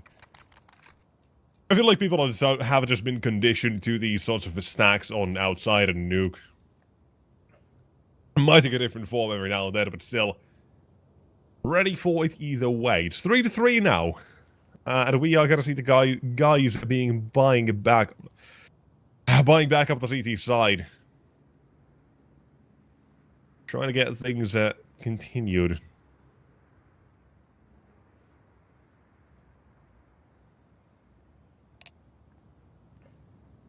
Technical timeout. Having a moment here to talk this one through. Well, actually not talk this one through because they can't during technicals, to be fair. Rather to fix whatever is wrong.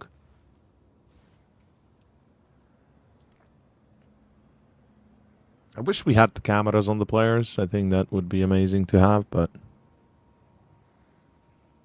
Yeah, to my knowledge, at least, there is, like, you know, admins that do have cameras on no, the way, but yeah, that's a different angle. That's not going to be the most flattering for any player, so... No, absolutely.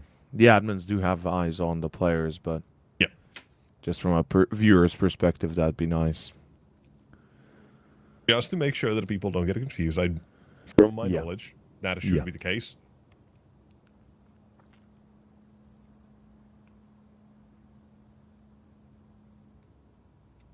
I had a lot of timeouts here.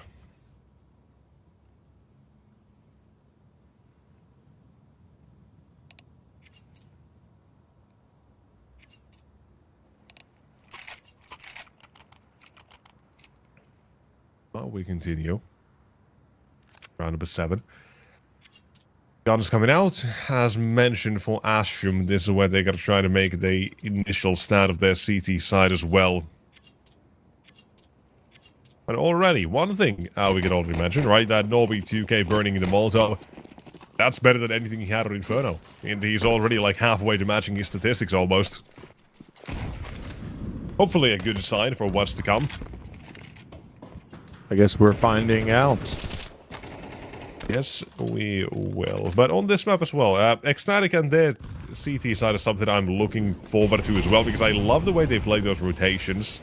So, I want to see them have enough leeway to get there. For now, it's a very, very nice opening for them. It's disciplined. They don't rush in through the flames. They know they don't have to, but they will find themselves in a 2-man advantage, taking control over this side. But they don't know. Patsy's down here. Hello, he's dropped the bomb. Looking in 2 different directions. Smoke fades. Zero finds eyes on him. And 1 remains. Genji into the AWP, into Christo. Gives up the round, and that is Ecstatic to a 4th. I like that round. It is really disciplined when it comes to how Ecstatic played as well. With the counter utility, the CT side, they'll respect it. They don't need to go through. It's nice. It's a good execution, forcing them to those fights that Ecstatic want them to take. It works well enough, exactly. And in the end, 4-3.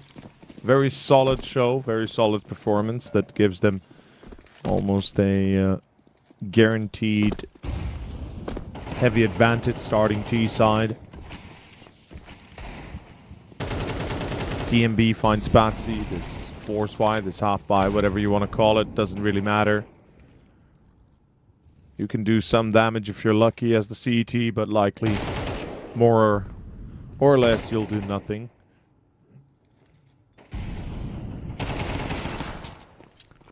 Oh, the 5-7, so deadly. Same as the Deagle in the right hands. Nade brings down Griggs though, and with Norby tagged up, surely that should suffice. Yeah, now they know where Norby is. They should just run A. And it. Oh, excuse me. And with that, 5-3, very convincing. Ecstatic have had enough of the jokes. They've had enough of the claims that they might not be good enough to beat Astrum here. It's time to tell a different story for them. One they make up themselves instead of being brought to heel by others.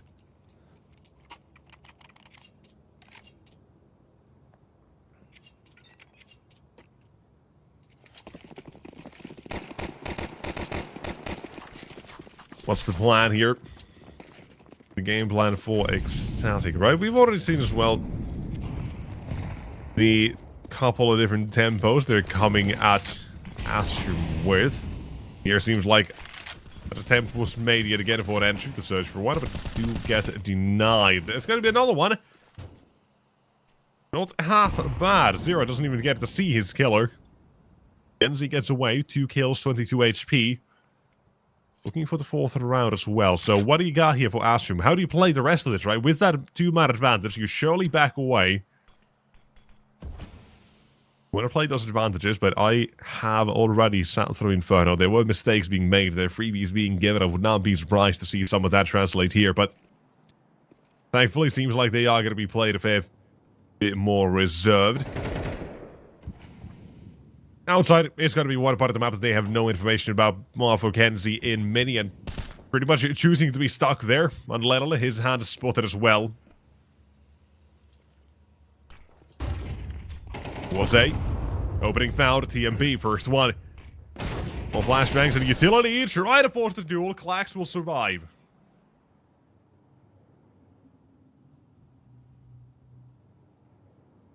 Back to a 4v2. Annalen, not. Tough choice ahead of them. Annalen has to go down vents. Being covered by one of the guards, and, well, Norby has an easy job when you run with a knife into his embrace. Annalen, though, realizes no time. And pretty much gives up the round itself.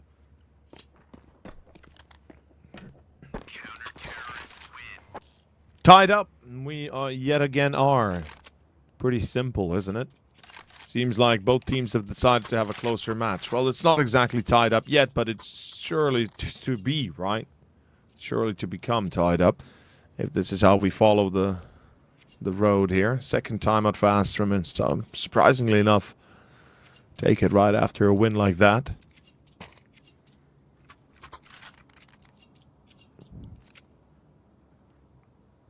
Second break for Astrum. I don't know how I feel about the money situation over there either.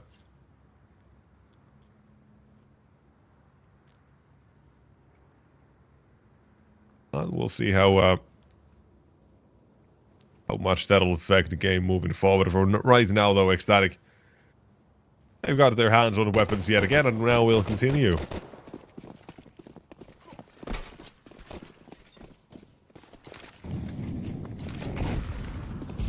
It's all or nothing. Open up. Round 10. Control of outside. Smokes deployed. That op on Grix better be hitting us some shots soon.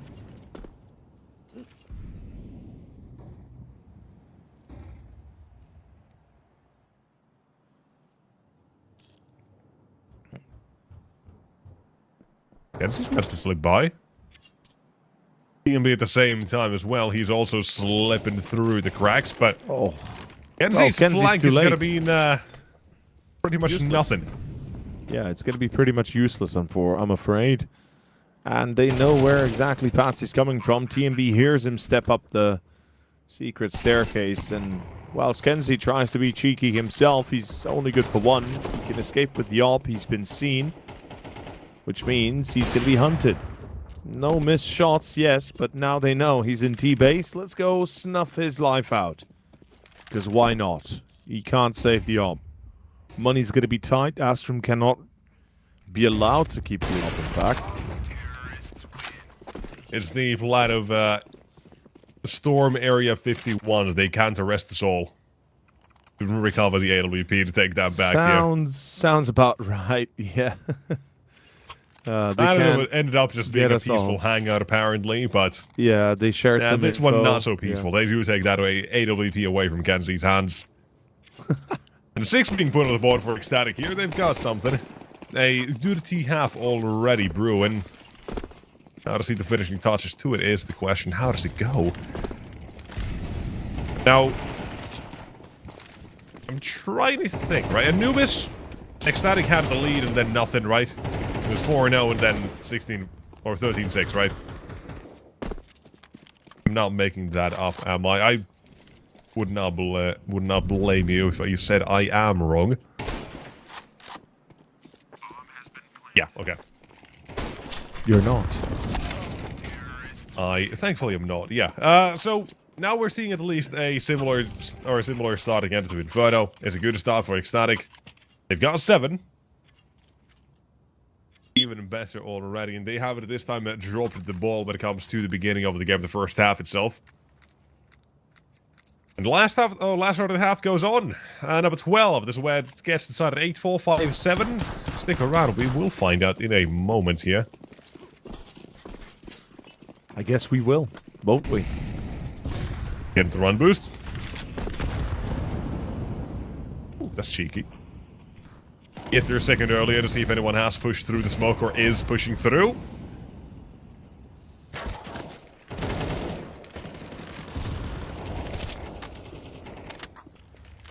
Plenty of bullets being sprayed all over the place here, but... finally, yeah. Opening still eludes them for a couple of seconds longer until it now comes in the form of 2 they'll find. And Astrum... Now I'm getting a little bit worried. They're still at least bringing it back with Patsy and Grix, one for each of them. It's almost looking like that Inferno, where it's too reserved at the moment, right? I was fine with it if it's in a 5-on-3, but now that it's in situations like this, I get a bit more worried. Not challenging for outside control, I feel like is a big loss on that CT side overall, but... We'll see if that continues on that second half, because for now, it's down to the last man. It's not now that we talk about this man. He's good at the clutch. He is cool. Calm, collected. One more shot. And ammo runs out. 15 Molly. He barely gets away. Oh, God. That is way too close. M4 and Grix now as well. 1 bullet needed. 1 more. Just softens him up before taking the round. That is a 5-7 at halftime. Is from a 3-on-5 for Astrum. They do bring it back there. It's kind of an insane pull that they get to a chance to even retake. In the end, a few mistakes from Ecstatic cost them dearly. Grix, well, I mean, he's only on 8 kills. That's the concern I'm having. Kenzie's on 11. Like, the whole squad is lacking that determination. And perhaps a little bit of that that's dog. Ego. that dog, that ego that we'd seen on that first map. And, well, second half is about to begin. 7-5, great for Ecstatic. T-side very successful. Switching onto their CT. I'm sure that it shouldn't be a problem for them. It's what we're thinking, right? But are we going to be experiencing that? We're about to see. That I'm a is bit a question. shocked. I am a bit shocked, to be fair, by Astrum. I thought they will do better on Nuke. I really did. And I not thought that they they're would do suffering, better, but period. yeah, general. Yeah, that's also fair. I did say 2-0 at the start for Ecstatic. I was wrong to begin with. I Kinda feel countered bad that for with that. 2-0 for either team possibility. Yeah, which And here makes we are us meeting in both the middle wrong. of Yeah, overtime on map 2 and into map 3. who would have thought? Who would have thought, huh? Not me. Certainly not me either. But here we go. Fast water Ram. Not I talked about him. I want to see how the CT side for him looks because he is playing these fast rotations that I'm pretty sure we'll get to see a fair bit of Astrum decided to go for A hits as well. Now for now on ramp, he's found 2. His teammates are struggling to find any of their own kills here. As they've traded this back on Astrum's side to 2-on-2. Glax has picked up all 3 kills for the round, offer an ace possibility as well. What are the ace sides where they'll wonder?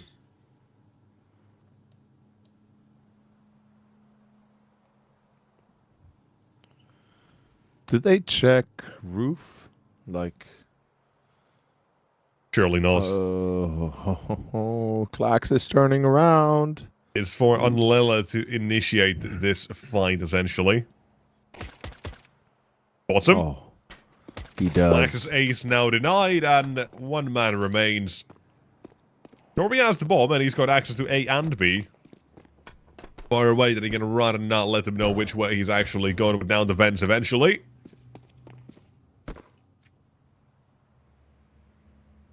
Single bomb goes down, and on the B side, playing for the round. Both go ramp, smart choice. Go together, help each other. The Glock is a dangerous weapon when utilized properly. Oh, he closed the doors just as they were coming out of ramp, which means they know exactly where he is, and not that they wouldn't be able to. It is low. Glock here will do well. Oh, Farm them up close. Pistol goes to Astrum, ladies and gents. It's instead of an 8th round for Ecstatic, 6th one for Astrum, looking to tie it up and secure a W soon.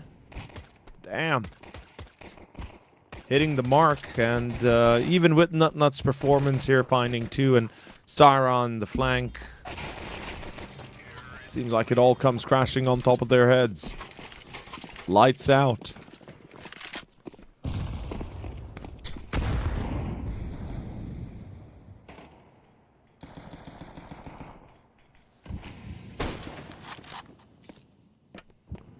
On the outside for Astrum. The force buy here is one that I am a bit worried about, but maybe on Nuke I can excuse that.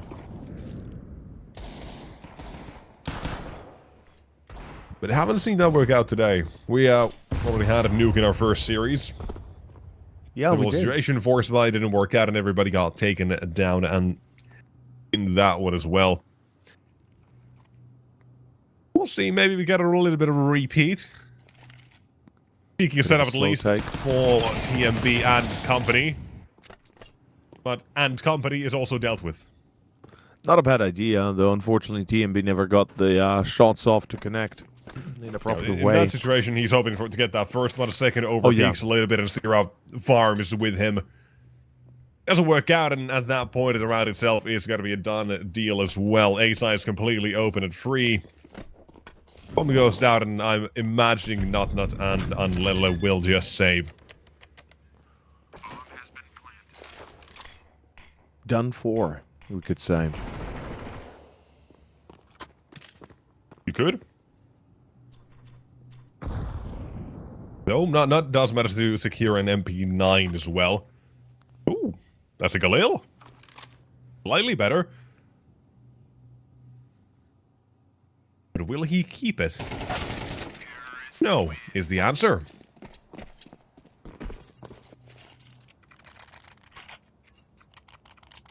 Second half is a go. Ashram, they've tied things up here and they're looking like they will take the lead as well.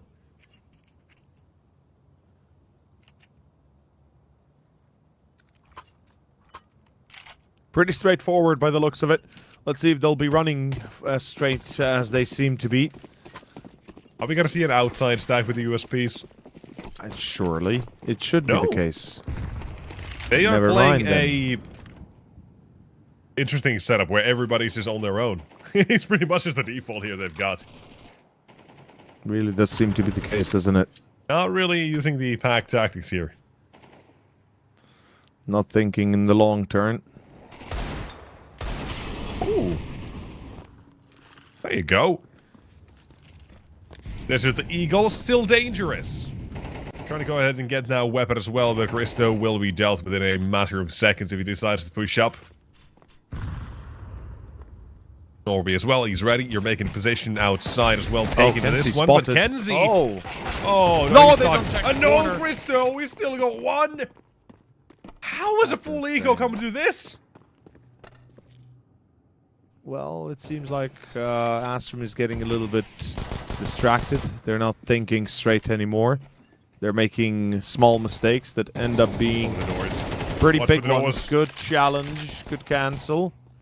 Still a 2-on-2 on ramp. There's going to be a player coming out to challenge here himself. This fight is vital. Patsy still wins it. Together, they have 30 HP, and now Andale, can he do it? Oh, didn't close the doors! Chris didn't close the doors. Your weapon of choice. If there's a gun in the game you like to use, it's that one now with an AK picked up as well. It's going to bait him closer. Let him see. He's on that defuse, but now Molly's going to be too late. It's too late. It's not even good. How do you get away with this? How on earth is that the round ecstatic take? One Desert Eagle worth of investment, a P250. Horrendous. And that was as well a round where we're saying, yeah, they're not doing anything crazy. It's just the default. They're playing like it's a normal round on pistols, and somehow Astrum crumble. They miss their molly as well on that. It's way too late anyways. That is ludicrous.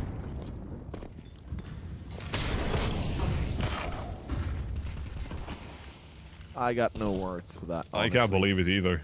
Yeah. It's a little bit disappointing. You would think that they're going to do a lot better, but in the end, it seems like Astrum still have a second chance at this. Oof, Kenzie, if he had won the duel against TMB, would be thinking about a potential save already. Instead, now Ecstatic could potentially return fire, could get back on track. Syrah opens up short. Now they're going to realize he is there.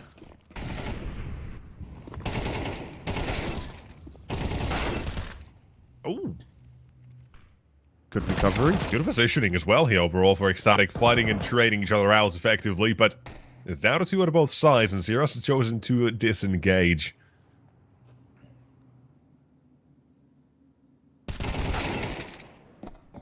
Ooh. Again, look at that HP. It's kind of crazy, They keep dealing so much damage, but they're leaving it to, well, probably the worst metal in this situation with an AWP.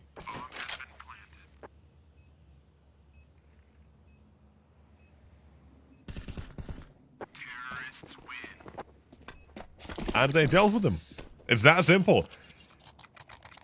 This is just a wacky little game we've got going on.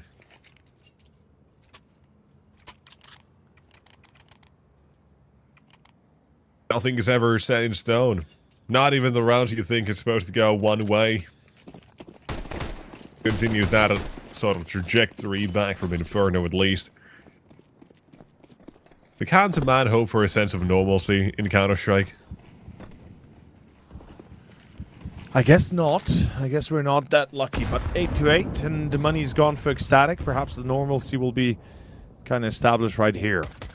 I mean, Ecstatic have drawn themselves a pretty big hole, a pretty big grave, and unfortunately they're the ones to be falling into it soon enough if they don't stabilize right here. Not M4 in hand, supported by Christo and Andale, and they're getting a few kills through and through, but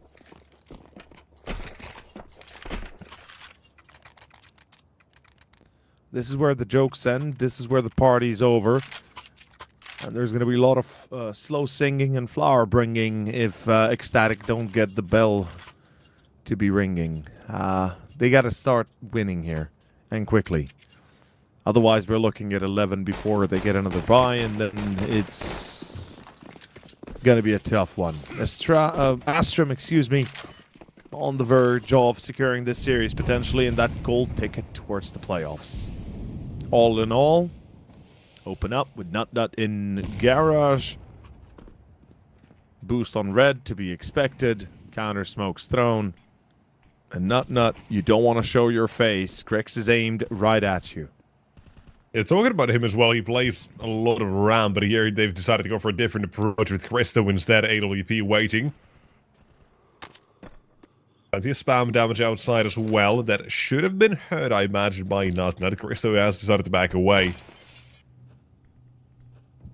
The forces on Blue Astralis now making their way toward the lower side, slowly but surely. With Nut Nut showing for the first, but that should let them know something is up here. Flash, no dodge, bullets, neither. Taken down, Patsy with a teammate. Oh, come on. Loses his life right after. That is a rough one.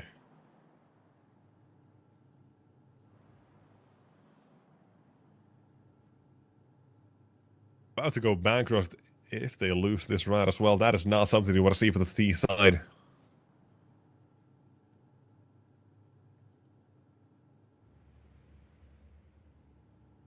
5 seconds. Bomb needs to be recovered, and I don't think they can.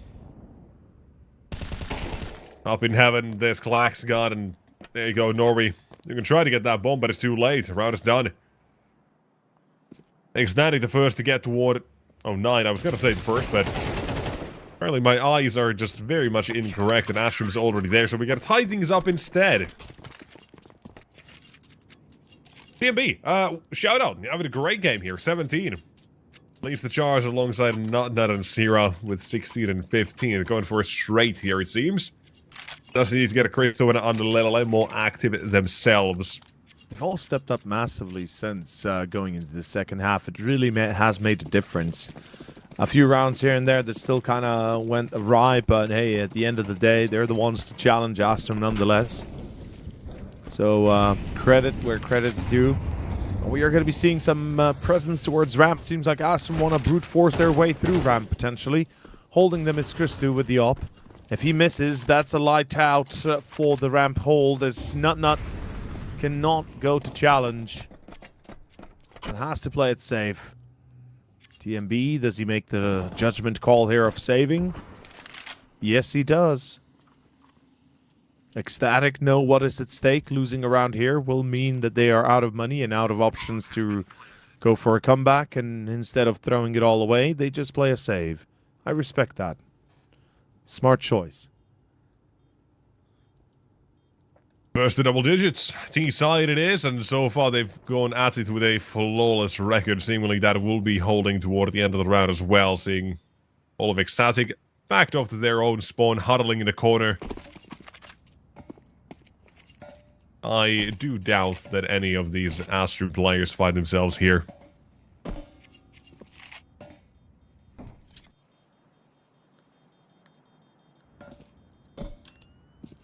Double digits.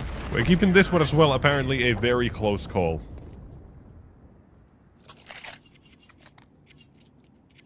Flashbacks of Inferno.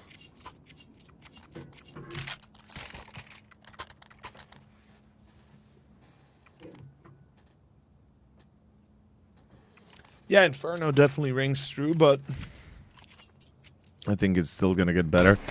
It still is better, in fact. It is. It is.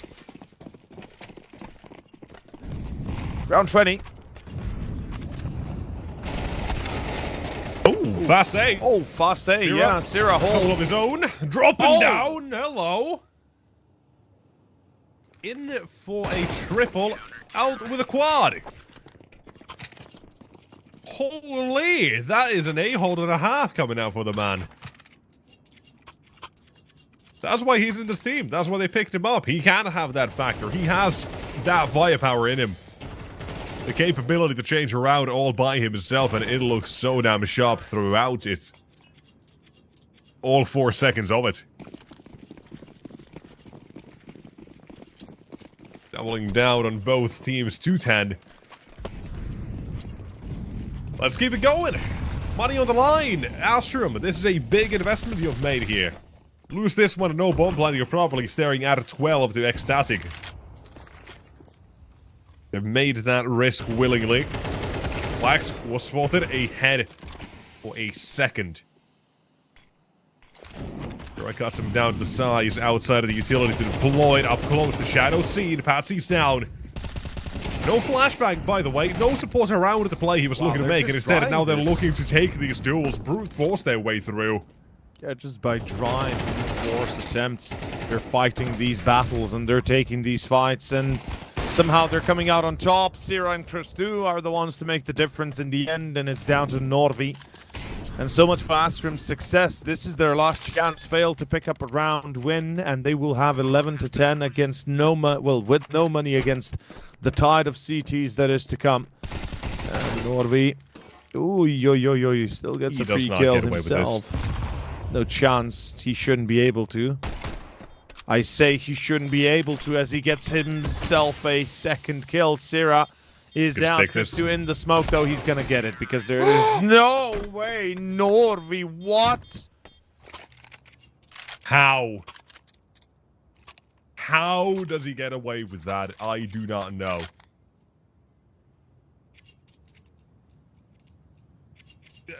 That's just ridiculous.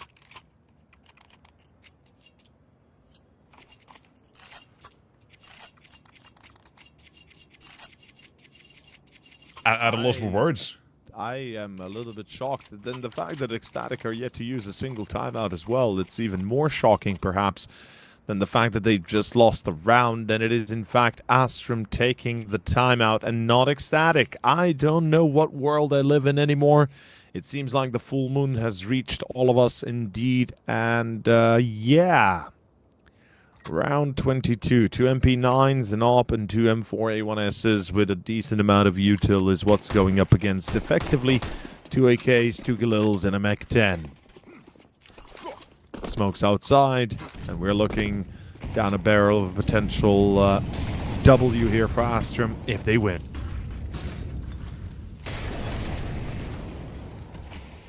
Force buy for everything in the game, and a 1v3 that bails them out from essentially forfeiting that 12.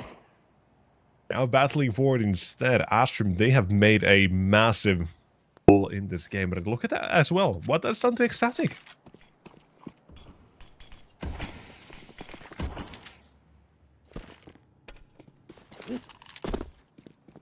Outside, Nade's a little bit too late. They managed to make their way down toward the lower side. But so have the CTs. You've got Sierra at a TMB.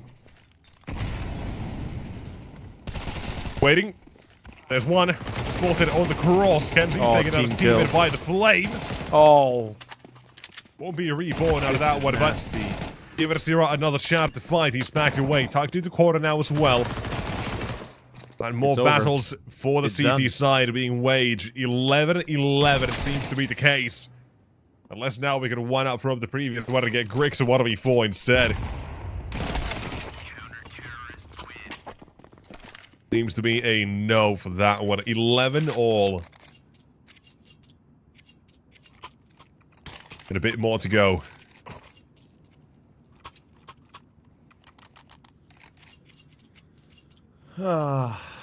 I have, I'm shocked. I'm genuinely shocked how easy it is for Ecstatic. Yeah. Like, these rounds are just like, it's a back and forth. It's legitimately, we're just trading rounds at this point. And Norby and team have nothing to show for it, or rather, Klaxon squad. Norby, you're correct. Yeah, Norby is the IGL, right? Yeah. I like, you bought here, and now you're hoping to succeed with Tech 9s and Mech 10s when previously you couldn't do it with full set of equipments and weapons and everything in between. And whilst it might happen on a lucky day, today is not that day apparently. Though they do get to sight, and My goodness, they might be able to do it. Holy moly. Let's see if they do. Good nade. Good HE. Very good. Yeah, that's not as good as it could have been. But okay. what? Norby has to go above and beyond. Desert Eagle in hand. Try to get that 12 in a 1 versus 2 by himself. And stuck between the CTs. Ecstatic, they jump around and let through the smoke to try to spot it, get to safety, get to cover. Will do so. To secure that 12. Is not finally enough.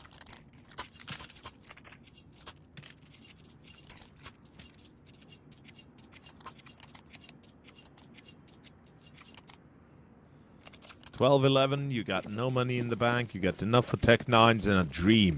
Feels like the American dream, though this one's going to be filled with lead instead of gasoline. Round 24, and Astrum, what do you bring to the table is the answer, is the question. Because Ecstatic just want to be done with this, and they're about to be, actually, to be fair.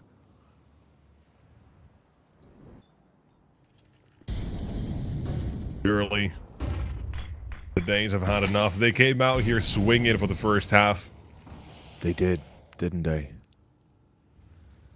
Got caught in the swing of it on the second, and it's never been an ending. It's been a never-ending kind of horror since then. Nightmare, really. Living nightmare. Continuously trading rounds, and they still come out on top, so they can be thankful. As Kenzie finds Anlele.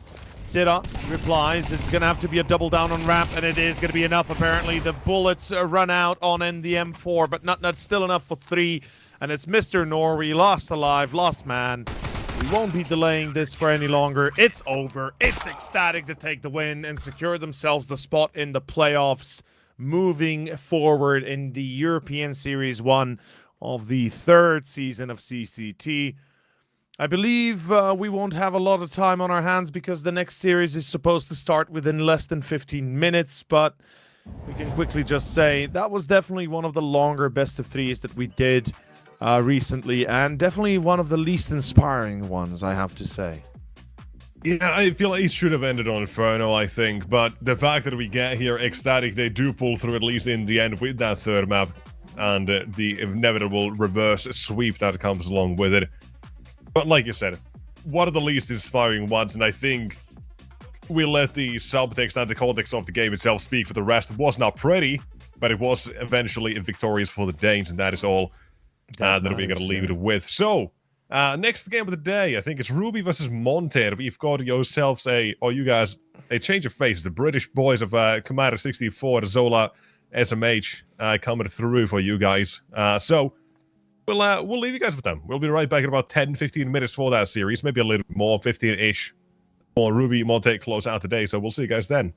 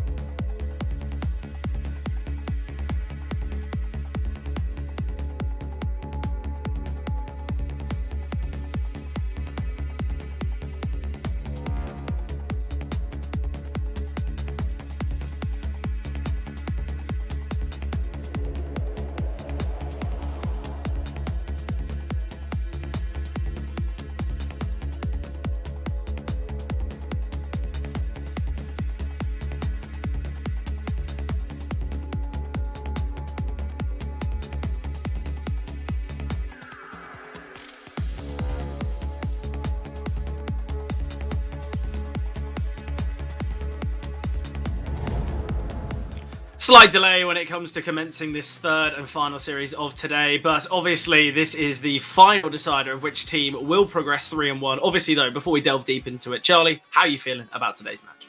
Excited about that. I feel like we keep on getting gifted with the days that we're seemingly getting to watch here. Got to see promotion a few days ago. Got to see the first couple of teams make it through. Yesterday, got to see some teams get eliminated. Back on the promotion train, though. Already got to see a few more teams, Fred, advance on through. And, I mean, we know how valuable these spots are, don't we? We know how desperate it is to get through. And sure, you're looking at it on paper, 2-1. Oh, it's not too worrying, not too much pressure. But very quickly, you lose this series, it's do or die again. So, yeah, these teams really desperately feel like they need to get through that static Astrum game.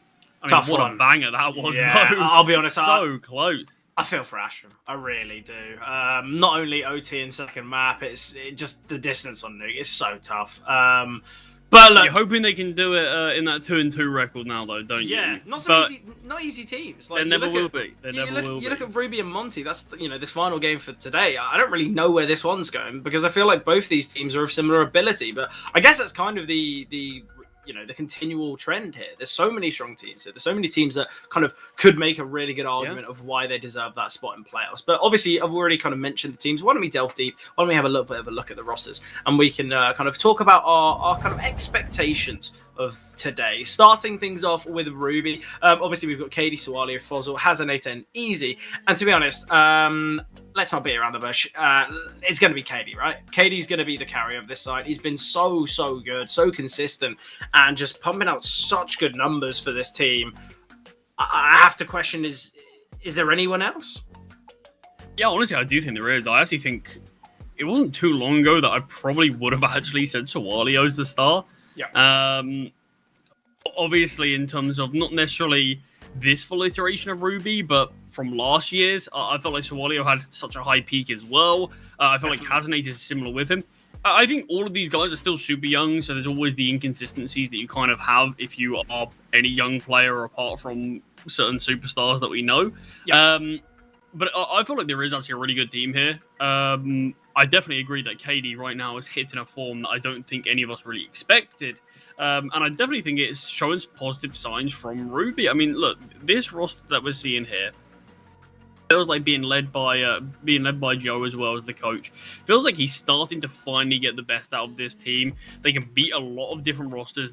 They kind of felt like this team last year was a bit of an upset team who it'd be great if they get through the play-ins into the Swiss stage. Anything further than that kind of feels like a bonus. But now it feels like they are looking to start to progress on through. The fact that they are here in that 2-1 record, obviously they were 2-0. Taking down some decent teams, Partisan 2-0 as well. You look at some of their previous results. It's some massive games. That Bet Boom in Thunderpick, that was a monstrous result. The fact they were able to take down Bet Boom there. Also beat some solid teams along the way. I feel like we're starting to see the brighter sparks of this roster now. And I'm just curious, how much further can they go? And I'm praying it isn't just sort of a positive streak in what has been a pretty mediocre form at times for Ruby. Yeah, and I think of, let's be honest, right, on the flip side for the side of Monte, it's not been perfect. It's not been kind of sunshine and rainbows either. I think for Monte, they've undergone roster changes. They brought in both Haji and Afro, and to be honest, both positive changes. It's clear that these guys add a lot of stability to the roster regarding firepower, regarding experience, which is always going to be really helpful, especially with the fact that, remember, Charlie, this is the Monte Gen kind of academy graduates. You look at Lean, you look at Gizmo, you look at Ryo. Obviously, they might have had times on that kind of Monte side, at moments whether they're standing in, whether they're kind of there as a substitute until they can get that final fifth. But it seems as though these three are now kind of solidified in this Monte roster. And I'll be honest, I feel like these were kind of some really strong players within that tier 3 on Monte Gen, but I still think they've got something to prove here. They really do. Yeah, honestly, I think these changes are what this team did need. Obviously, they've always kind of had solid players along these three as soon as they've kind of had that majority Monte Gen roster. I do actually feel like this team kind of is a little bit underappreciated in where it is right now, just because I feel like certain iterations of this roster, kind of when they just brought Lean up into the main team, it did kind of feel like this team just wasn't playing well at all. Individuals were looking really off the mark. Calling wasn't great at times, but it feels like a lot of those issues have been ironed out. Yeah.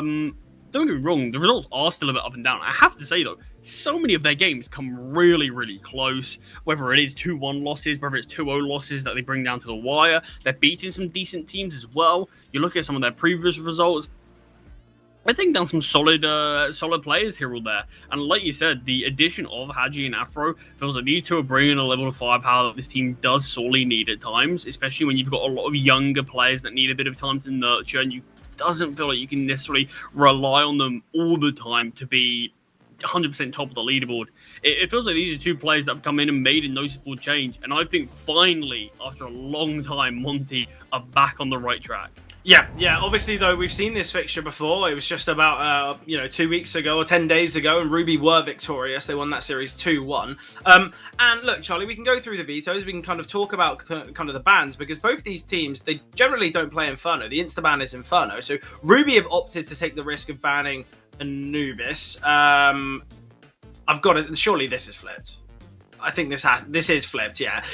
Ruby have decided to ban Train. It is Monte, in fact, that ban Anubis. They ban out kind of their weaknesses, opponent's strengths.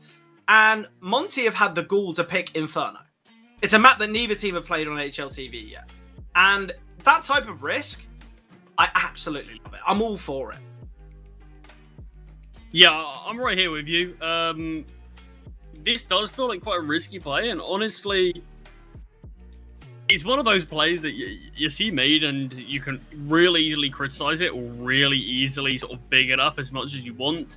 I do think it's going to be a very interesting decision. Considering I think Monte are on the right track, I'm surprised that they've gone for what is evidently a punish pick. It feels like potentially this is also Monte looking to maybe even incorporate Inferno into their map pool. Start off a 7-map pool and see if they can explore that, and feels like a perfect series to maybe try to bring it into the pool against a team that does tend to ban it. But obviously, Ruby, why would you ban it if you're also your opponent's banned? So they've probably been a bit caught off by this. But Fred, we're in the pistol now. It's already a quick hit towards A, so no point in us blabbering around. But it doesn't seem to matter as all the kills are going the way of Monte. Yeah, great hit from Hadji on the back of the bomb site. He's able to get 3, and now it's all about delaying for the rotations. KD in the 1 versus 3 can get the first. And the question is, where is Afro? Oh, Katie's been given the 1v1 onto Lean. And the fact there's been no swing from short, no re-swing from long, he's got an idea that, okay, we'll probably push down Banana, whether he's deep here and Boyd already, whether he's already wrapped to short. I like this from Afro. It's a lot of discipline, but the problem is Katie can just go anywhere. He's going to be re-clearing apps. I don't think he's going to be prepared for Afro on balcony, though. I don't know why you would. Either way, it's a lovely attempt from KD. It's just whether he checks this. I think if he does, he gets the kill because he completely surprises Afro. But either way, a very chaotic pistol round that's come down to a 1-on-1. Got all this space to go back towards B if he is so inclined. Time is ticking down. KD still just searching for Afro somewhere. Instead of maneuvering towards long, Afro needs this patience. He is going to have it. KD's going to be at a point where he don't have the choice to go towards B. Ooh. Will still do so if he wants, but he's opted against it, going towards A with just 15 seconds. Spots Afro on the balcony. The Glock at the range isn't connecting. Can make it into this bomb site. Afro's giving up the gunfight, so just trying to delay, knowing that he'll have to go for the kill eventually. The bomb can just about go down, and Afro 1 HP in a 1v1 now. The 1 bullet needed to be connected by KD couldn't be. The USP comes out on top, but what an attempt that one is, Fred. KD, 299 damage, 1 off, kicking this series off in such an excellent way. For I've got to say it's a tough round if Monte lose, though, right? Hadji gets a triple on the bomb site, and then Lean decides to give up the 1v1. Obviously, Hadji, he's kind of trapped there, but either way, I don't really know why Afro is either shifting and Lean is fighting, or I don't really know what's happened there. Clear communication issues. If Afro is going to go silent, Lean can just, or should just tuck. Obviously, should just tuck in library. But either way, nice attempt from KD. Sadly, not enough, but the bomb plant allows for this force buy.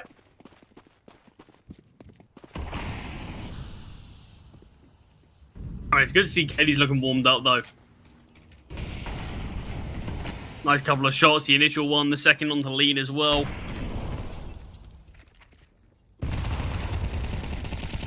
Early fighting down Banana, Ruby, without the util to really contest it. Being a bit more disciplined in this position early. Sawalio softened up as well. Then their sights towards A instead. For teams that don't play this map or maybe aren't kind of as well versed on this map, what side do you think is going to be the easier one? It's clear that Monte have prepped for this, or at least you'd assume so. Otherwise, this pick is the craziest thing I think I've seen in years. But who do you think it kind of favors? Do you think it's a T side favoring because you can play it a little bit more like a pug? Do you think it's CT favoring because you don't really need to have as many strategies? What are we thinking here? See, that's the thing. Inferno is one of those maps that, on paper, it's sure CT side's reasonably basic in terms of how you have to play it, but you still do have a couple of those nuances that you need to make sure you do get down right. Reserving your utility, making sure you use it at the correct times, being able to fight for positions like Banana successfully, being able to rotate correctly, and these are things that can get you caught off. Thought this round was dead in the water, but Ruby might have a bit of a chance still if they can take down Ryu and Pit. Able to find one. Fozza will eventually get that trade, but being brought down to 14 HP himself. Lean is going to be pushing, looking to punish, has spotted. The bomb can go down, in fact, but Lean will eventually find the kill to secure the round that it felt like Monte should have always had. Yeah, getting there, though, quite similar to what we saw from Lean in Library. Ryu gets the kill, and then he continues to fight. Not only giving up that 1v1, he's clearly confident, but still feel like there's some slight missed decisions here from Monte, and I hope that in future rounds it won't cost them, because it's little decisions like this that can massively change the game.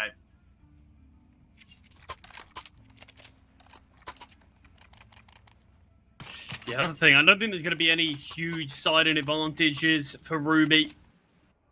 I think they're going to have a somewhat of an understanding of how this map is played, of course. It's a historic CS map, you know? 100%. They probably, but there's certainly plugged it more than most. Yeah, I mean, there's certainly differences between just playing Inferno, maybe on a previous team, maybe on a semi-pro team, to sort of playing it in a big official against some veterans like Haji. I think that's something certainly to note. Maybe, you know, Lean, Ryu, and Gizmy willing to learn it just based on the fact that Haji and Afro will have played it for so long.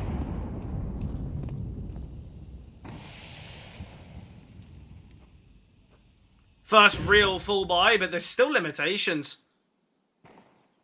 It's a reinvestment, obviously, but I guess it's a lot stronger. There's AKs, there's Galils. The utility's a little bit problematic here for Ruby, but thoughts on this investment? Do you think it's worthwhile? Certainly will be if they can win it. Yeah, definitely. It's the opportunity to reset the finances, isn't it? That's the thing. Some nice early damage on the Afro. Utility's not going to be great for Ruby, so they are going to have to try to brute force their way into a bomb site somewhere. This is the chance given up here. If they can catch off Afro, you've got Ryu alone onto the A bomb site. Nice fight from Afro, able to back away, drop the Molotov to buy a bit more time. That's all you can ask for from Europa. You get the kill, able to kind of delay even further. Create this opportunity for your team. Great angle from Ryu. I feel like we talk about kind of, you know, on maps like Ancient, you might think of Cave. You know, Nuke, you'd think towards the rotator being such an important role. I think the A anchor on Inferno is the one that you always need to highlight and kind of look at to be such a successor. If you can have a strong anchor and they can do their role well, I feel like that is the real difference maker on a map like Inferno.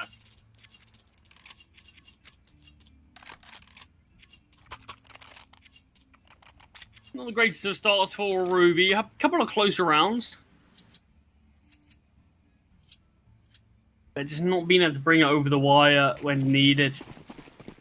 And sometimes rounds like that can sort of force your hand slightly in terms of going for the full investment when it's always not necessarily a great idea, especially if you're not particularly well versed at a map.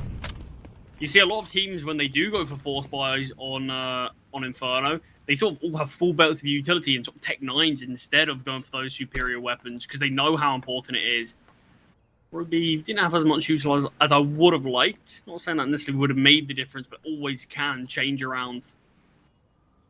Could be a bit more of a simpler round here, though, for CTs.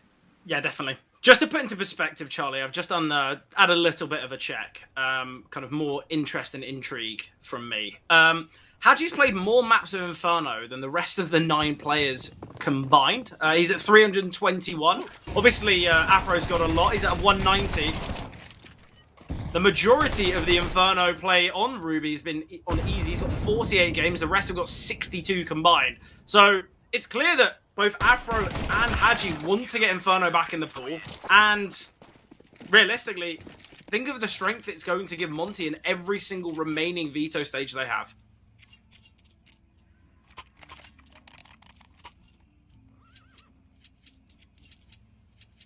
Certainly makes a map number 1 in a series like this very interesting. Yeah, the real kind of interesting thing about it is the fact that Monte are using it here.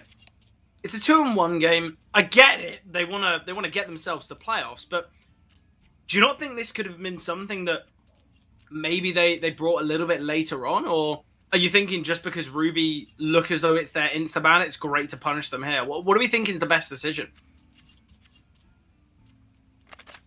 I don't think it's going to be necessarily saving strats or a major type thing. I think it could just be... It could even be something that they've been discussing for a week, a couple of weeks in terms of bringing this map in the pool.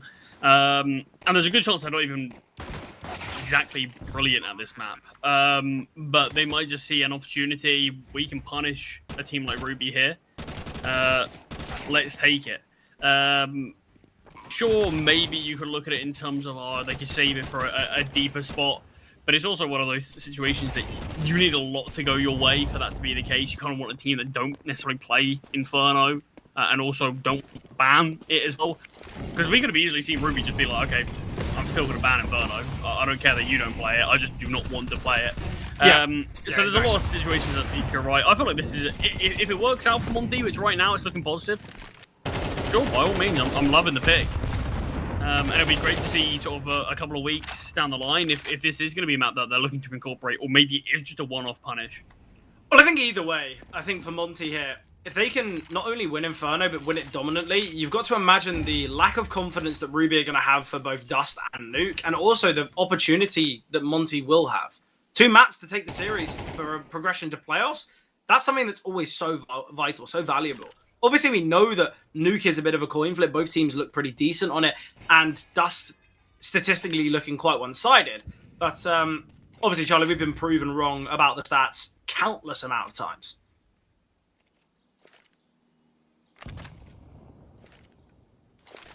Ruby are lining up here towards Banana. Utility's very limited for them, and there's quite a lot of util that Monte can use to delay. I like the early rotate. Gives me... Is it going to be used? He's getting sent through instead of just dropping the Molotov, but there's why. Yeah, I love it. 3 kills found from Gizmy. Could have found the 4th, but ammo being his biggest restriction there. And there comes that Molotov. Swalio knows he has to fight forward, get a bit of a foothold on this round, but Gizmy finds his 4th, on for the ace, the leader. Only has easy to find, baits out the AWP shot. You can see he wants the ace, and he certainly gets it. A deserved one there from Gizmy. I'm questioning why he doesn't just drop the Molotov. Because Ruby didn't have any util to sort of wait it out or to extinguish the flames. They would have had to go through it. I think it would have helped Monte out a little bit as well, but they had a different idea in mind. Worked to perfection. Good utility to send Gizmy in, and you can see Ruby didn't cotton on quick enough. That's a great round from Monte. It's also a great kind of moment for Gizmy. Obviously, we know that Gizmy isn't always going to be kind of the most fragging of in-game leaders, but I do have to say there is the odd moment like that, especially in kind of a clutch, which I'm always really surprised. I'm always kind of really impressed. And I'll be honest, from the get-go, from the second we saw the vetoes and they were on HLTV and we saw that Inferno's pin-picked, like, I was just loving every second of it. Another HE grenade. Easy. Smart decision to escape. Gizmy trying to bait out the shots here from KD. Nice flashbang. KD can find and no support there for Gizmy. Lead. Didn't want anything to do with that whatsoever.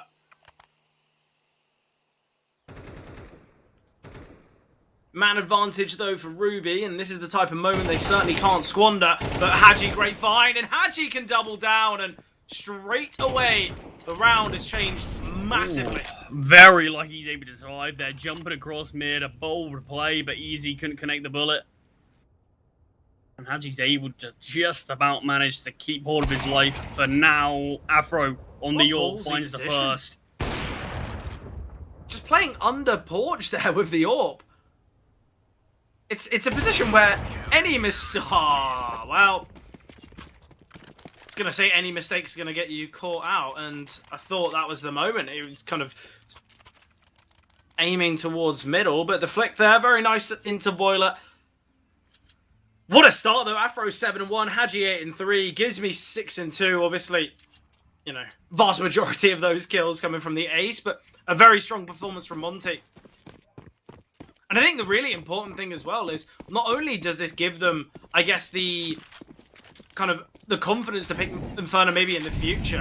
Obviously, there's an asterisk with the fact that Ruby don't play it, but I think secondly, if Ruby, you know, let's not bring up the kind of 13-0, but if Ruby only able to attain a couple rounds, they're not going to be warmed up into the series. They're not going to be kind of prepped and ready to for that dust too. I'd be very worried if I was Ruby right now.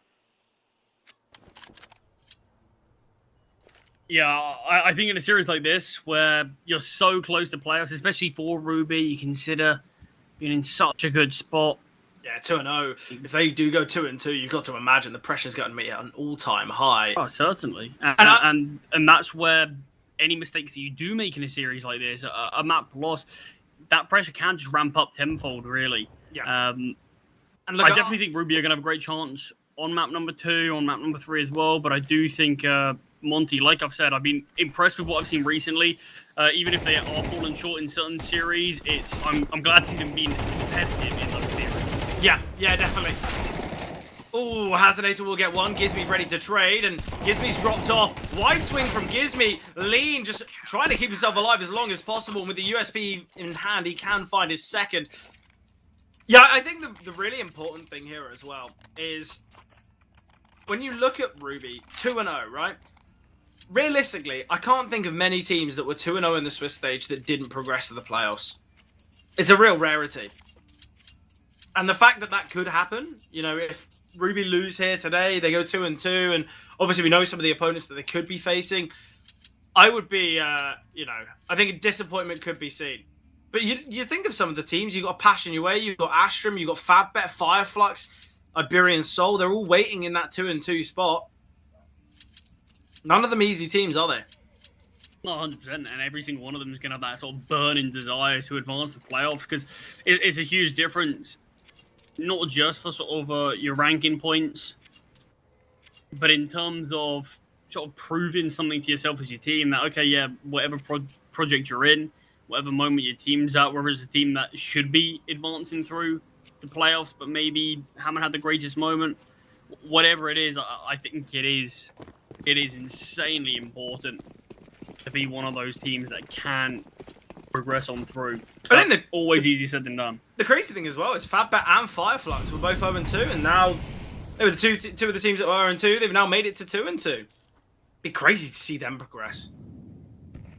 You see them go through. Ruby unable to. You've got a team that were 2-0, teams that were 0-2. It'd be ridiculous. I hope they don't face off against one another. I'd like that fairy tale story to be possible for both. But Sawalio, nice opener, easy with a great flash, but Lean tucked away towards Sandbags, can get the eventual trade. He has been chipped away at quite heavily. Ooh. Missed jump there from Hazinator. Not good going. Afro posted in apartments. It's late in a round of an AWP as well. Can really be a surprise. He's got Molly too. It's just whether he hits the flick. Hazinator. Is Hazinator going to jump across? What's going to happen here? Well, Fozzle can find him. It's the problem with playing the AWP on that angle. I feel like you kind of need a teammate alongside you. Lean, attempting to tap away. Hadji's rotated in as well, but will go down. Hazinator, a great double there. And Ryu, all that remains, he's tucked away here towards long. He's at a 1 versus 4. Granted, he's got full utility, but does have a smoke in a kit. There's no real need to have a throwaway weaponry and utility It always feels like an inferno. We're a map where so often you will end up saving. Yeah. On that CT side, it also does lean to it being a map where it's very, very difficult for the T's to actually break your economy. Especially if you had like Monte a decent start to the game. Because you end up seeing on a Monte safe, let's just say at a minimum 2 players around. Which even then, a lot of the time you'll end up seeing sort of 3 players survive. Loss bonus starts to grow, and when the bank's already as stable as Monte's is, it's so tough to break that. Because you have players who can consistently drop, your loss bonus increases, and it becomes sort of Ruby needing to sort of actively go to hunt these players. But we're not in that spot yet, but finally Ruby able to win a round. Hopefully it's not a one-off. Afro jump spotted in middle, catching a glimpse of Swalio, but missing the Molotov. No chance for him to keep anyone at bay just yet, but Swalio's not feeling fancy enough to push through. Nice setup in apartments with Haji and Ryu. Doubling up there to find Hazinator, who caused a lot of trouble in the last. That's a disgusting setup with 2 rifles there. A lot of the time you'd have a kind of an AWP and a rifle combination, but with 2 rifles and just 1 player in apps, there's not really much you can do there. I think you're lucky to get 1.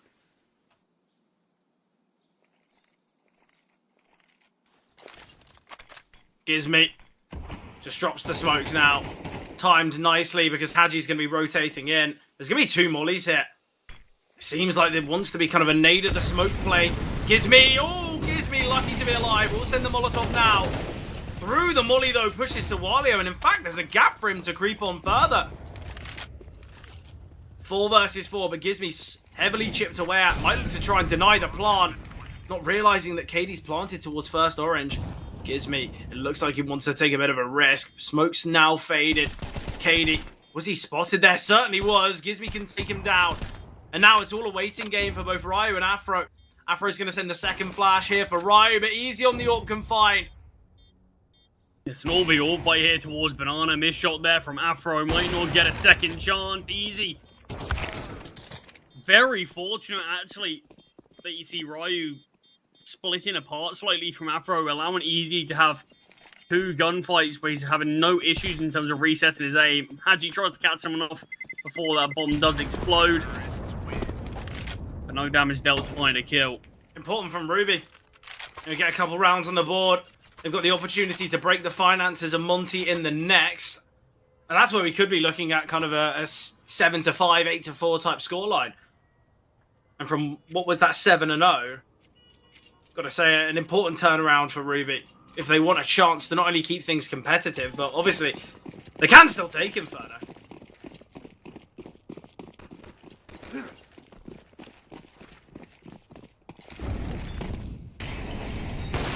Afro posted up this time, gets the better of Easy.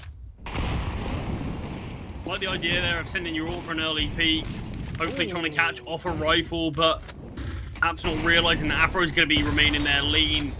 Forced to drop the smoke grenade, needs some support from the rest of his team. Will be able to drop out an HE grenade, which does a nice bit of damage to softening each of these players up. Makes everyone sort of one-hit headshot now. Yeah, not only does Afro get that kill, he gets the tag onto Katie as well through both Harful and Logs. That's why he's so softened up. Utility has been a bit of a problem here from Ruby on this T side. A minute on the clock, they've got 3 smokes, a molly, 2 flashes. Obviously enough for an execute. Gizmy still has a smoke and a molly though. Ooh, okay. Molotov to be dropped now. Forcing Swalio forward, and that's a freebie for Gizmy. He can now drop a smoke on the molly, and Afro can rotate in. Gizmy's got to try and survive, but he will find Fozzle through the smoke. And now it's Lean's turn to play a bit more disciplined, but he's right up next to the stop sign now. Hazinator and Katie, 2 versus 5. An important response from Monte. A loss in number 10 here would have reset the finances, and that's where Ruby could have had a slight look into this T side, but they've shut them down very nicely here. Yeah, I'm not entirely sure whether it is maybe a lack of experience competitively on this map for Ruby, but there's been a couple of situations where Monte have really been able to dictate Ruby's utility usage while keeping a decent amount of theirs. Ruby basically, that round was lost as soon as that Molotov was dropped and forced Swalio forward. because the rotations were there. It was then a 2-man advantage for Monte. And Ruby, the utility they had after that to break into the bomb site was 1 Molotov. You've got a smoke down at your feet. You've got Molly on the other side of it. What can you do apart from grey screening through a smoke and just praying that you can somehow hit these bullets first? The chance of that's going to be super slim as well. There's been a few rounds that it hasn't really punished Ruby as much as it could have. But keep an eye on their utility, because that's the thing that makes this T-side a little bit worrying for me.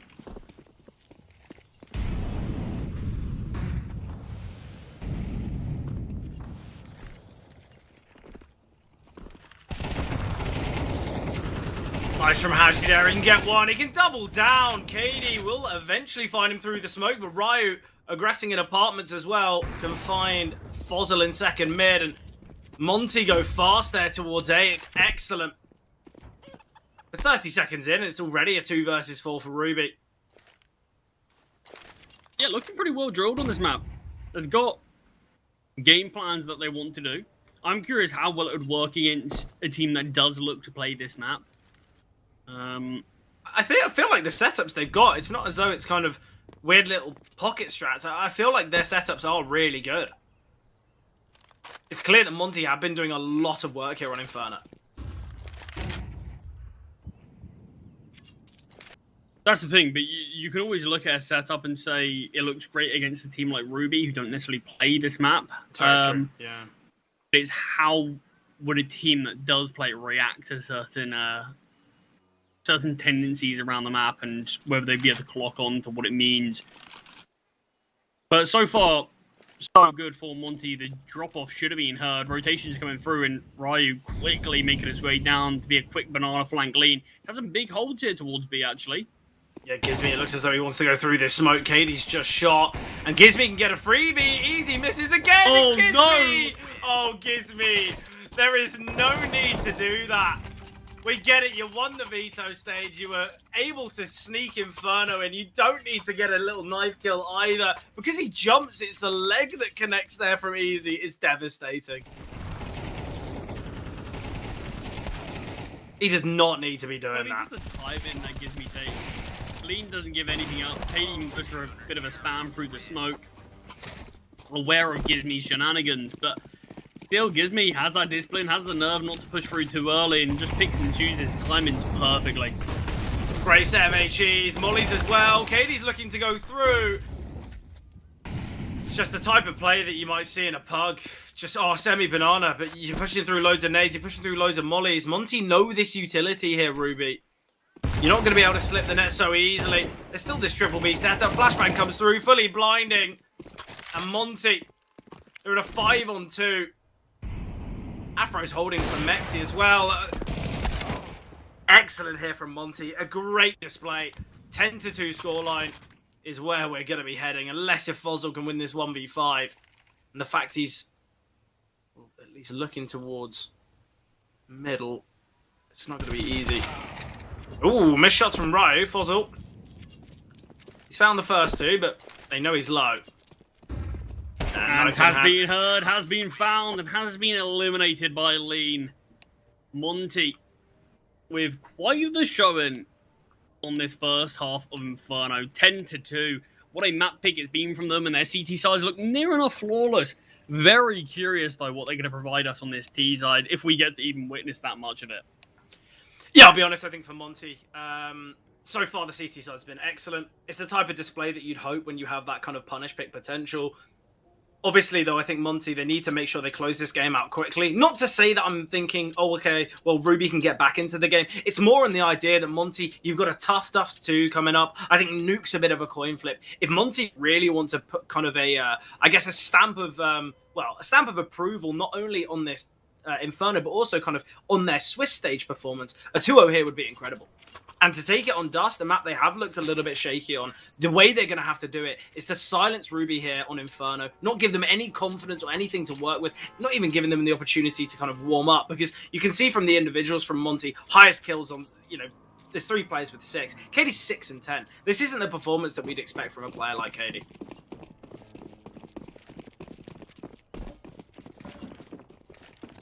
No, not majorly, but It is a map that the whole team's struggling on. It's a map that right now they have felt like they've been one-upped in every sort of situation. It's always tough to really be that difference maker right here. Ryu finds the first goal on the Hasney, somehow finds Fossil. Fred, these are the basics. These are the fundamentals. Where is the trading? Yeah, it's just not there. Non-existent. And I think a lot of the time we can say that the difficulties that Ruby have faced is a lack of map knowledge, but that isn't. And although Easy might have thought he's taken some space here, been able to get kind of deep control, he will find Haji. Afro wants to go searching, though. A pair of jewelries have been retrieved. Afro, let's have a little bit more discipline. Easy will find. It's onto this 3-on-3. It's not a big around in terms of he's showing your individuals. He's 8 HP and Ryu still goes, what? So Walia finds him through the smoke. It's all on lean. Here's your moment. Let's see the pistol clutch. We've seen a 1v3 on Inferno yesterday. We're going to see another. The fuse coming through. It is the smoke. Oh, lean. He's able to get 2. So Walio. He can win this on time. I think Lean's ready. He's done enough already, and Lean does win the 1 versus 3. What on earth are we seeing? A bit of BS in there from Lean as well, and I think deservedly so. It's been an absolute bloodbath here on Inferno. I think as well, not only do Ruby play the fundamentals of that round wrong, the kills they get are crazy. Easy getting 2 there when he's low HP, ridiculous, should never be happening. And then Sawalio finding through the smoke, obviously, for the round to end in a lean 1v3. Chaos has been seen, and I think Monte, they'll be quite happy with the Chaos so far. Ruby employing their final tactical pause. I don't really know why. 11-2 down. There's a map you don't play. Maybe just giving them a little bit more time to focus on the dust too. I think just get your players warmed up into the server. Katie looked good on round number 1. Saw that almost 1 versus 3 attempt. Looked sharp with a couple of the Glock shots. But yeah, since then, no one's really set the world alight on Monte whatsoever. Whereas you look to on Ruby, sorry, where you look to the flip side of things on Monte, tell me a player who isn't having a good game. Everyone's had some big moments.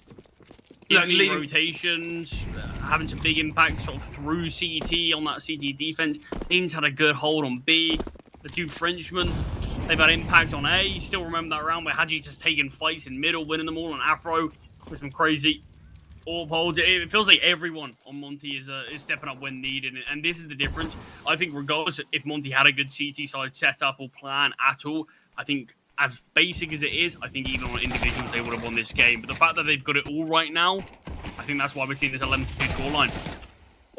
That is a rough way for Katie to go down. Not only is the flash perfect, but found through the smoke by Afro. I think the reason that Ruby are really struggling here, and maybe why the fundamentals have kind of gone out the window, is you're thrown onto a map that you've never played. You're thrown onto a map that the vast majority of the games on this map have been from easy. The rest of the team, I think there's 2 players who have yet to put up an HLTV official on this map. So I think throughout this game, Ruby are going to have to kind of cognitively be thinking about what they have to do. It's not as though they've got their kind of T-side defaults or kind of systems in play. Everything. They've been thrown into the deep end with this Inferno pick. So they are just having to constantly be thinking about what they need to do, where Monte could be. It's not as though that they've got, 300-400 games of reps of this map on HLTV. They are completely in the dark. And that's why they have maybe been lacking when it comes to the fundamentals, because they are going to have to be so focused on actually just how to play the map. I mean, it does feel like Monte have been absolutely reading them like a book so far. Felt like sort of men against boys at times. Yeah. No, I'm hoping we see a completely different story on map number 2. I'm hoping that's where we get to see Ruby really show off what they can do. Because I don't think there's anything worse than being a team that's 2-0 and then getting thrown into that 2-1 game with the first map in this series, Fred, being a bit of a bloodbath on a map that you very likely were not expecting to even make it past the first stage of bans, let alone be picked by Monte. I'll be honest, Charlie, when doing my research, I was kind of prepping for the veto talk of which team is going to float Inferno. Yeah, when I saw the vetoes come through on HLTV and I saw Inferno picked, I kind of had to do a bit of a double take. I was looking back and I was thinking, is this the right game? Have I messed things up? Like, what's going on here? But no, it's Monte with a great decision. They're 12-2 up. They're 10 rounds up. They've got 10 opportunities to close out map 1. And I think they won't need 10. They'll do it. They'll do it first time round. I mean, it has to be said, though, doesn't it? Normally you do see two teams, if they have the same sort of insta-ban, it does tend to get floated until that sort of final couple of bans. But who's got the kind of... I guess the rest. Yeah, exactly. Yeah. But at the end of the day, this is a pretty prime example of why, sure, there's this sort of mutual respect in terms of we won't pick it if neither of us play it. But there is a point where you have to realise that there's always the chance. You do need to be careful of that. And on this occasion, it feels like it has punished Ruby. But Monte finally looking like they are human, as a couple of kills early doors go the way of Ruby, but it's going to be a long, long road back if there's any chance we can make me believe this comeback's possible. Yeah, definitely. Look, I think for Ruby, as I said before, and I think what Monte are probably thinking about is don't give Ruby the chance to kind of warm up into this game. Agi, 1v5. The expectation is very limited. Obviously, there's a fair few rifles down that these SMGs would love to retrieve. The damage would be good as well. Yeah, Man's not a good spot for Ruby. If, like you said, you can get a kill or two to deny any rifles being retrieved, but it's not the case. 4 survivors. Weapons have been picked up. Ooh. I say they've been picked up, barely. Katie dropped his weapon and couldn't pick one up, it seems. Easy couldn't get an upgrade either. Win there. It doesn't really matter at the end of the day. Ruby need to win every round if there's any chance to just bring through overtime. So you're hoping that they might be able to get somewhat of a stable financial situation if that is going to be the case. I like the decision, actually, to kind of upgrade. I don't mind it. I think, having an MP9 in this round, I think you are in a spot. Everyone needs to have their kind of best equipment in hand. A simple thing like that, though, Fossil sending this molly, I don't really think a T could have made that jump loudly or would have looked to make that jump anyway this early into a round. Maybe he's meant to send it towards second mid and it's just missed utility, but then I guess that shows the kind of difficulties that Ruby are going to have here on Inferno. No utility's been sent here towards B. Katie's already dropped a smoke. Obviously, he's retrieved another, but I think this is the difference of what we're going to see between Monte and Ruby's CT side. I think we're going to be seeing a lot of defensive util being kind of consistently thrown from Ruby, kind of once it fades, get another smoke going, instead of it to be based on reactions. Do this 3-man setup towards B right now. Yeah, they pulled a rotation just off kind of the odd footstep. A couple shots here and there from Lean. Mentioned that Ruby's utility was limited on their T side. Monte, same could be said here as there's 40 seconds remaining. 2 smokes, 2 flashes. And Hazanator will dispatch of the final smoke on the A-bomb site for apartments. If anything, this gives me something to creep out of. I feel like this is the type of smoke that Gizmi's going to play around all day of the week. He's just going to kind of pop his head out the left-hand side of that smoke and create some problems. Fuzzle needs to survive, though. He will get one. Afro can find Hazanator. And as hoped for, Gizmi is going to make his way out of this smoke. Fuzzle spotted, but still can find Gizmi. Excellent there. And the rotating in. Excellent molly there. It's just going to delay and deny Lean. The 7 seconds. He's got to pick up the bomb and plant it now. He can get the digits in, but it's a 1 versus 2. They are not giving him any time to breathe. 59 points of health. Now all on Lean. He gets the first. Not the second, though. A great attempt there from Lean. The man advantage just so helpful there. But Fozzel, an excellent round there from Long. Finding 3 kills.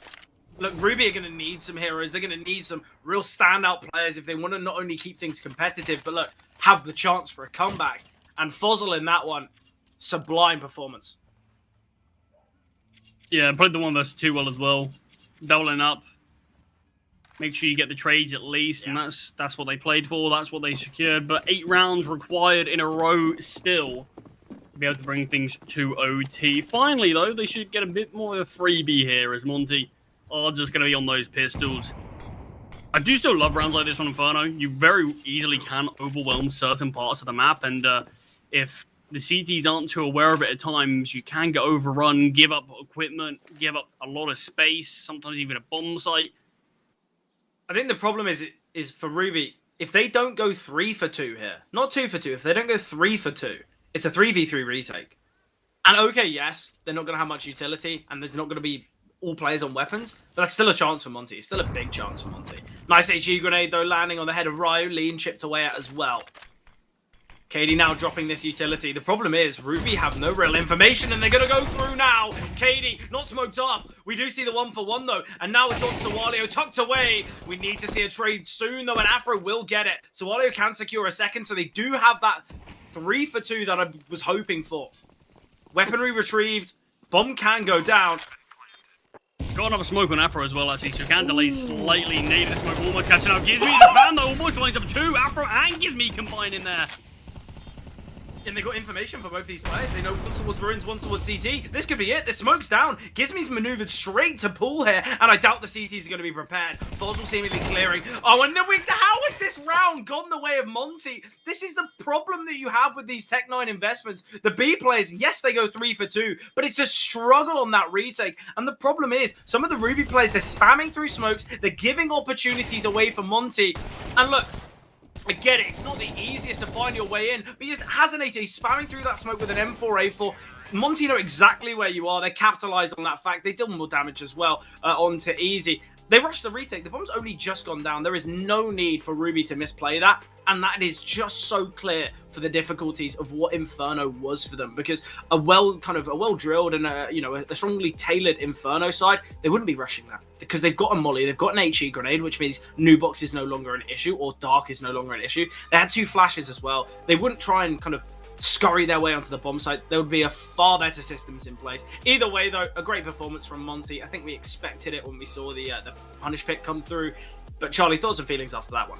Yeah, look, I mean, I think regardless of what happened in that final round, I think we always knew where that game was going to be headed. And Monte, they did enough work on their CT side that it felt like they were always going to be able to go on and be able to take that one there. When you have everyone stepping up, when you have individuals being able to showcase, basically highlight reels after every round, I think Monte more than deserved to take the one. Even you look at that final round, those players didn't have armor, and they're still able to come out on top of those gunfights. I think that's the biggest difference maker. And we said that one thing that Ruby can at least play for, while still being pretty heavily down and felt like they were always going to lose, is still give yourself a chance. Battle back. Show us a bit what you're made of. Get your players warmed up in the server for a map like Dust 2, where you do kind of want players to be individually there. And that wasn't necessarily the case that we saw. They are going to have a bit of a break now, though, Fred, and I think they've got to use that time absolutely perfectly. Yeah, got to be a mental reset, because it was a bit of a disappointing first map. Obviously now Monte with 2 opportunities to progress to the playoffs, and for Ruby, if they do lose in this series, they go from that kind of 2-0 spot to 2-2, which is always going to be so tough for them. Hopefully we don't get there, though. Hopefully we do see a Dust 2 victory for Ruby, and then it all end on Nuke, kind of where we expected things to finish anyway. But look, we are going to be jumping to a break, so don't go too far.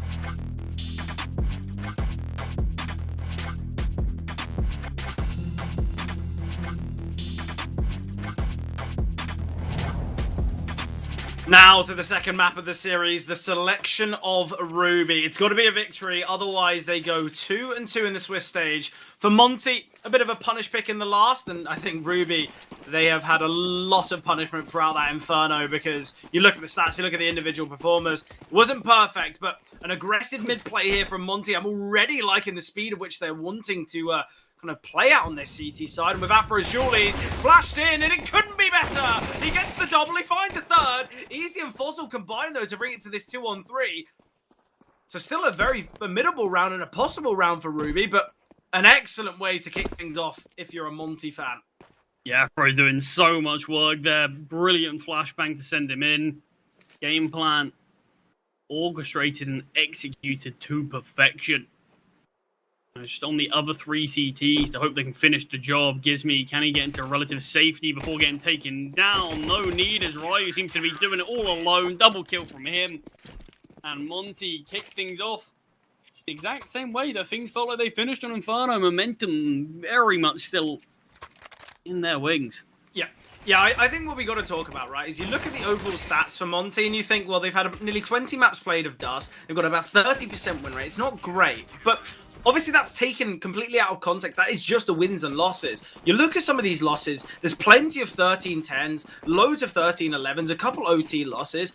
You know, their worst loss was a 13-5 that was, 2-3 months ago now. I feel like Monte maybe aren't as bad on Dust 2 as the stats really show. So although we're thinking Ruby should take this, I feel like Monte, if they can bring that confidence across here to map 2, and they can bring that kind of threat factor that they showed throughout Inferno, I'd be worried if I was Ruby. I really would.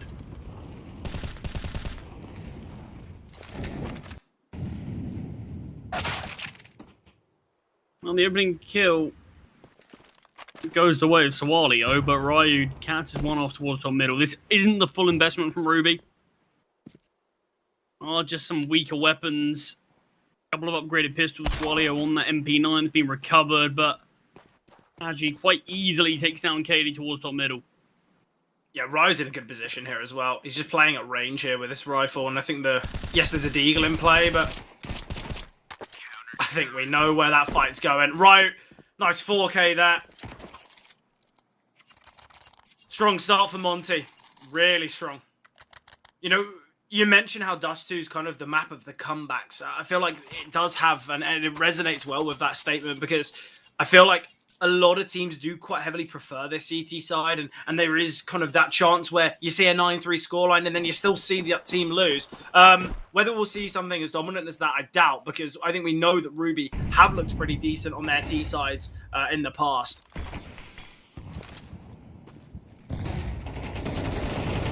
Great flashbang. Nearly everyone's blinded. Down to this 3-on-3, though, and Hazenator finding Afro gives them the advantage. So much conflict already in middle.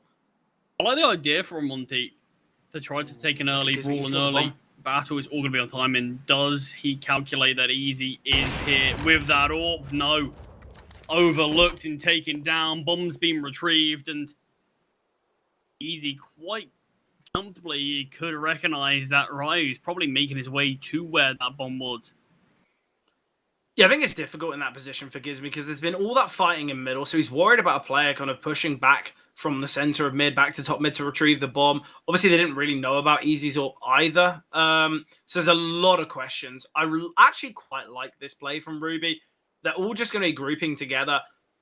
Obviously, they could have grouped towards the B bomb site, but Ryu was obviously last seen as that B anchor, as that B defender. So Ruby are going to look to change their decision.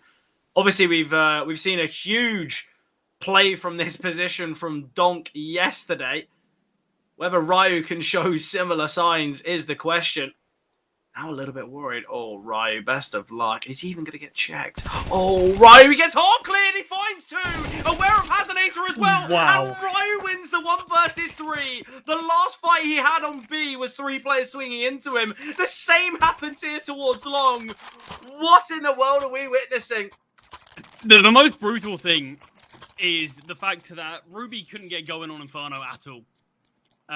They got outplayed and outgunned in most situations on that map. And finally here on Dust, you lose the pistol, you lose the eco. You're up against weapons and you come out on top. You find yourself in a 3 versus 1.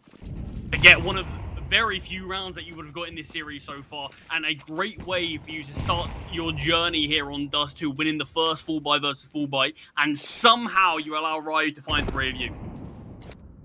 It just shouldn't be happening. I mean, what a start is from Ryu, though. 9-0. Excellent way to kick things off on Dust 2 for Ruby, and in particular him individually. But that should be the round that spurs on Ruby to show us what they can provide here.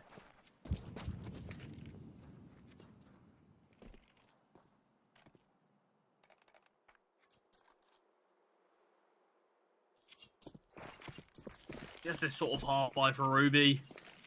A decent enough investment, but you don't have a lot of util behind it. Setting their sights towards B, and that's where Ryu does reside. So maybe Ruby might want to set their sights elsewhere.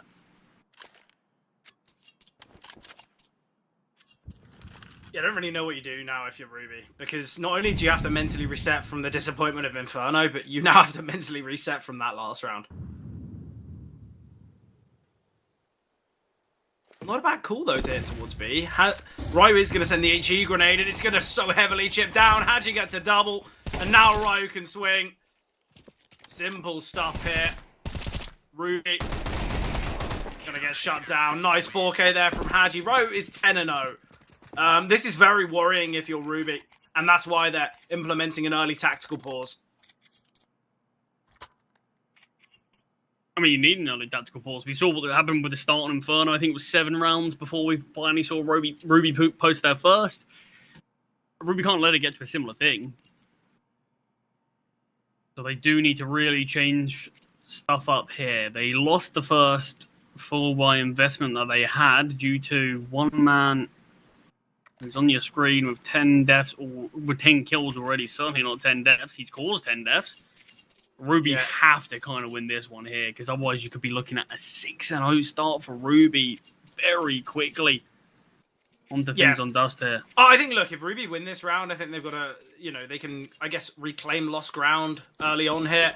And, they can somewhat silence Monte, but, yeah, they've got to be cautious. Ruby, this has got to be a must-win round. And there's slight limitations. Katie's on a Galil. Utility's not perfect either. Orbs in play for both sides, though. And I think that's important. We know what the Orbers can do on a map like Dust.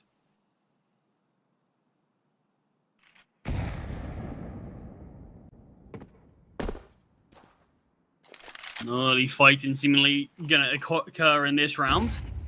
Hey, the Azaleen does get flashed in towards short. Katie just ducking down, avoiding any eyesight.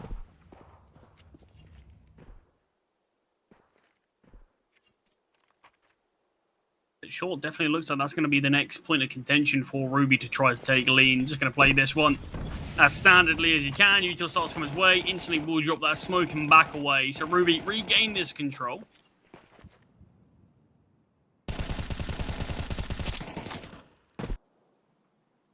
There's another molly as well that Lean's got. Easy, though, will find Afro, an important pick in middle. And now this will allow an avenue for Ruby to maneuver, and that's why Gizmi's rotating through CT already. Steps are going to be heard here. This fight between Gizmi and Hazanate is going to be huge. Ryu, he's got to find Fozzle. Oh, he turns from the flash, but Hazanate swings with it. It's excellent. And now Ryu, very isolated. He's got to do so much work, but Easy secures another. A great round here from Ruby.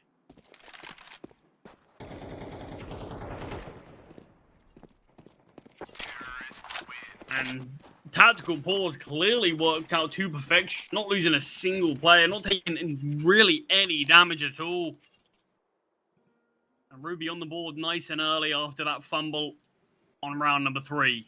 I think the problem there in that round is we saw Afro towards B, and I feel like when you have your AWPer towards B early and he's got a teammate in Ryu there, to me it screams like you should probably try and look to take space towards top tunnels. Maybe you get Afro posted up and then he can send a flash sending Ryu in, because not only would it mean you control tunnels, but you get a free pick from it as well, or at least you're an advantaged fight. But the problem is Monte have given up middle. They know that Ruby have control of middle, and Afro just peeked into mid. Obviously, Easy's going to be posted up with an AWP there, or at least you'd expect it, because there's no utility down. So I think little things like that, Monte need to iron out, because it seemed like they were very static in that round, and that's something that I didn't think I'd be saying about this Monte team, because throughout Inferno and throughout kind of the previous games that we've seen from Monte, regardless of the map, they've been very proactive. But we're seeing it here, Haji taking control towards lower tunnels. He's wanting to kind kind of try and find an opener. It is Gizmy to get on the score sheet, though, finding Sawalio, and that is such an unnecessary push there through long doors. Haji is alone here, though. You would have assumed he backed away. Missed flashbang. Fozzle, baits out the initial shots, and Fozzle can find. Afro still here towards short. He does have an HG grenade that he can send, but I guess the mistakes of Sawalio on the end of the world as Haji a little too aggressive and a little too alone there. Nice HE grenade. Yeah, I honestly don't mind the angle that Haji's playing. It feels like it's a decent setup that Monte have intended. You sort of see a lot of CTs playing towards lower tunnels, but they play slightly deeper behind the box, deeper in a bit of an off angle. But Haji goes in front of the box. It feels like you would see how that round would work out in the setup, how it was envisioned. Would Haji potentially find a kill? Other players look to swing. That's where you've got Afro nearby, posted up with short. You've got Lean getting ready to support Haji through the doors, but it doesn't quite work like that. You see Fozzle, whether intentionally or not, just baiting out those bullets of Haji and did a great job just to take down that kill and change the tides. Look at Gizmy, though, really fast on this flank towards short. Afro's just got the delay. Drops the flames for now, but we see the player initially pushing through Katie, but still finding that kill. Yeah, missed shots from Afro there. Not great at all. And although Gizmy's got this position, because they smoke the molly, Gizmy, he's going to be kind of a bit ineffective. It's all about what Ryo and Lean can do. Spots out Easy. Easy's got that information as well, though. Spam from Gizmy looks good, but can't connect. And a 4 versus 2. Surely Lean and Gizmy just save it. It's so unlucky, but Afro, he's got to do better there in that position. Just damage. We need to see a little more of that. I would have actually quite liked to see kind of a deeper molly, maybe thrown a little bit further towards the run out, because then Gizmy's having a little bit more information, but also it means that Afro, he kind of forces them either to drop into CT or keeps them in the open. Terrorists win. Well, certainly seeing a different side to Ruby in comparison to what we were seeing earlier in this series, particularly on map number 1.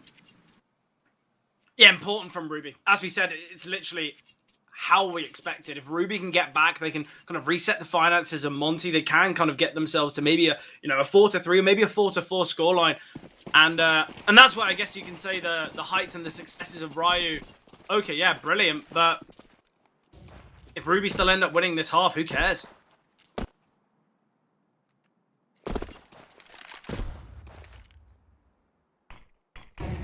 Both teams have been pretty massively favouring the T side on this map when they've been playing it recently. Obviously, Monte have been a lot more up and down in terms of results, a lot less positive things that we've seen from them previously. But this has been one of the few bright sparks for Ruby in particular. It's been one that you really want to highlight in so many of the series that they do play. Have other maps that are good, but it feels like there's always something that favours Ruby towards dust. Maybe it is when their individuals are stepping up in fights like that there. Katie, last couple of rounds have been winning some really crucial gunfights. I've got to say, if you're going to leave one player in middle alone, I don't know why it's going to be that USP. I think it would have been far... why it's that M4. I think it would have been far better to just leave the USP of Lean that... Or, I want to say it was right. I'm not too sure, but one of the USPs. Gizmy can rotate in, have impact elsewhere. The problem is he's just trapped, and KD, we are going to favour him in that gunfight between him and Gizmy. Just based on the fact that KD is such an impressive player.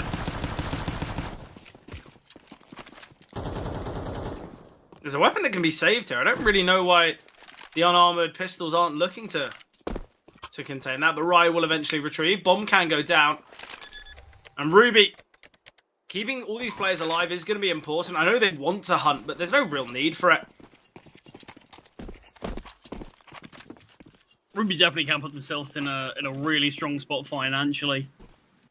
Yeah, even exactly. more so than what they already are. These last couple of rounds that they've won it pretty dominantly. Looks like it's going to be the same story here.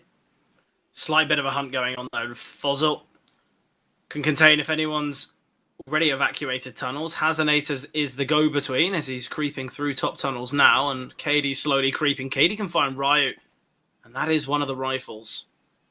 Afro. They are going to hunt here. Great HE grenade onto Afro.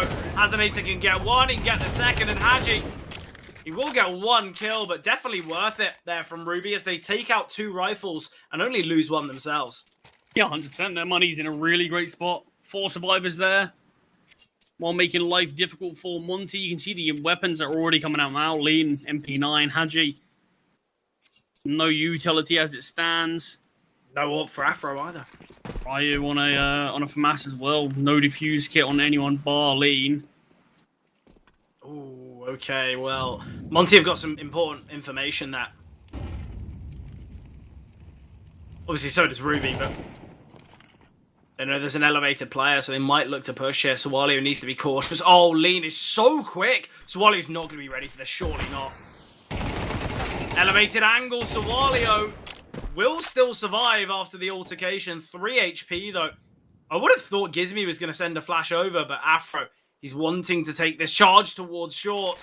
Will be able to jump up and escape. And that smoke is going to force Ruby elsewhere.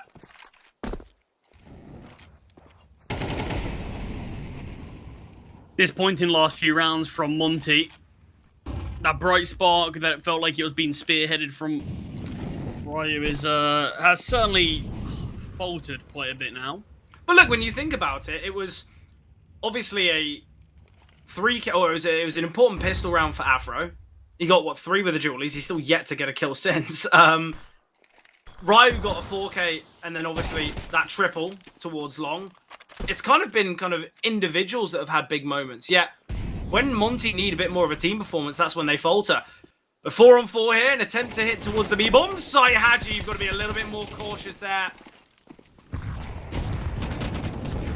Oh, it instantly looked to take the fight, but still the guns aren't connecting the bullets where they need to. It looks good initially if we see that first kill come through. Just can't seemingly connect any of the others since then, and a 2 versus 3 locked out of the bomb site by utility. Gizmi does have a molly and a smoke to play with. Afro had a slight chance, but the flash came at the perfect time just to ensure he couldn't connect the bullet to the head. Yeah, I really like the idea, actually, of them looking to fight before the bomb goes down. Gizmi has spotted 1. Seems like the CTs want to just get away from this. There's no need for them going for this round. But yeah, really important from Ruby that it looked as though the fights were going to go the way of Monte, but again, the individuals from Ruby, we have to say that it's a really strong side. Obviously, the Inferno performance might kind of change a lot of people's minds, but that was mainly map dependent.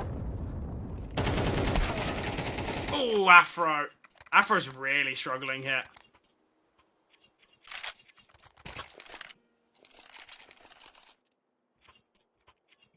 I think the biggest issue is that Monte have yet to feel like they've had a really solid buy.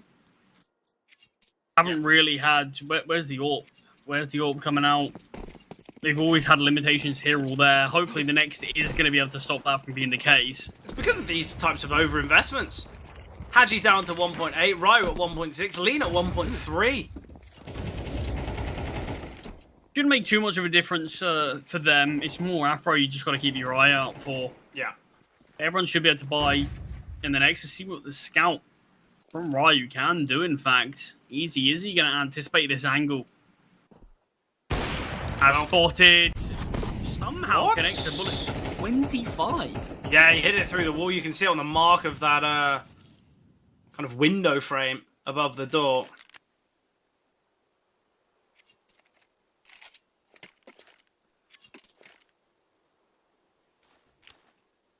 KD sending this fake utility. Haji is tucked away here. Fozzle. Oh, Fozzle spotted him. Seemed as though timing couldn't have got better for Haji on that peak. Just as Fozzle drops down. Nice flash there. They're going to be splitting through A through CT. If so, I don't know whether I love or hate this decision. No, they are just going towards B, and it's a great call as well. Not a single player on that B-bomb site. Gizmi has spotted 1. Has been seen himself. Gizmi really struggling here. AWP shot will connect. Gizmi now realizing if he takes this player down, they can have a decent chance of getting Afro a free AWP in the next. And Afro can be the one to just deal with Easy, in fact. If Gizmi just shows enough presence, Afro will just shift through long doors and fight Easy quite comfortably. Oh, it's Lean. He does a lot of damage here. And Afro has this heads-up duel. Easy does connect an AWP shot, but doesn't take him down. And How Afro was just that could so not wrong? connect the bullets onto Easy. And now this attempt to take down the AWPer of Ruby has become a bit of a different mission in terms of, can Gizmy even just keep hold of his M4 now? I doubt it. And he won't. Look at the money, though. There's 4 players above 10k. So Walio 1.25 behind before investing. Ruby, it's a 5-round streak. Monte, there's got to be a change. Maybe a double AWP could be the way, but just the singular hit.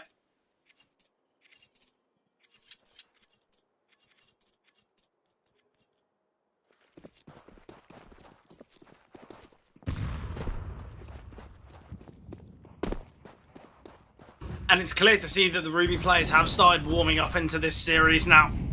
You're looking at Hazenator, you're looking at Fozzle, Easy as well, having a lot of impact. Great HE grenade onto Fozzle, Afro. Not the easiest of flicks. Haji will find Hazenator though. An important frag to find there, and I don't really know why Hazenator's gone so deep in middle alone. There's finally another opening kill for Monte. Something that felt a lot tougher to come by these last 5 rounds. But they've got an option now. Afro, lucky not to actually be taken down early. Finally have a round with him in the AWP, could have very easily fallen. Easy's AWP's been forced back by the Molotov and a smoke at his feet. Just has to scurry away. But Fozzle in middle catches up Lean, who equally a bit aggressive in a 5 versus 3. Yeah, I don't really see why he's done that, but look, Ruby will be happy with it. They're giving a kill. If Haji goes down here to Fozzle or Easy, that's where we're really questioning what's gone wrong. KD, again, he's going to be sending this fake utility. Not drawn any rotations as of yet. Haji, is he going to be prepared for KD's elevated angle towards short? Well, he knows he's throwing the utility from here. KD still clearing. Will that jump have been heard? Well, clearly not. Now realizing that it is going to be this play through B, we need to see a rotation. Ryu is still tucked away. He can find Easy. Fozzle struggling, and Ryu can double. And now KD in the 1 versus 4. Money's pretty decent here. I think KD, he should look to try and take these weapons away. I mean, there's only a few rounds left. There's definitely that, yeah, definitely that being the case. Money's going to be great for Ruby, and look, they're waiting out, maybe looking to take him down after time. In fact, Gizmy wants no part of it, in fact. But 2 kills is definitely key. I don't know why he's still in a really uncomfortable spot for Monte. And now Haji, the player who got the opening kill in the last, what's he going to be wielding? There is going to be the AK sacrificed by Gizmy, in fact. Yeah, look, in the last few rounds, Ruby have won them with very few casualties. Surely Monte have to realize the money's going to be at an all-time high.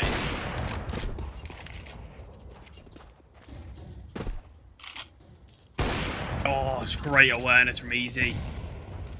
Afro hoping to get an early kill. We saw him try to attempt it in the last round as well. Maybe just realizing he can be the difference maker on this map, but it's just been outplayed on both occasions. Haji, we've seen him play this angle before, does get the better of Hazenator, but it's Fozzle, his old nemesis, taking him down, ensuring that Ruby continue to have this advantage here. Just to put into context of how dominant these rounds were, in the 5 rounds in a row that Ruby were victorious, they lost 5 players in total. Gizmy caught off guard by the aggressing KD. Lean and Ryu now in the 2 versus 4. And the save is going to be the name of the game, but Fozzle, he could deny all of this. And again, Ruby can buy in the next regardless of the outcome. So it's going to be a hunt. They're going to get the bomb down, and the remaining players surely going to try and hunt them down. Monte obviously could still go for this if they want. It would be a huge risk, but it depends how comfortable they feel on their T side, because is 5 rounds enough on the CT?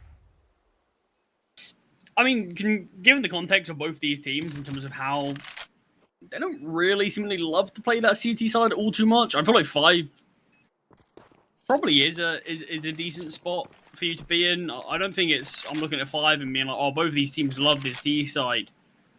Monte have won this game. I don't think it's anything like this. I think this is honestly probably what I expected. I think it's probably not what Ruby deserve. I think considering how they looked apart from those first 4 rounds, this feels like this probably could have been the chance for Ruby to absolutely dominate. Monte in this first half. But could have been a repeat of Inferno, honestly.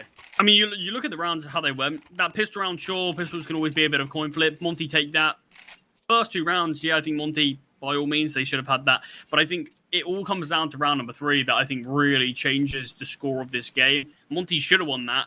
I think they go on to take that. We see a very different look to this half.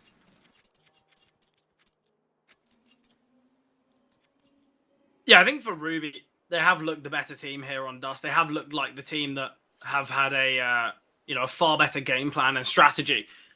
But it doesn't need to look pretty. It doesn't need to kind of have all the bells and whistles and the tactical brilliance. Rounds can get scrappy. Okay, yeah, Ryu shouldn't have won that 1 versus 3, but he still did. And then let's say Monte find this final 6-6. It's not bad at all, is it?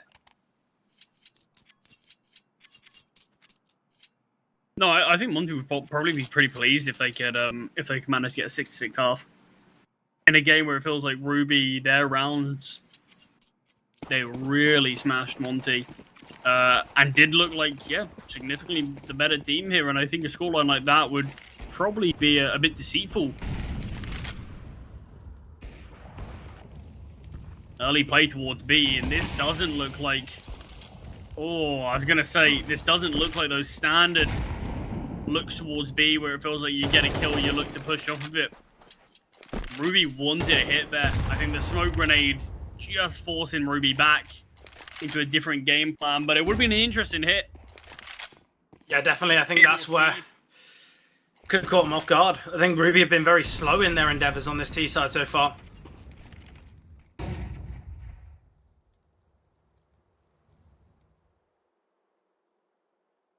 Well, their defaults have paid out in most of these occasions, so let's see how they go again. Afro posted towards short. Molly forcing him back, but not off the angle. Flashbang comes as well. The timing shot comes through, but off the mark. Still a 5v5 here. We've had 1 minute and 10 seconds of play. Ruby seem a little indecisive here. They've dropped so many smokes. Yeah. Middle. It's just blocking any vision. But it should be a clear indicator. Be this really punishing flank though. Haji, he is actually going to go actively searching to see if he can find KD. This is a huge gunfight, and Haji does win it. Right needs to be reserved. They've got the man advantage. Haji gets another. It's a 5-on-3. They do not need to fight here. Fuzzle close by. No trade scene. Easy can get posted here. Elevated. And it's a 3-on-3. Why are Monte going for a retake so soon? They can just play the numbers. They have a 2-man advantage. No need for that at all. In the smoke is Gizmy, though. We'll get one great trade from Easy, and Easy gets his 3rd of the round. All on Lean, but the missed shots of Lean. What a round from Easy. What a mistake from Monte. And Ruby end the half with 7. Yeah, definitely challenging that one for Monte. That's been one of the closer rounds that we've actually seen in this game. Opportunities all across the board for players to find kills, for players to have impact, but just bullets not connecting at times, missed decisions. Giving Easy far too much room to breathe with that AWP. Never feeling like he's in an uncomfortable spot. And yeah, I agree with you. It did feel like Monte wanted to rush that retake slightly more. Potentially just paranoid that they don't have a good enough retake for B. They've got the numbers. Whether they've got the utility, whether they've got the kind of the, I guess, tactical assets needed for a B retake.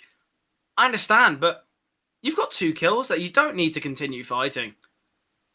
They could have just waited for the tap of the bomb and all swung through. I just don't really know what happened there. But Monte, that's the type of round where I guess it's now, I don't want to say it's fair, but we saw that 1v3 from Ryu. We've now seen a round that Monte probably should have won. So I guess that's where we can say, that round for Ruby, it's not the end of the world now. They've kind of had their, they've had their fortune back their way. Because to me, once we see Haji get those 2 kills, it should be a free round. I mean, that's the rough part about it. I actually feel like Haji made a really good decision initially. Yeah. To leave that B bomb site and search for KD. And finding the kill, KD always felt like he was the backstab of the execute, but ended up being the first contact thanks to Haji, and him getting that 2nd kill, like you said, yeah, it feels like that was job done at that point.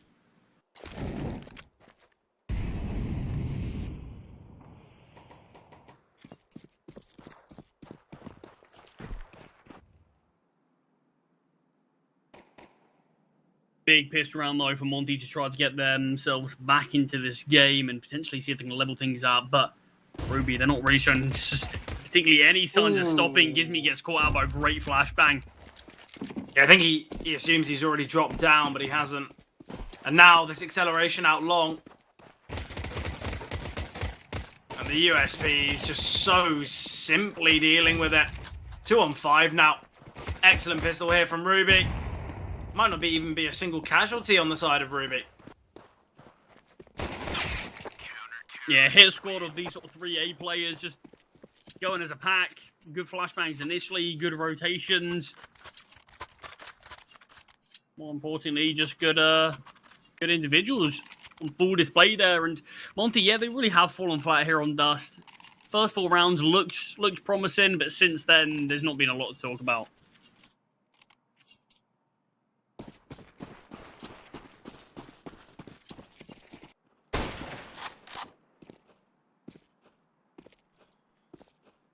On the scout.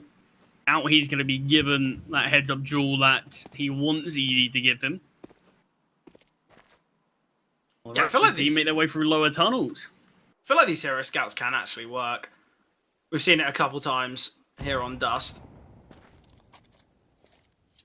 Rotation from Hazanator is going to be important, though. And the angle from KD... Oh, I was going to say the angle from KD is going to be completely surprising Afro, but what a shot there from Afro. We don't get to see it, but we can imagine how difficult that would have been. Swallow spotted on the A-bomb site. It is going to be this playthrough B. Fuzzle completely alone. He's got a FAMAS. There's the info that's being gained. The rotation was loud. He does have full utility, though. So I think he's going to jiggle and then drop the molly. Oh, he's very late to pull the pin of that. Going to send the HE grenade. So much damage dealt by Gizmi, but Fuzzle, he will get 2. Bomb plot is key. And Afro gets with the scout. He gets the tag onto Swallow as well. A very possible 2v2 now. Easy will get the kill. Can look to deny the plant. Both these players are very low. Although Lean does just have a Glock, he can retrieve the FAMAS now. Information of 1. Realizing the FAMAS doesn't have much ammo. He's going to go for the reload now. And the swing can come through. Swallow completely isolating Lean. Look, it's not the easiest of rounds in general for Monte, but I would have been happier if he stayed with the Glock. I don't really know. Once he gets that information, I don't really know what happens. I don't think you always have the true information of how low these guys actually are. Yeah. Probably even looks at it in terms of Swallow, okay, being tagged down. But it's still going to take a couple of bullets at least with the Glock. And maybe thinking, oh, the FAMAS might be able to do it in 1. Things like that. Just a bit of an indecision there. Definitely had the chance. Definitely been around that Lean will watch back in the demo and sort of be desperate to replay that if he could.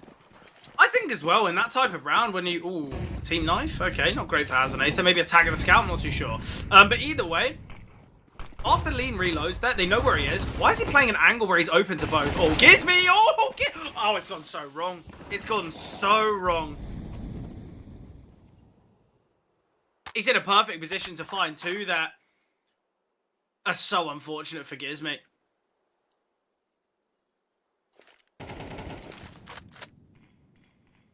Ruby should be able to find themselves double digits now.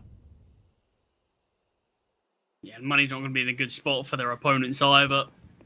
Feels like Dust 2 could be over if things continue on this trend without Ruby. Honestly, being put in that uncomfortable a situation. Feels like, look, they lost that round number 3 to that 1 versus 3 from Ryu. Since then, he hasn't had a lot to say in this game. He was 10-0. After 4 rounds. Just found 3 kills since. Afro's been quite quiet. Gizmi as well, alongside Lean. This was a whole team that on Inferno was stepping up, was playing really well, and now these last several rounds, it hasn't really been anyone. It's similar to how the reverse was on map number 1 for Ruby. Yeah, look, I think we thought that this map might be a little bit closer, and obviously Monte's losses, it's not as though they're dominant losses. Oh, Hadji gets a double. It's a 3-on-3. Look at Afro's positioning, though. He's going to get taken down to Sawalio. Smoke drop. Bomb can go down. There's 6 seconds remaining. No HE grenade to take Hadji down, but they're just going to be so quick here. Lean. He's flashed on the angle. Hadji still tucked away underneath. Sawalio. Ooh, did he spot him there? He's attempting for the information, but he can't. So Walio, Haji's in an excellent position. I don't even think Haji gets cleared here. I think considering Swally just gone for a jumping multiple times and hadn't spotted anything, I think it just sells the indication, Haji. Why is he pulling a flash out? I mean, you can see it's evidently just a bit of miscommunication there. Potentially thinking his teammate got taken down just behind that door, not realizing how deep Easy's out into the bomb site. But had a chance there. It's not to be easy, though. What a game he's been having. Yeah, excellent. Obviously, you know, we speak about maps like Dust 2 and kind of what the AWPers can do there, and I think Easy's providing that level of brilliance. 18 and 5.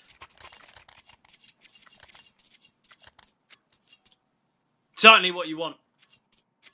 Especially after the difficulties that were seen from everyone on Ruby throughout Inferno. But Easy displaying that brilliance there. Had the chance for his second of the round. Gizmy's playing a bit of a risky angle.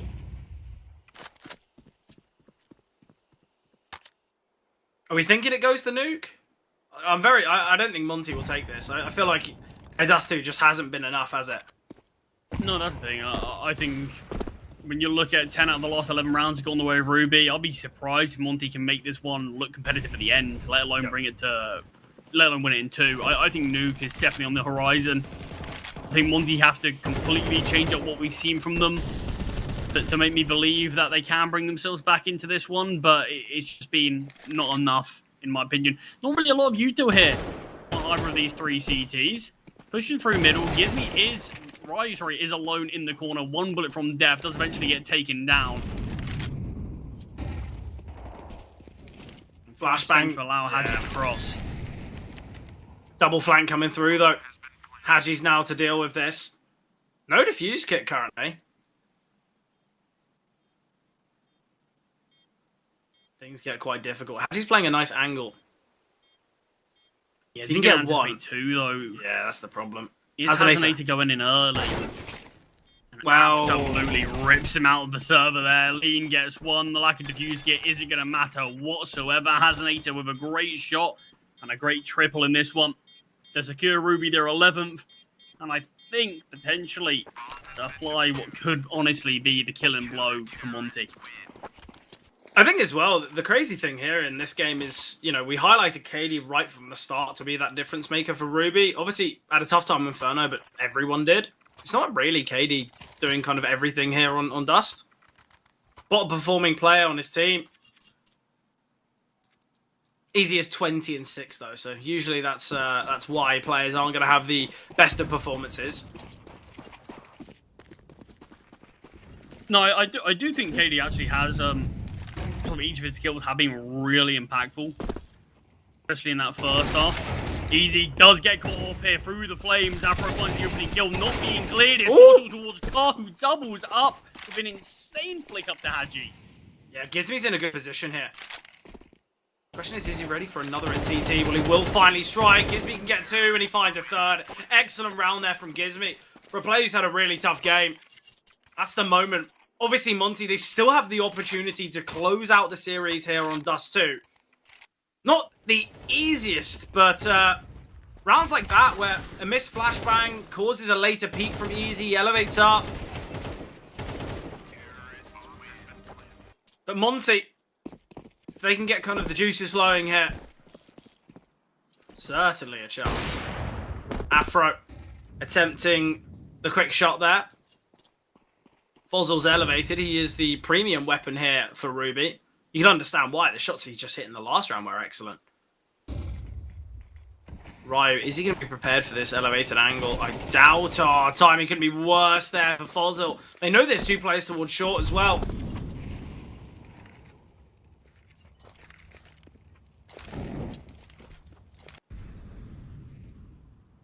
Aggressive push potentially from Hazanate and maybe trying to get something back into this round, but still playing discipline, just smoke in hand. Molly going to keep him at bay.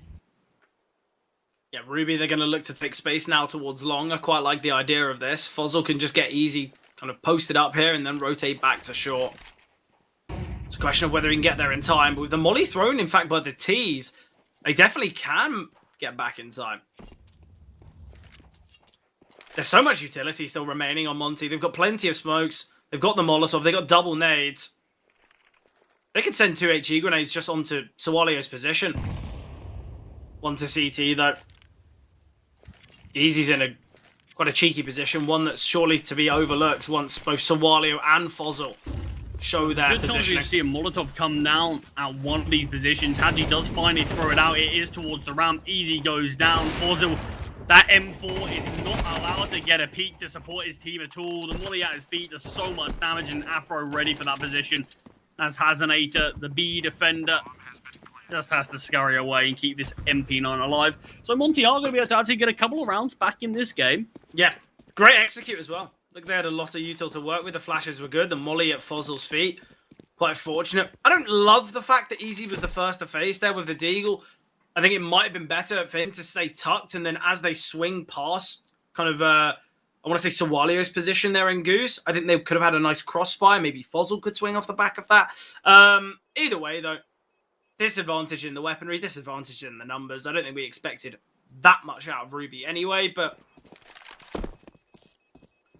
important for Monte as well, keeping 4 players alive. If they want a chance at a comeback, they've got to keep their finances as strong as possible. They cannot be in a position where they lose one round, they allow kind of Ruby to find 12, and then finances are a little bit iffy. There's Galil's, maybe the odd scout over an AWP in play, that type of thing. Monte have got to keep their finances strong.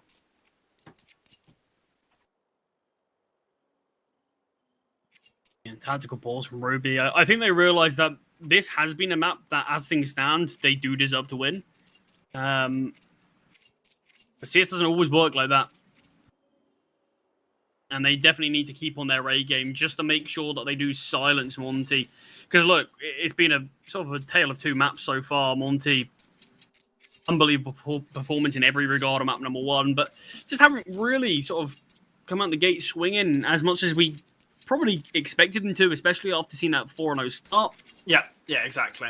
I think that's something that obviously we're going to talk about, and I think many people who have only just tuned in or won't realise that Monte were, they had an excellent start here on Dust.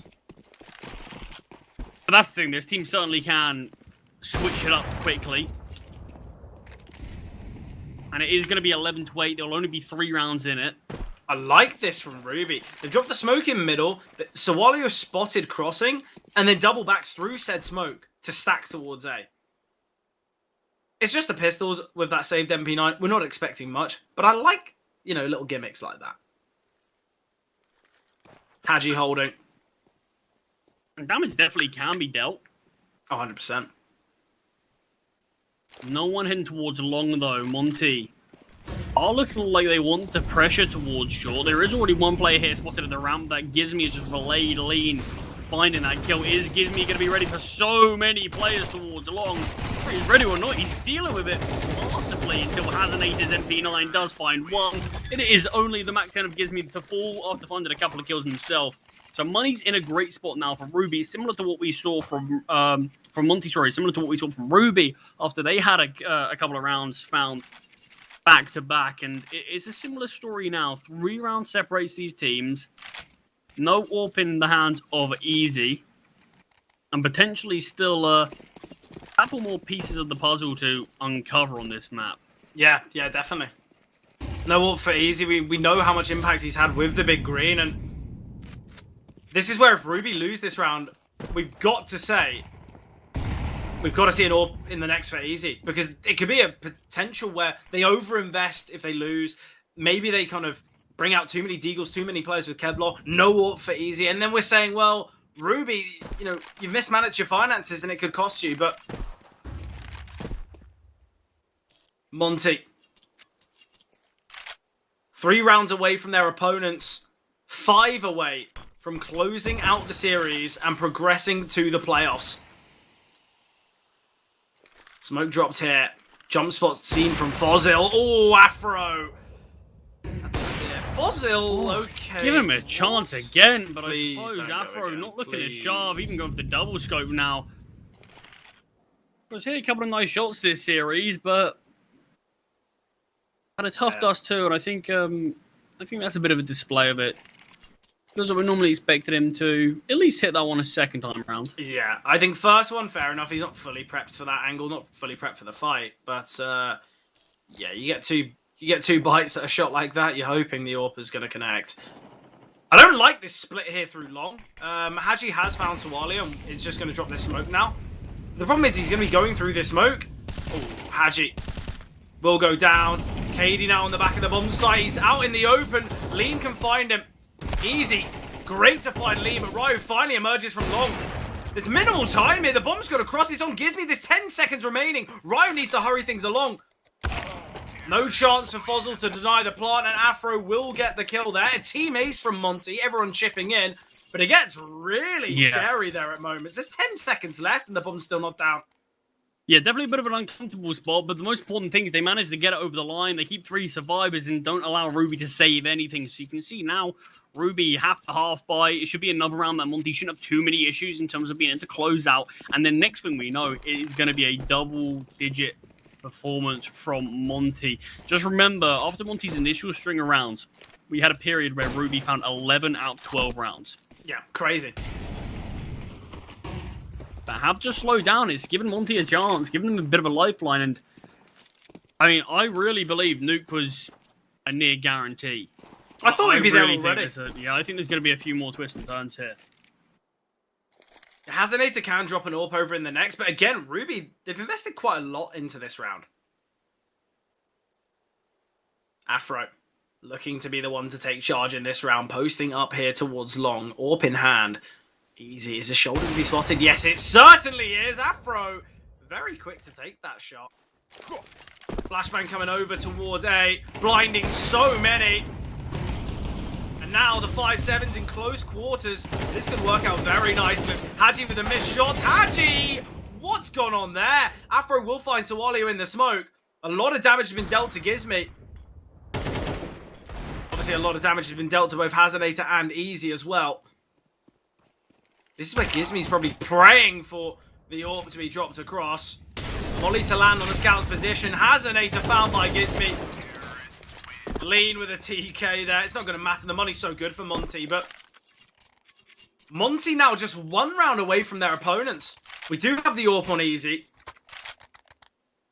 I mean, it's the same thing. Again, it feels like so far. It's a round that Monte win.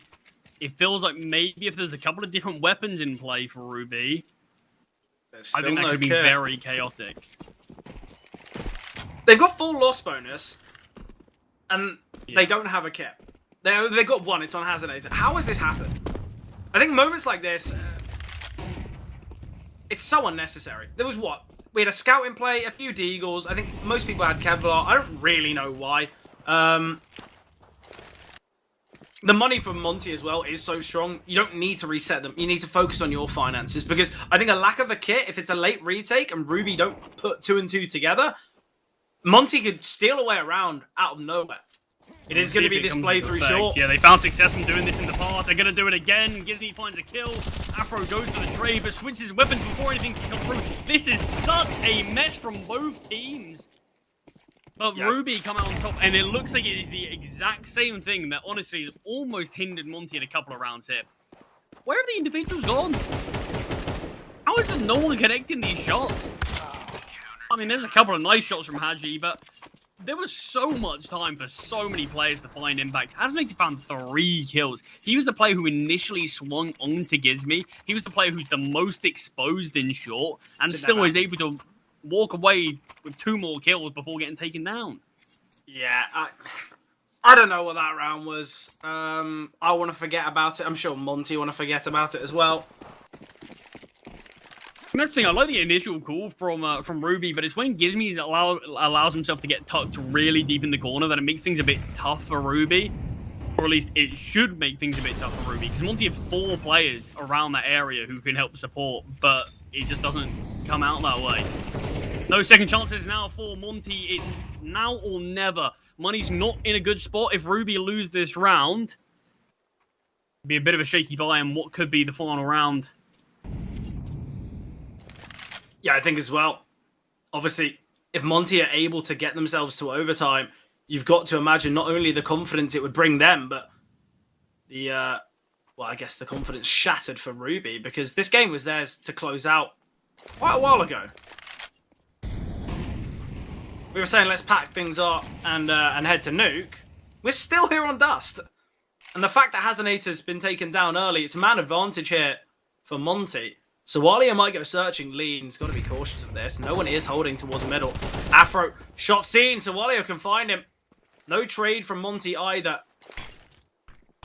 Gizmi's going to drop a smoke to try and play around while his teammates maneuver to long. Easy is on the back of the bomb site here with the AWP.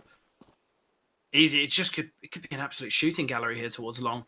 Yeah, but they're so close already. Easy might not be ready for this. Look, he's posted up, ready for deeper angles. He's actually going to be given a bit of a gift, I was going to say, from Ryu.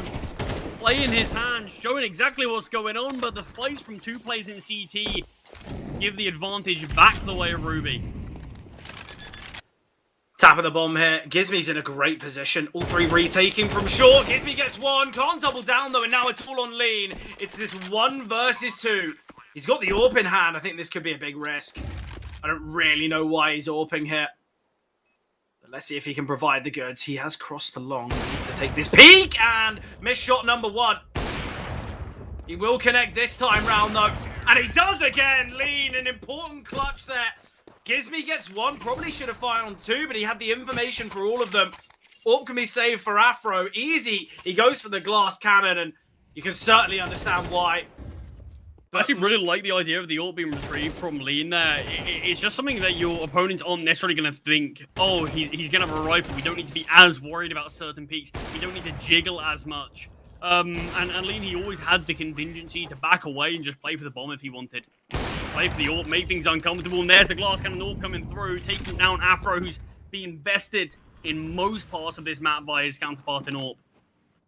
Yeah, look, I've got to say, you look at that round, and Ruby, they're disadvantaged from the get-go. They've got that contingency plan to find a pick in middle. Gizmi then is left alone towards short. It's one of those weird rounds that you watch, and you kind of question how it's all unfolded. I don't really know what Monte do towards long. They kind of have a great kill onto Easy because Ryu spots the shoulder, goes for that fight, and then they just jump across for no reason. Like, I don't really know. But Monte, they still win the round. Disadvantaged in this one, but certainly with the opportunity to push to overtime. There's 2 mollies here. 3, in fact. They might send one towards short. Lean gets tagged. 3 players in short, though. The flash comes in. Lean gets taken down. Timing's horrendous. Hazenator is the lone defender here towards B. If he gets taken down for nothing... Oh, Gizmi! 2 players jumping. He deals a lot of damage. Hazenator finds Haji. 1v4 for Ryu. Surely this is done. Such an awkward first fight, but Swallow can find him. No overtime here. Ruby, they will find victory here on Dust. Maybe not as quickly as we imagined, but we push to Nuke now. A crazy game. From what started as a 4-0 for Monte, and they looked unstoppable. Ruby come back and win 11 out of 12. And then it's Monte to show their hand and to show what they have to offer on the T side. But it wasn't enough. Charlie, thoughts and feelings after that Dust too? I mean, look, it's good that we got to see a little bit more out of Monte towards the end there, but Ruby, they always felt like they deserved that map. It felt like they faltered slightly towards the end, but it felt like Easy prevailed over Afro in most occasions. Not necessarily in terms of actual heads-up duels, but in terms of the amount of impact with the AWP, and we always speak about how much impact the AWP can have on Dust. Easy really took it in stride to show us why that's a thing, why that's sort of a bit of a cliche on the map. Afro had a really tough game there. He had a lot of opportunities with the AWP, but it felt like he just couldn't find the opening kills the same way that Easy did. Even in that final round with Easy, glass cannon, and finding the opening kill, we know how big a difference your chances increase by after you get that first kill. And from there, it felt like Ruby are going to stabilize, and that's exactly what they did. Really well played on Dust.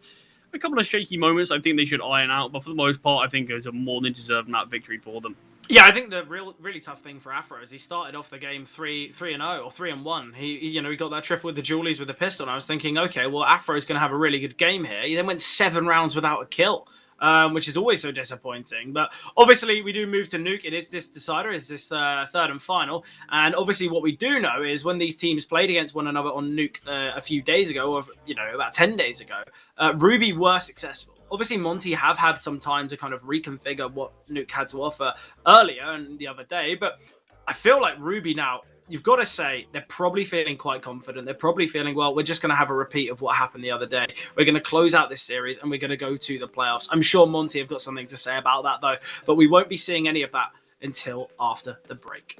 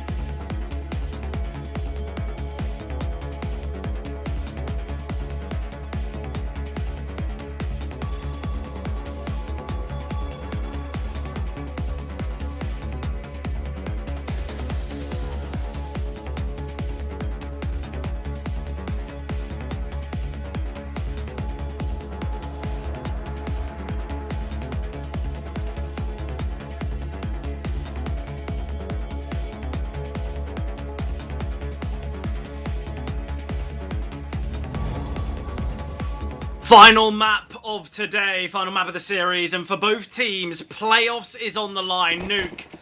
It's a map that we've seen these two play just 10 days ago, and it was a victory for Ruby. Whether Monte have the minerals to change that result is the question, but Ruby, to start on this CT side, the favoured side of Nuke. And it's going to be a bit of a crunch on the A-bomb side, but some outside presence as well. Ryu, so he wants to make his way out of Hut. A real question as to what Monte are doing here, but easy finding that pick onto Hadji gives them the advantage here. They've thoroughly taken control of the A-bomb site. Both Lean and Gizmi are holding for this heaven swing. Ryu can get the bomb down. 2 flashes coming through now. And they look to make their way out. Hazenator, not the cleanest of fights, but Lean doubles up. Gizmi tucked away towards CT vent. Lean finds another. Fossil's 9 HP. Lean's got a 3k in this one. Eventually goes down. Afro is in the backlines, though. Oh, I would have loved to see a full stick of the bomb. It is going to be the stick, though, and Afro can take him down. Pistol will be found by Monte. Yeah, a bit chaotic there. Ruby looked like in a pretty decent spot. They didn't actually fight towards A at all. They looked for picks elsewhere, found the man advantage from it. I'm surprised the flashbangs weren't good enough. Sending a couple of flashbangs as well, looking to push onto the second. Had a player at second bench who looks like they should have really eaten up the majority of that. Player at the back of the bomb site as well, but seemingly no one blinded for the T's, and it allowed them to find 3 quick kills without any sort of response and put them in a really good spot. Well, I think Monte, they know that once that first flash comes through, it's probably going to be a player with 2 flashes and a defuse kit playing for the retake. So maybe they play anti-flash, maybe the flashes miss, I'm not too sure. Either way, though, for Monte, it's a good start. Force buy has been seen by Ruby, but they've lost the opener. Gizmi finds it towards outside. Lean is already playing very defensive towards top lobby, as his teammates, the majority, are here in outside.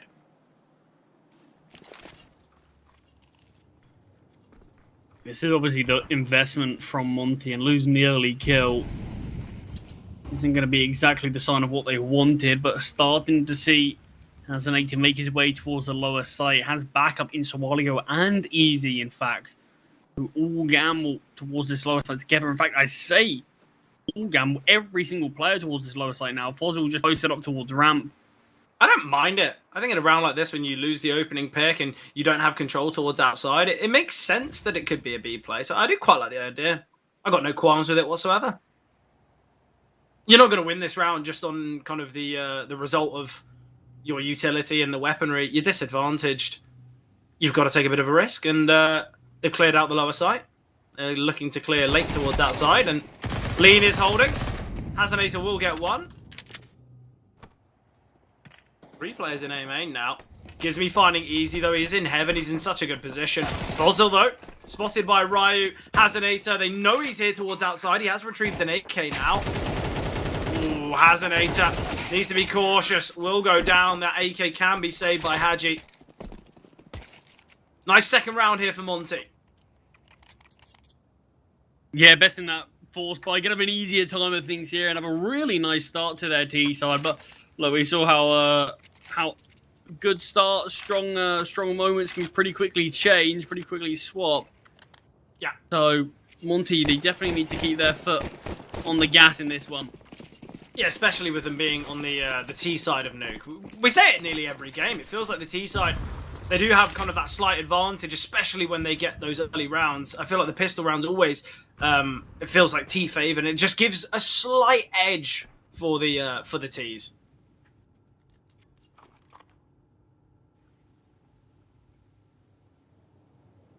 Katie's been quite quiet in this series. It was something that we were speaking about in the break. He's got the least kills on the whole server, which is usually for the expectation that he's going to be in an argument for the most. So the fact he is struggling could be a big problem for Ruby if he doesn't get going at some point in this one.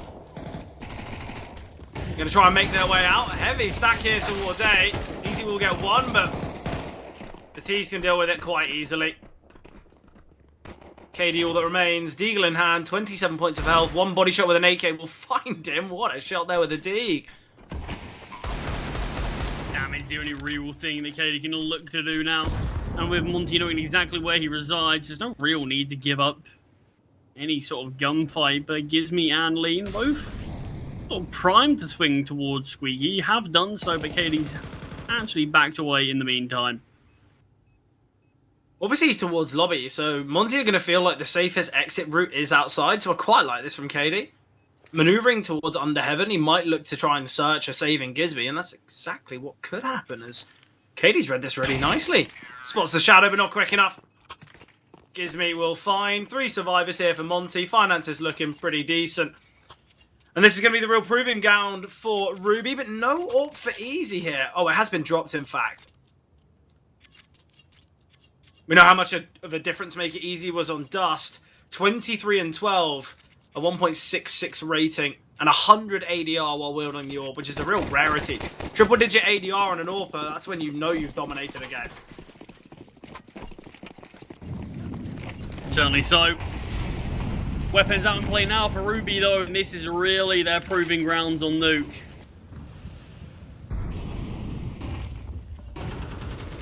Early gunfights not coming through, but Swallow playing close towards Squeaky Door. No contact being made. It's all on Fozzle towards ramp. Easy has rotated in with the AWP, but gets absolutely wiped out of this round. Ryu with a clean headshot there and a quick peek onto Easy, who looked ready for that exact swing as well. Yeah, Ryu is such a talent here.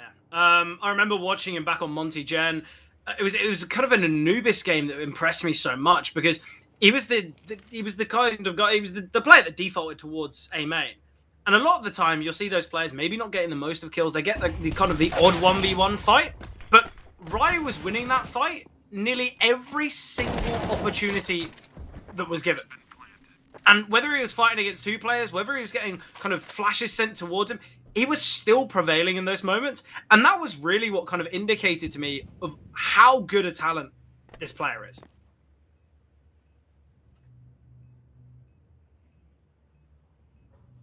Talking about talent, has yielded them success in this first full buy versus Ruby's investment. The 4-0 start, just like Monte had on Dust too, but of course, Fred, they are on the weaker side of this map. Yeah. It's already a very, very nice looking T-side beginning. If they can look to continue this view through, Ruby are probably going to have a bit of a difficult time with things. A bit of an awkward fight there. Somalio desperately tries to swing his blade to keep himself alive.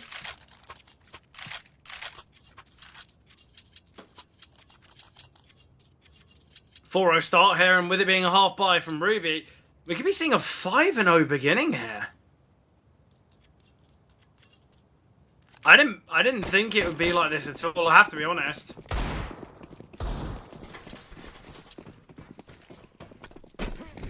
I am hoping Ruby can bring themselves back into the game, similar to what they did on Dust. Oh, I like the idea here. Flashes towards outside. So many blinded. Excellent from Haji, though. Yeah, Gizmy by side, both players swinging together, alleviating the pressure off one another. And ensuring that a trade's going to be there at a bare minimum. But yeah, it's a good call from Ruby on a round like this, where you do have some weaker weapons. You want to get in the face of the Monte players, but considering how good those flashbangs were, you would hope they would have found a few more kills than what they did. Well, KD kind of tucked himself away. He didn't really wide swing, and I guess didn't want to risk the fight, but in the same way, you've got a fair few MP9s and 5.7s swinging. I think if all 3 of them were just jumping around and being a nuisance, I think it could have worked.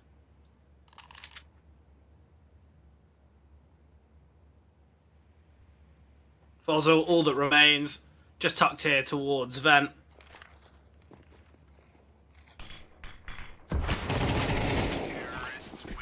Chance to find Haji. He could have got that kill quickly. Maybe had a chance to take down Ryu. And at that point, Ryu, if he falls, you've got a 1 versus 2. But a lot of things needed to go right there for just a lone MP9. 5-0. I think we would look at this, Fred, at the end of the half. And say 5 rounds on the T side, yeah, you'll be pretty happy with that. And the fact that, look, we've still got 7 rounds left to go, it feels like it has to be at least a locked-on guarantee that Ruby should be able to find at least a little bit more. And it feels like anything from this point on is just going to be a bonus, as well as putting themselves 1 step closer to that playoff spot that we know both teams desperately crave. Yeah, obviously. I think as well, it means that, you know, it's just not coming down to the last day. It's not coming down to that last match, you know. I think you've got to imagine there's going to be so much pressure. Obviously, we know that the pressure for Ruby is going to be even higher. As we mentioned countless times throughout this broadcast, Ruby were 2-0. And right now, regardless of whether Ruby have weapons or not, they just can't seem to find the formula required to give them any real early success here. Easy does find the first kill into the rounds for Ruby, but it is just going to be a saving game, surely. Yeah, whether they can, though, is the question. Gizmy's already made his way towards ramp. Quite like this. Afro boosted into heaven. Won't find anything from it, but either way. 6-0 start for Monte here. Excellent from Monte. It's clear that they've had a great demo review session of that last game against Ruby. I think as well, the fact that Katie is still struggling here on Nuke. He's been very silent throughout this series, and obviously we know the impact that Katie can have.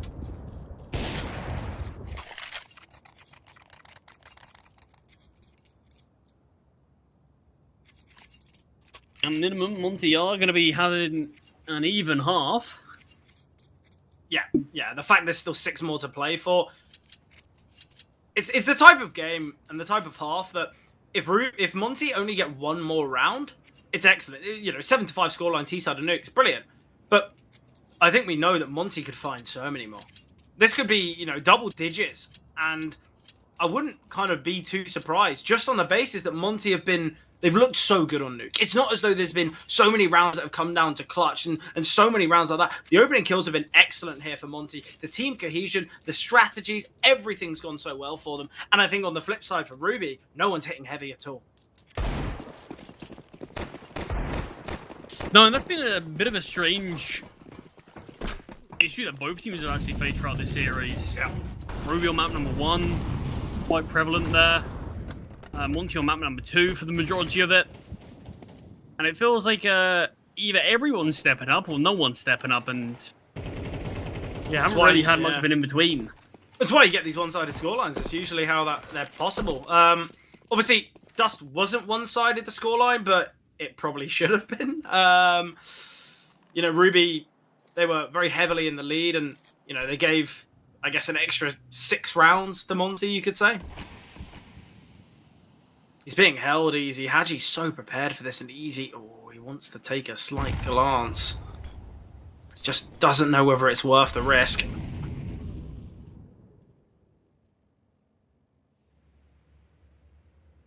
And he's such a key player. He's had some really impactful moments on Dust, but it just was the number of kills that I think surprised us a bit. In terms of, it's a lot less than we were probably anticipating in Inferno. Didn't really get going there, and so far it's a similar story here, but whereas at least Dust Easy was leading the lines for the majority of it, here no one's really having that moment, and we are always looking towards Katie to be that player. Yeah, definitely. Hazinator on the back of the bomb site. Katie will find Haji, and kills finally look as though they're coming through here for Ruby. Rai with the bomb on his back. Gizmy rotating in from main. Not the quickest of shots. Rai will get one. Katie struggling there from heaven. He does get that second frag, but not that easy, and there's a flank coming through as well. Fozzle in the back lines. Weber, not quick enough out of hut. Why would you be ready for that flank? Ruby, they post their first round on the board now.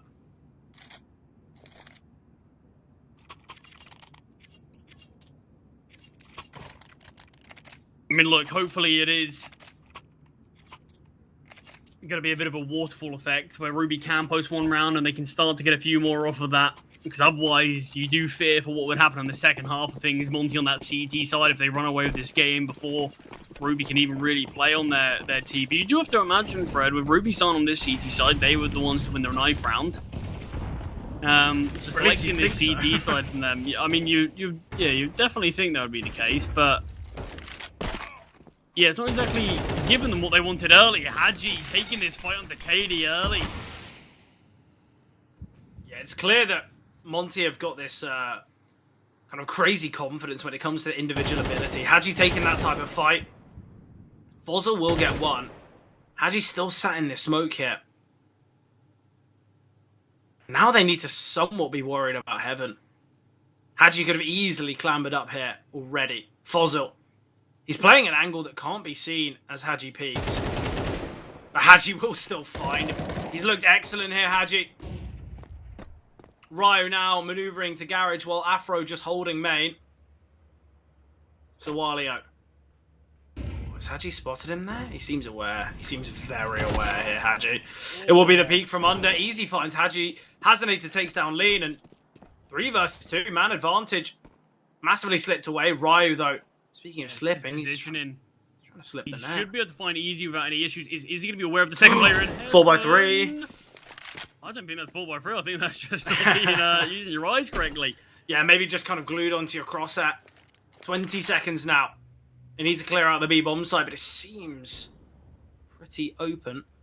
Yeah, considering both their CTs aren't really making any moves too soon, it has allowed Monte to get this bomb down and get posted into post-plant positions. Afro AWP trained towards the decon position while Sawalio heads down from ramp. It's all on this gunfight, it feels like. Oh, and the fact it goes the way of Afro. Sawalio, I believe he's been spotted. Well, certainly giving his position away, and Afro can just go for this peek at any moment.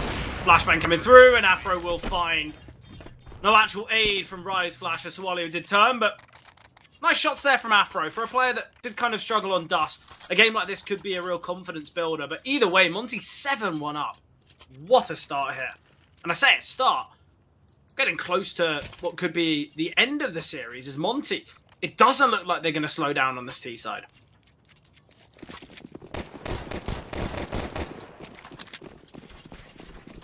Not yet, at least.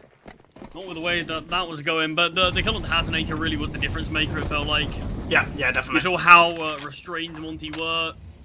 The final 2 players just weren't giving anything up until they knew the round was basically secured. Great towards ramp, forced off of the angle, but able to back away and get a kill before going down, so the advantage stays the way of Ruby. Yeah, it's a perfect flash, but it's just the fact that Fuzzle can back away in time, and obviously the T's aren't that close enough to, I guess, make use of said flash. KD going to be rotating down, but is he going to be ready for Hadji to be here so quickly and quietly? Gizmi's clearing. Problem is, Gizmi's got the bomb, and they don't have control of double doors, so he's going to have to plant for single. Or he might just open up the doors and drop a Molotov. And he will do that. Oh, Gizmi's got to be cautious. He could be denied! KD breaks the window, spamming through now. Bomb's still yet to go down. He's giving so much more time for this rotate to come through. Hadji now holding for Sawalio. This is going to be so tough. Yeah, Hadji... players sort of on top of each other at times. It can really go against them. Sawalio, if he can find even one, that feels great. Hadji does take him out, but information has now been gained. Afro posted towards the double door. He feels like he's the man to keep your eye on. Yeah, definitely. Just in dark here, holding for Hazanator. Smoke dropped to 4 Hadji's, Afro's position, though. Easy now clearing. Hazanator gets 1. He gets a second. Missed shot from Afro, though. Round will be found by Ruby. But it's the MP9 of Hazanator just up in the faces of those 2 players there. Gizmi going down early, being softened up slightly. Yeah, back Hazanator can double down. No trade coming through. Ruby will secure their second still. Yeah, I think 3 more rounds remaining. After Sawalio goes down and they get that info that they're both there, however tough it might seem, I think you've kind of got to fight your way out. I think they were fortunate that, you know, there wasn't more utility sent towards their position. It was just an HE grenade, so... Early utility here towards A. Sawalio's taking so much damage, but still surviving. And now can go for the fight onto Afro. Sawalio missed shots, though. Afro lucky to be alive. Hazanator will find Hadji. Hazanator stepped up in moments. It's a 1 versus 5 for Afro. Oh, how's he not spotted him on the ladder? Okay. Surely someone had to relay their intel. Afro is able to find 1. Trades quick from KD, and the player making their way up towards T-Roof isn't going to have any impact regardless. But yeah, money's now broken for Monte. Ruby certainly can claw their way back into this first half and give themselves a couple more rounds to work with before Monte can get an investment out. And a tactical pause as things start to go against them. It's still that 7-5 half, though. I think, you know, at worst for Monte. I still feel like that's a great result on the T side. Obviously, though, I think they realised that if it does go to that 7-5, maybe they've kind of missed a big trick here. Especially because, what, it was a 7-1 scoreline? Yeah, 7-1, 6-0. I think many would have expected more than just 7 in total. There's still a chance for 8. Still a chance for 9. Ryo's got a hero AK. Around to do so, but yeah. Ryo's had some big moments throughout this game. Very big moments at the start of Dust 2. If he can try to embody that version of him again, sure, there's certainly a chance.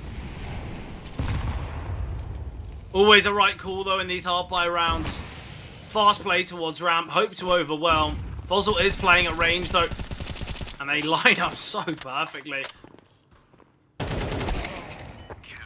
Just one found by Gizmy, the retrieved rifle. Ooh, easy, I like it. Saves the AK because he can afford an AWP going into this last one. Very sneaky there.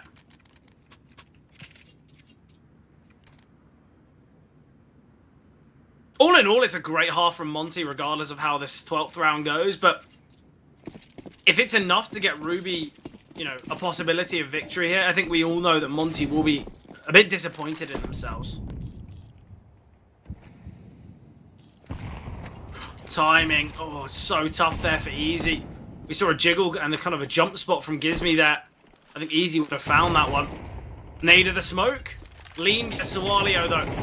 A nice find here towards main. Haji now aggressing. Looking to get really fast down towards Secret, but he actually slows down. Yeah, just don't think he wants to give 100% the awareness that he is down here. Katie just about getting that kill onto Ryu. The problem is, why Monte towards outside for so long? They've got to know the timing and kind of, I guess, the remaining time of those smokes.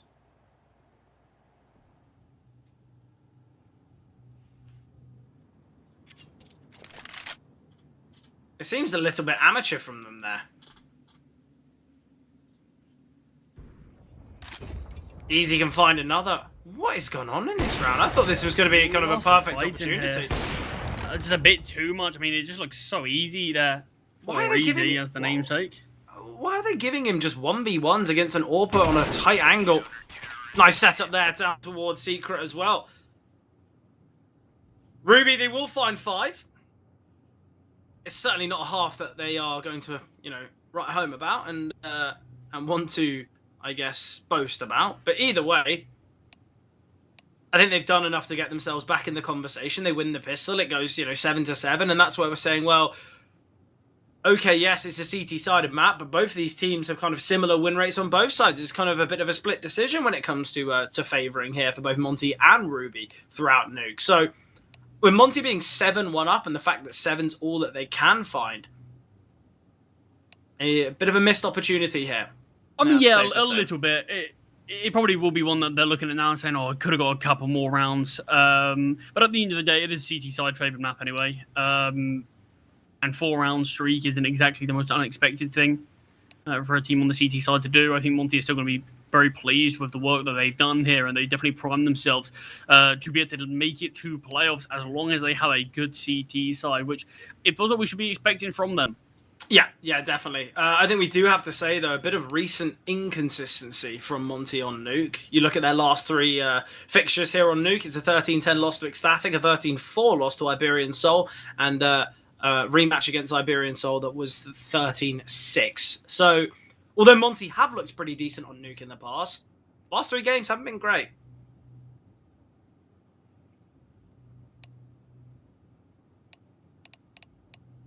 No, not majorly, but I have to say with Monte in general, I do think they do certainly have a couple of games that don't exactly go their way in a series, but normally they do keep those series reasonably interesting regardless. I do think they've had a big shift in form since bringing in Haji and Afro. I definitely think there's certainly teething periods that you have. I feel like you're adding 2 new voices in. I think there's a good chance that someone like Haji is going to bring a lot of his impact, sort of secondary calling, I imagine, with the experience that this guy has in so many different levels of CS. But I think there's always going to be a bit of a shift. You're always going to have some issues on certain maps, certain series here or there. But I do think there's been a big change up from those first couple of weeks, those first few weeks of when we saw these guys in the team to now. And it does feel like we just keep on seeing this team improve over time. And I'm hoping that's going to be a trend that does continue these next few months. But I think Monte have had a bit of a tough time with things in these last sort of 6 months or so.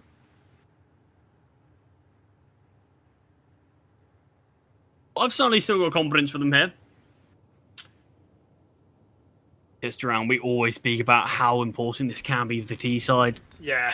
Just getting to those rounds. I mean, look, Monte, so many of their rounds came from the early performance that they had, but it's not going to be the same for Ruby. Surely the CT defense decimates any sort of onslaught that Ruby planned for. Yeah, I think with that round from Monte, not only is it the kind of the contact taken from the main player, but it's the swing from Tetris with the Julies, and it's just excellent. A great start for Monte. I guess they kind of they've dusted off the cobwebs that were that kind of second half of the first half, because 4 or 5 rounds given up when they really shouldn't. I think both pistol rounds going Monte's way. I think everything is steering towards Monte winning this game, but I'm still not confident saying that, which is ridiculous, right? No, I think we're coming into this game expected reasonably close things from both teams. Didn't really have it as much on Inferno. Feel like Dust 2 was a little bit of an inflated scoreline, if I'm being honest, for Monte. Yeah, definitely. It's not exactly gone down, I think, how we expected, but it certainly is two teams that are in a reasonably similar spot. That I think we looked at was going to be a closely contested game. So I'm certainly there with you, where I think there's no guarantees. Both teams definitely have had issues at the past, but both teams we know can just turn it on at any moment. Yeah, definitely. And I'm happy that we have had that kind of spark from KD that was highly anticipated throughout this series. Lean. Well, that's the bomb dropped at his feet, so Ruby, I don't think we expected much in this round, but a couple kills would be nice. Yeah, that's certainly what they're hoping for, but...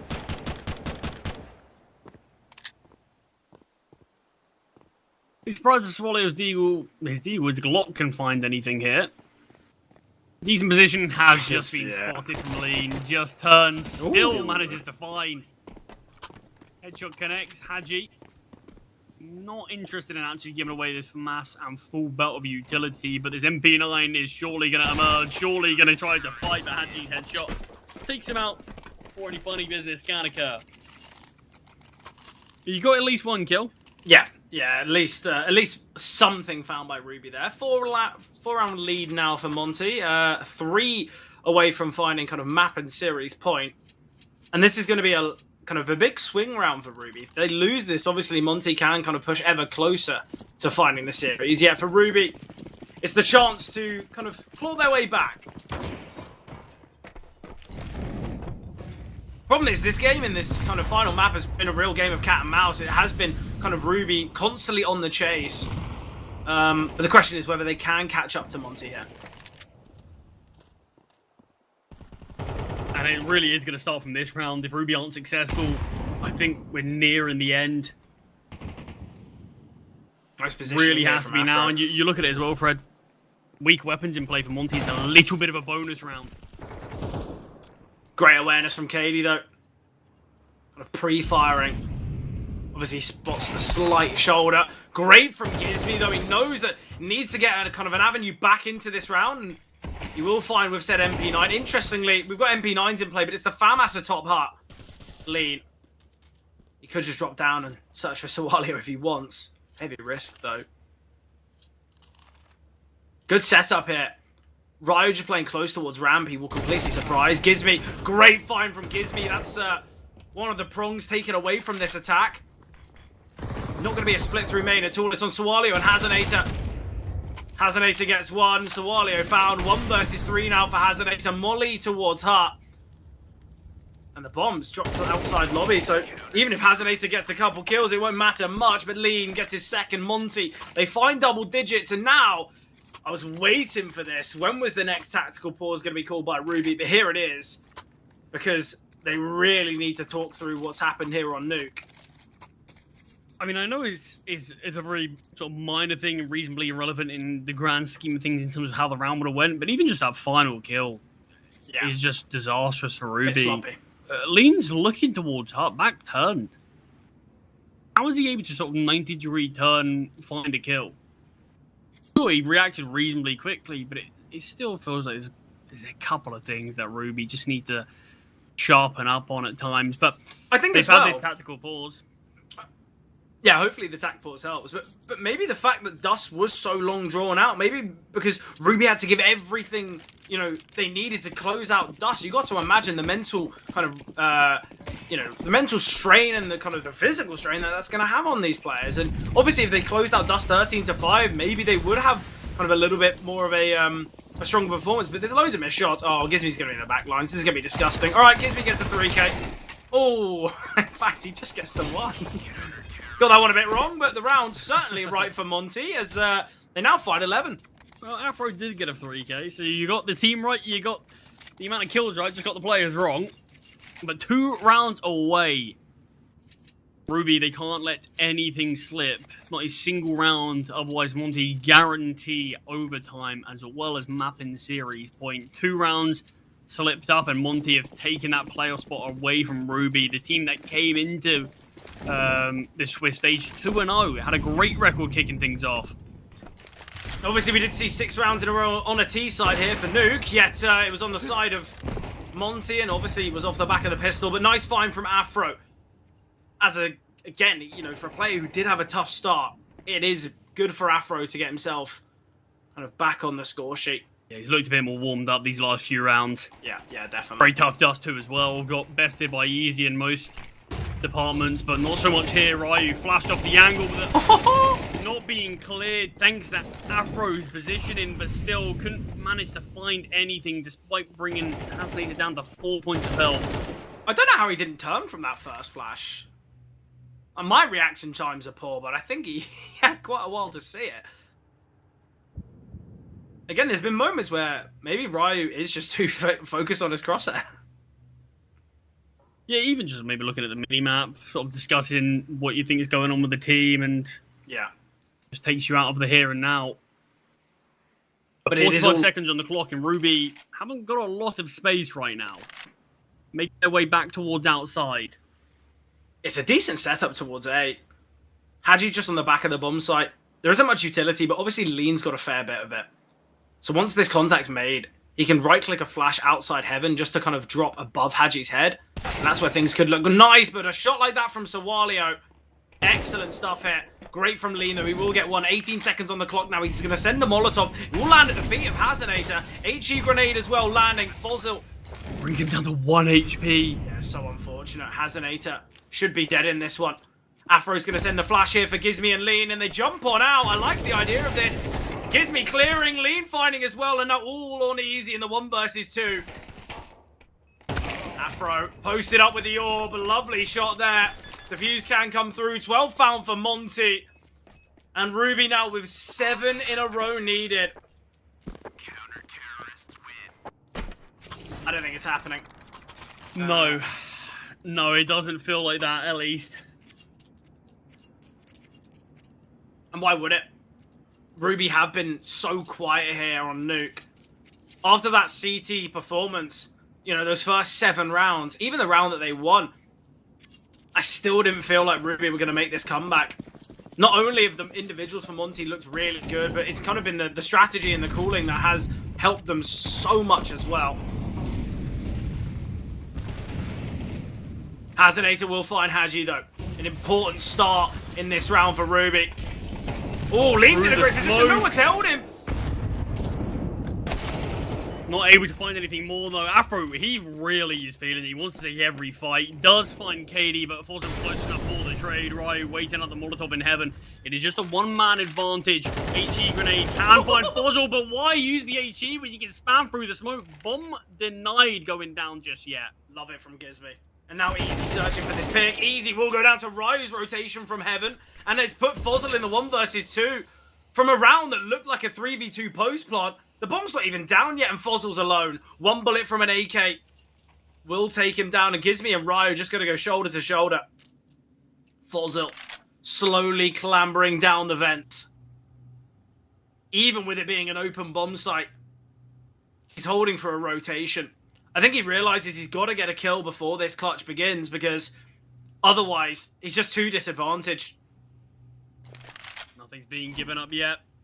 Beacon doors being opened up. The bomb getting planted now. Rotations have come through. Gizmi is nearby. Can swing and end it alone and will do so. 2K from Gizmi, but a 2 versus 3 from the 2 Academy graduates. And they've confirmed a playoff spot for a team that really struggled as of late. The additions of Haji and Afro finally paying off and giving them this reward of playoffs. Yeah, excellent there. Big round from Gizmi to end it off, and of course, the in-game leader. I think that's where you want to have your your biggest moment when, yes, there's going to be a lot of pressure, but it did work out well, didn't it? And obviously, it's a sad sign for Ruby, as we mentioned before. They were 2-0. They are now 2-2. They could not even make it into the playoffs, which would be ridiculous, especially with how strong they looked in those games. You think back to that match against Partizan, they won 13-4 on both map 1 and map 2. And Partizan, they're a team that have pushed for playoffs in previous seasons. Like, they were in the grand finals, or the semi-finals, I want to say, a few months ago. So I've got to say, a bit of an interesting outcome when it comes to Swiss stage for Ruby, as they are now 2-2. Obviously, it's our final day of the Swiss stage tomorrow, which is going to be very, very exciting. But Charlie, final closing remarks before we head out this evening.